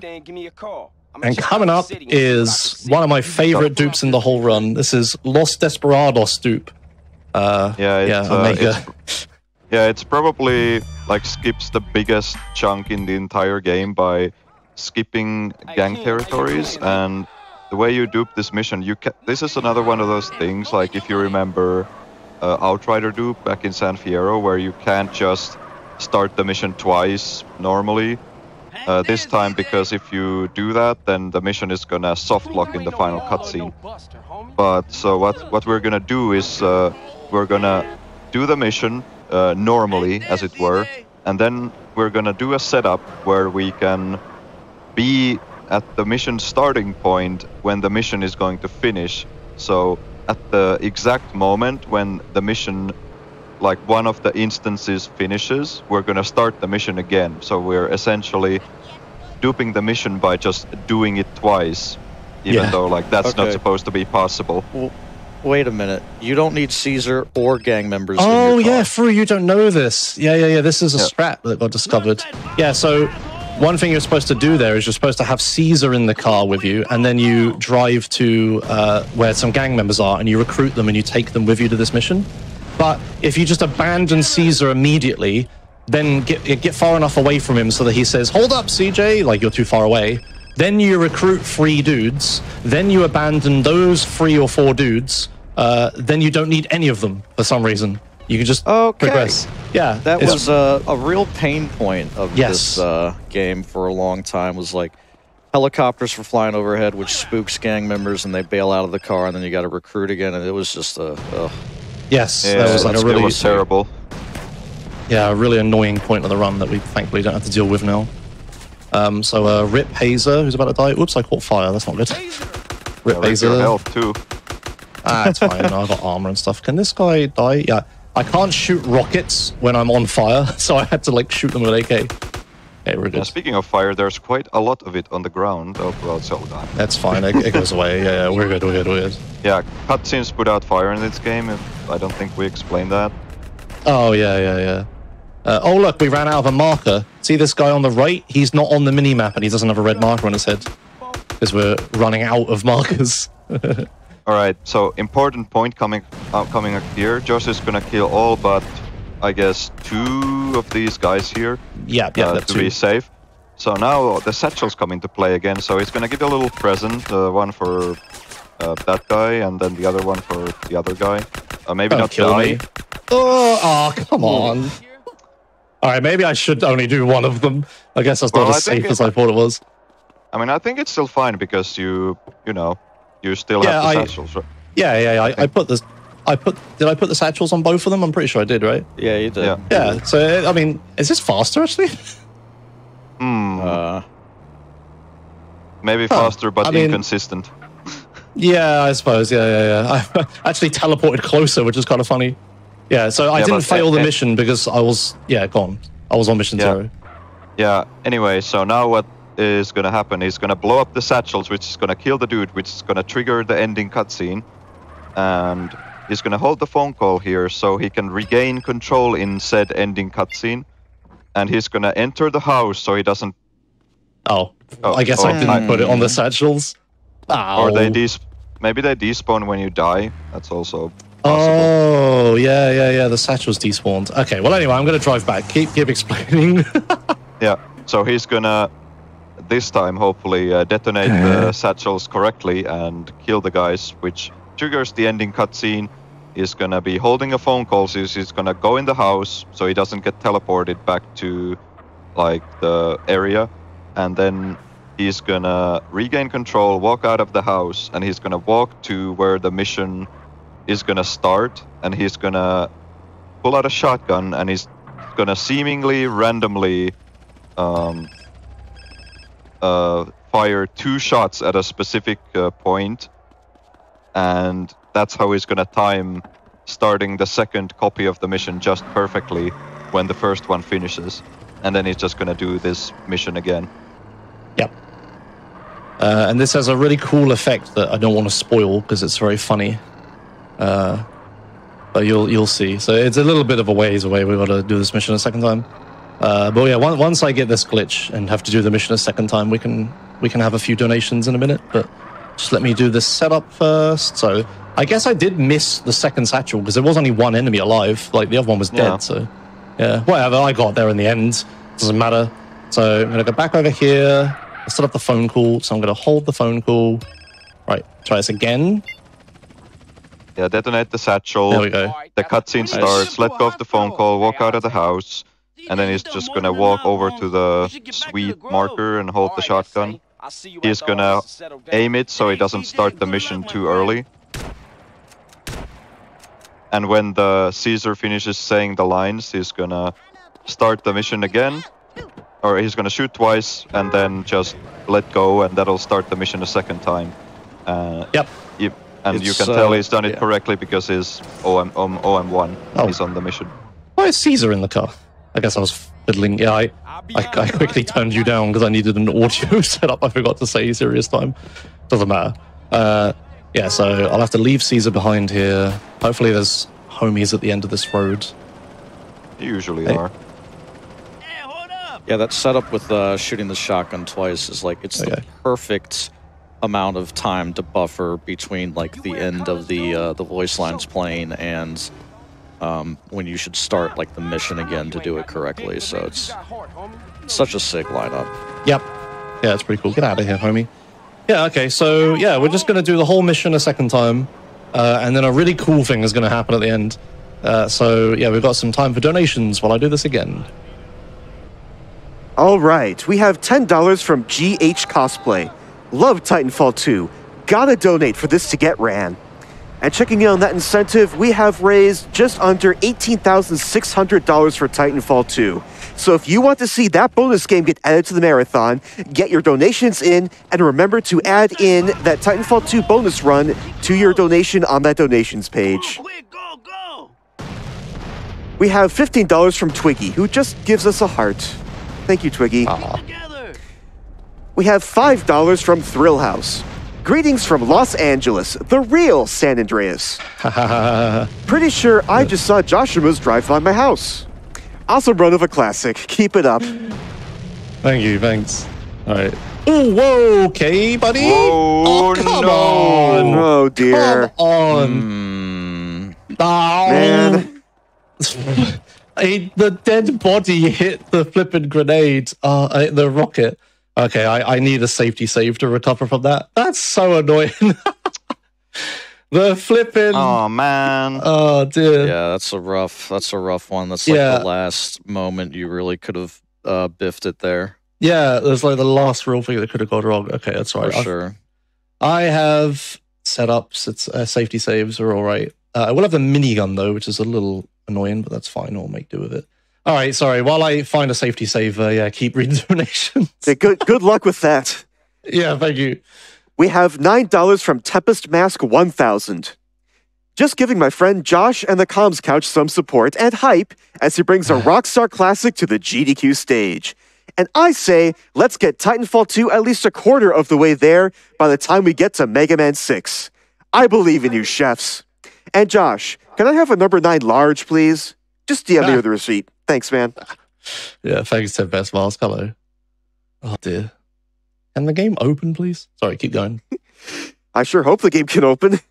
We have $5 from Nougat. I can't reliably beat the normal difficulty for Gunfire Reborn, so I really want to see a speedrunner destroy the highest difficulty. Good luck for all the runners, and greetings from France.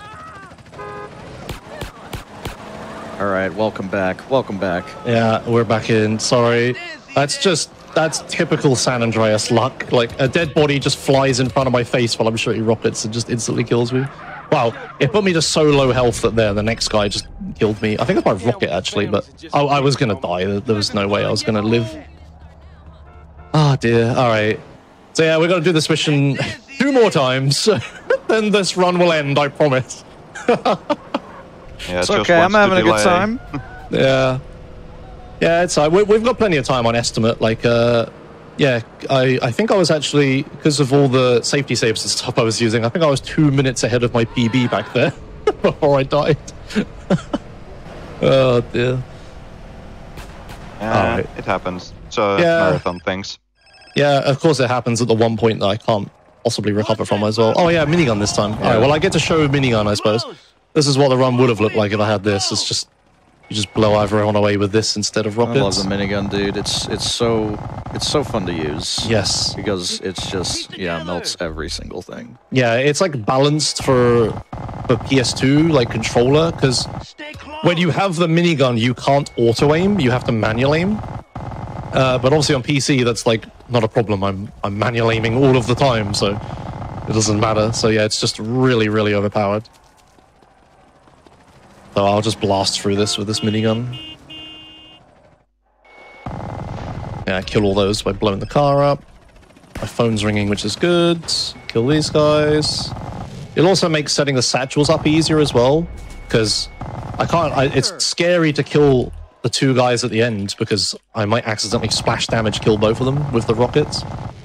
Now I have minigun, I can just snipe one of them off and be done with it. This is great. I'm like muscle memory and no major glitches and alt strats. There you go. This is fantastic. Yeah.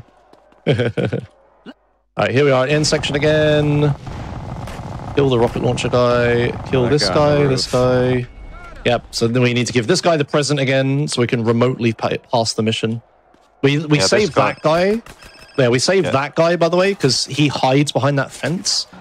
And like, I have allies here. I have these 2 guys that can shoot at him. But also, I popped my tire with a minigun. I think that was smart.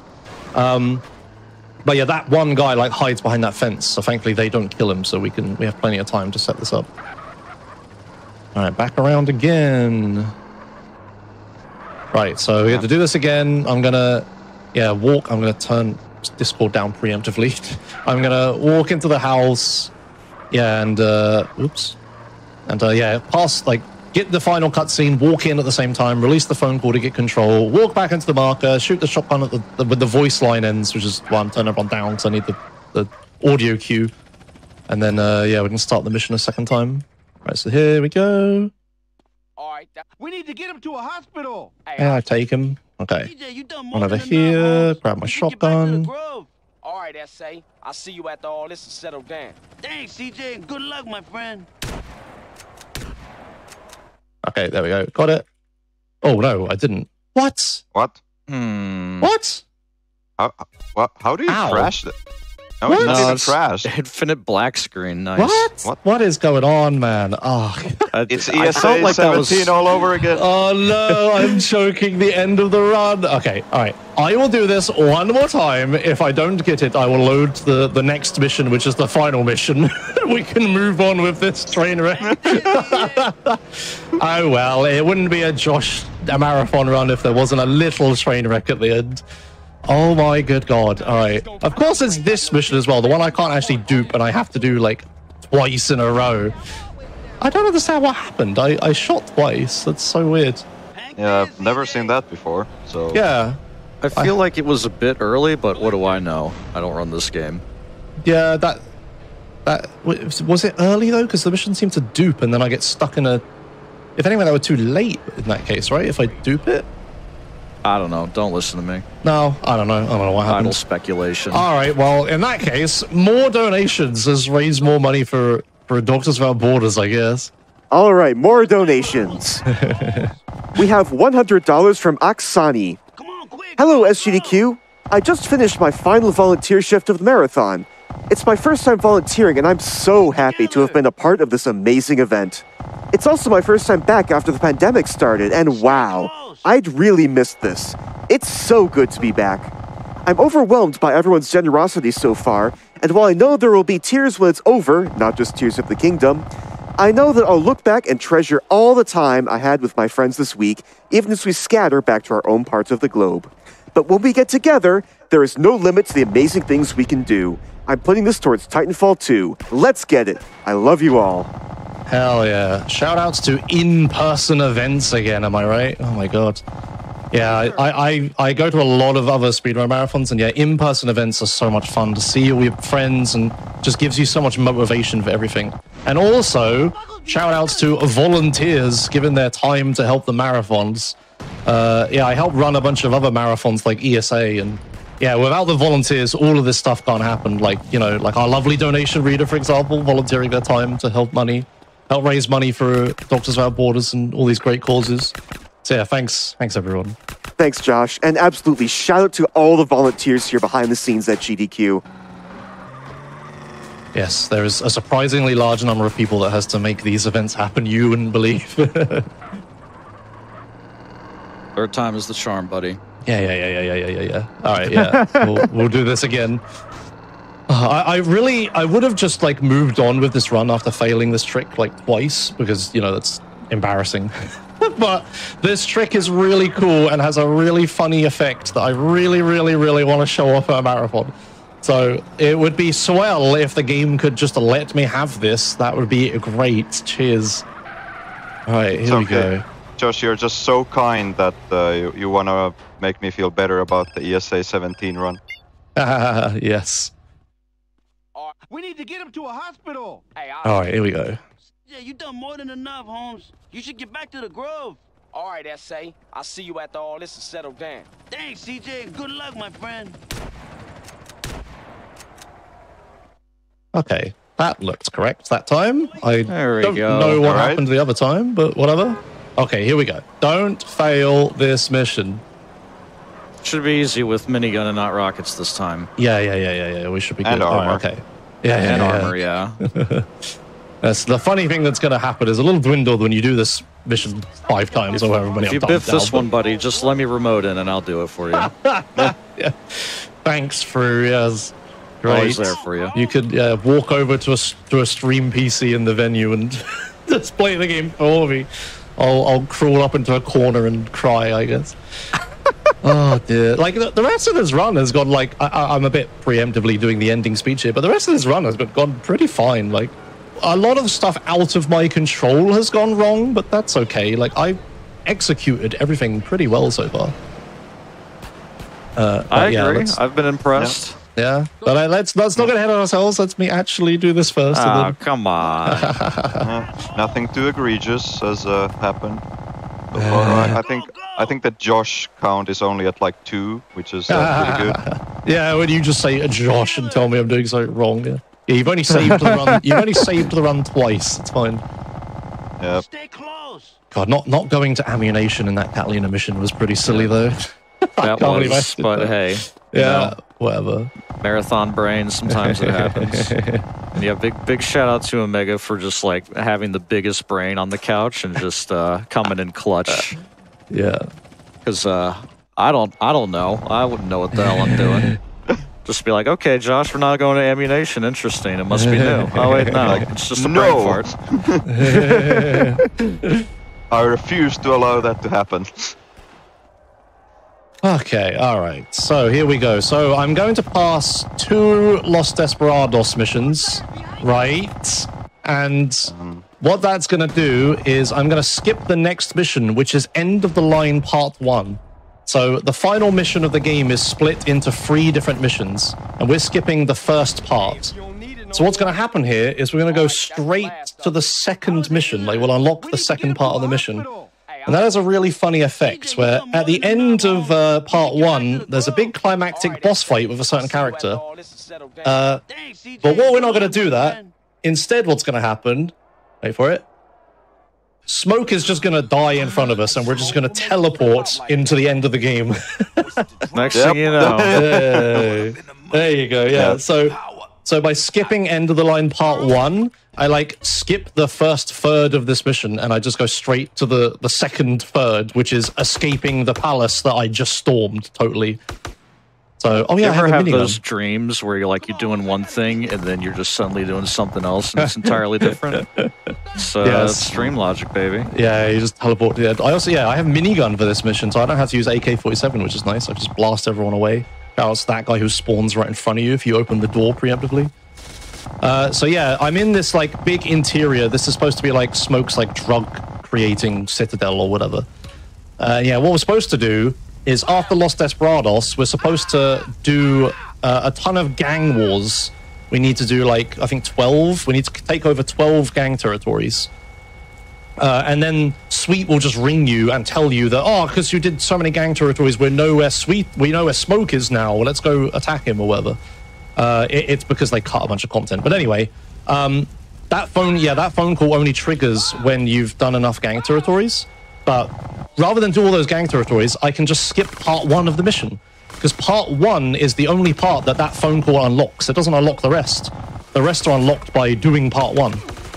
So yeah, by duping Los Desperados in that really weird way, I complete what the game thinks is End of the Line Part 1, and we go straight to the second part, which was what I just talked through. There you go. Oops, walk through that fire. So now because of that, like weird things... Yeah, a weird thing's going to happen here where we fall out of bounds because this interior isn't loaded. But that's fine. We just run over here and then the cutscene will just play, thankfully. Also because... also because this mission is in 3 parts, you can actually get a phone call between this second part ending and the third part beginning. So if you, you see Josh might get just a black screen for seemingly no reason. The game didn't crash, it's nothing like that, it's just there's a phone call that is ringing. Yeah. So to avoid that, you just answer the phone call like you normally would when you just play the game. Oh, alright, well, eventually I got there. Now there's only one thing left. This is the end of the game. So Sweet is on the back of a fire truck with Tenpenny in it. I realize now we didn't explain the story at all, but it doesn't make any sense with this glitched route anyway. But the final boss is in the fire truck. All we have to do is chase him, keep within a certain range of him so he travels as fast as possible. Then there's one final minigame that I can mess up. At the end of this little section, Sweet's grip is going to loosen and he's going to fall off of the fire truck, and I need to grab him with the car. Now, sounds easy enough, look how close I am to the truck and everything, but the problem is the truck zooms in front of you to make a distance to make the minigame difficult, and it's on rails, so it will just blast through traffic, and what it can do is just fling traffic everywhere. And if I got unlucky, some of the traffic that's being flung around is going to crash into me and prevent me from grabbing Sweet. So all I have to do is not have that happen. The final thing that can go wrong that's a little bit out of my control, I'll try to manipulate traffic so it doesn't happen. But, ultimately it's just RNG and luck whether it happens or not. So yeah, we got a little bit until then. And then after that, there's a nice long auto-scroller where we can all do our ending speeches. Or, well, my ending speech, I guess, and everyone else can join in. And and then the run will be over, and we should be fairly far ahead of estimate, so that's good at least. I Didn't go overestimate horrendously. Helped the marathon catch up a little bit on schedule. That's always good. Other minor detail here is you might have noticed that you're driving this car around and there's like a lot of action. There's Molotovs being thrown and stuff, but vehicles can have certain like proof properties applied to them, like bulletproof or explosion proof, stuff like that. This one is known as all proof, so it's basically impervious to damage. Yes. Including dents. It's dent proof. Yeah. So all the Molotovs and stuff being thrown around don't really matter, but I just have to keep up the fire truck. Okay, here we go. Here comes the minigame. All right. I am nervous for this final thing. It should not be a problem, but like the way the game's been going, it's a bit of a meme. You know, if you're like on good pace and you do this, you're like, okay, just don't miss sweet. Yeah, this is like the final thing that can go wrong. So I'm gonna sorry about the camera flicking, but I really do not want traffic in front of this fire truck.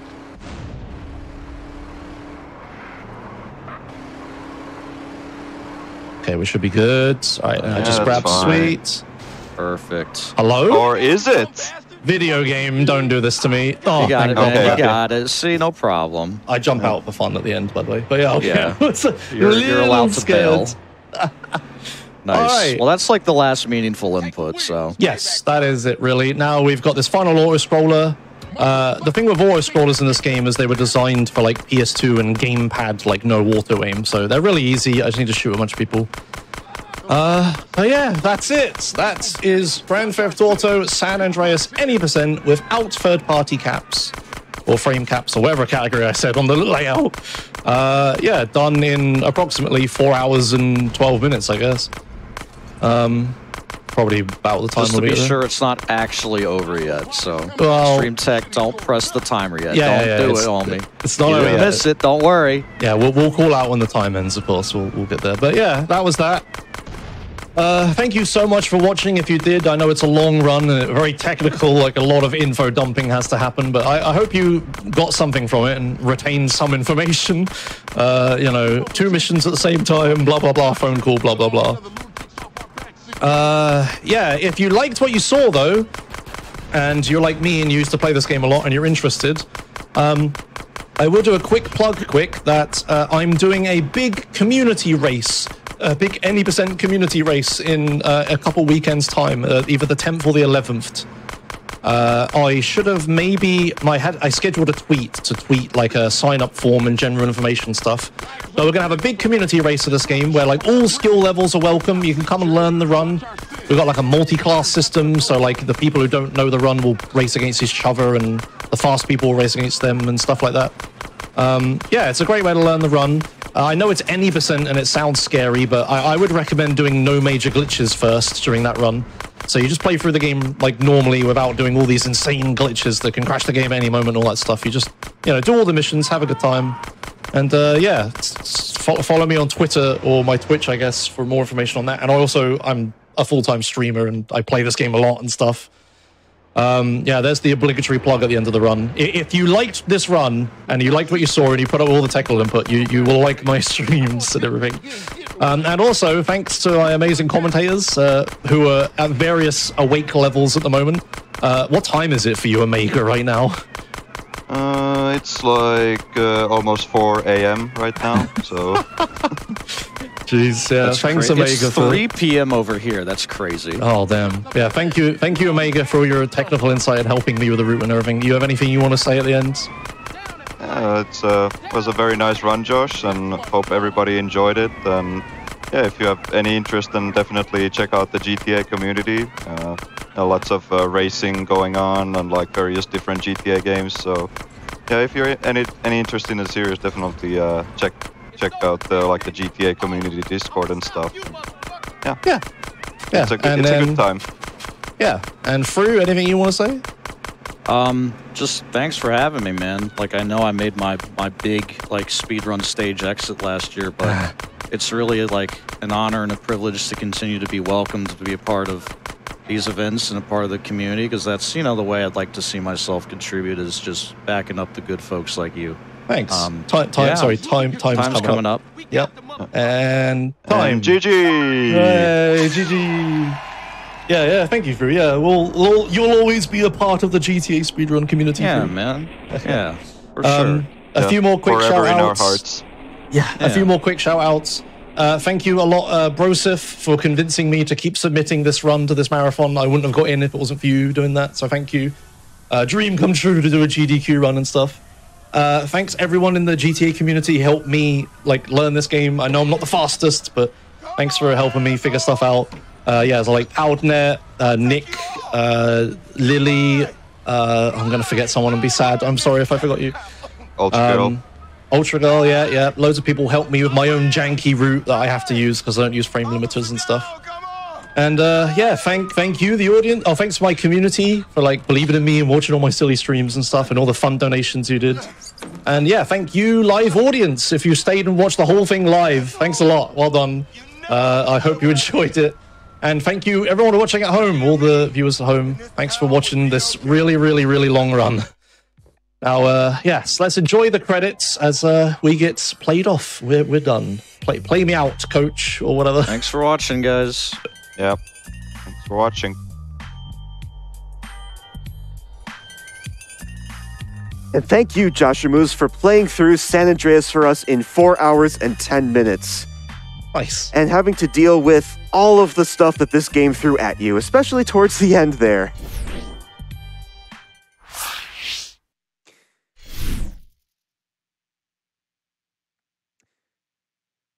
We have $25 from Duke of Colwood. Titanfall 2 is one of my go-tos from the past few years, definitely putting my donation towards it. Nice work on the San Andreas run. And with that, that is going to end my time at the donation desk for today, but I will be back early Saturday morning for some amazing runs on the final day of SGDQ. In the meantime, we're going to take a quick break, and then your next host will be right here for you, so stay tuned.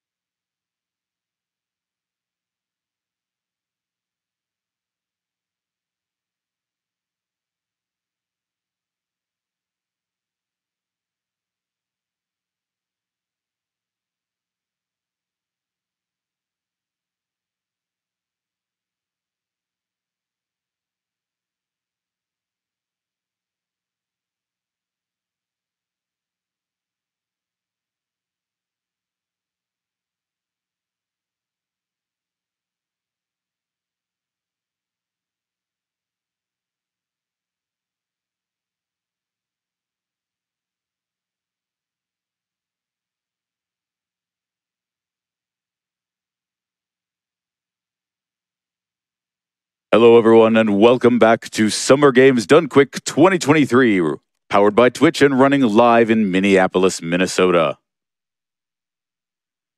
I feel a dark omen coming over us, but no matter, we'll persevere. It may have something to do with an upcoming incentive. We have 3 bosses we could fight. The Hag in the lead, a foul creature. The Swine Prince, a bit behind, but not impossible. And the Necromancer. Their foul sorceries have not carried the day yet, but time shall tell. You have mere minutes to get those donations in, folks, so if you want to change up the nature of the Darkest Dungeon run and choose your boss, now is the time to do so. We have people from all over the world helping us do that and raise so much money for Doctors Without Borders, including but not limited to Gavocado, who sends in $50 saying, "Happy GDQ. Looking forward to seeing the Darkest Dungeon run. So are we." $25 from John. "Today's my birthday, so I wanted to use parts of my birthday money to donate to this wonderful cause. Shout out to my best friends Eric, Tivon, and Corey. Good luck to all the runners, and greetings from Germany, chefs."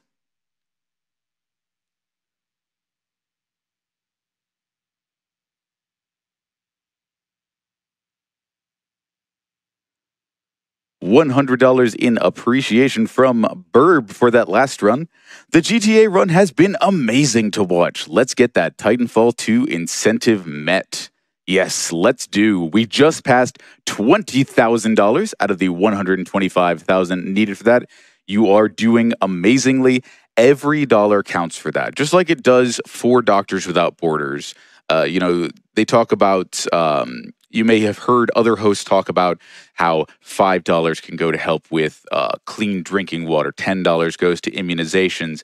There is that. All of those things are true, but there is also the fact that your employer may be able to help match your donations. Definitely check with your employers either on their website or by asking their HR department, depending on the nature and the size of your company, to see if they can match your donations so that you can help give as much as possible to people in need around the world and to get us more GDQ.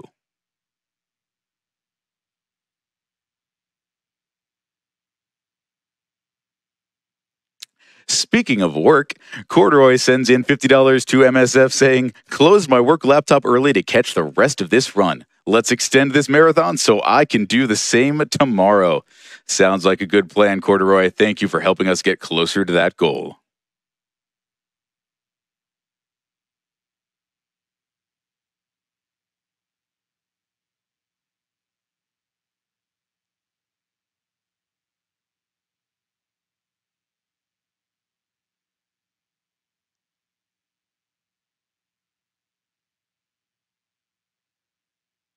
A2 sends in $50 saying, "To the fall of Titans." Titanfall 2.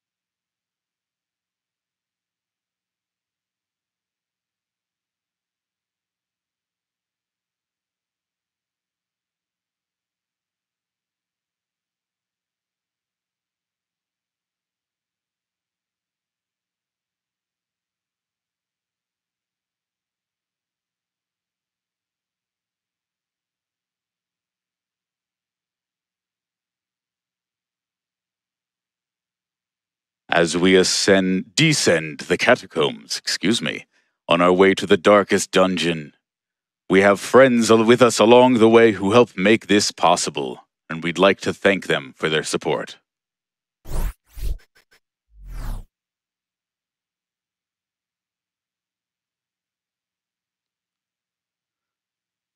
Doctors Without Borders, also known as MSF, brings medical humanitarian assistance to people affected by conflict, natural disasters, epidemics, and healthcare exclusion.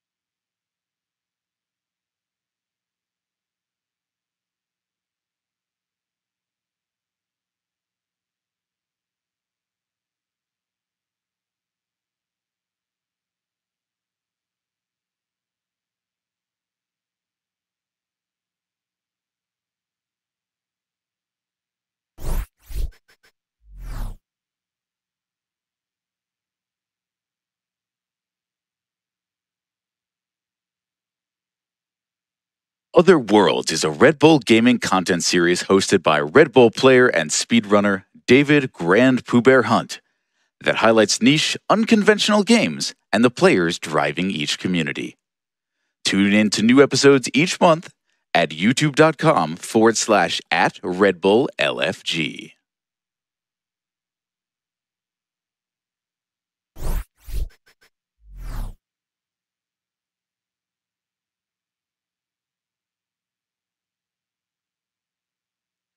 And while we do have amazing runs coming up for you momentarily, we'd also like to wet your whistle for more amazing things we can show you later on today, including an interview we have for you right now for Mega Man 6 with Adef, Dark Terex, and P.1.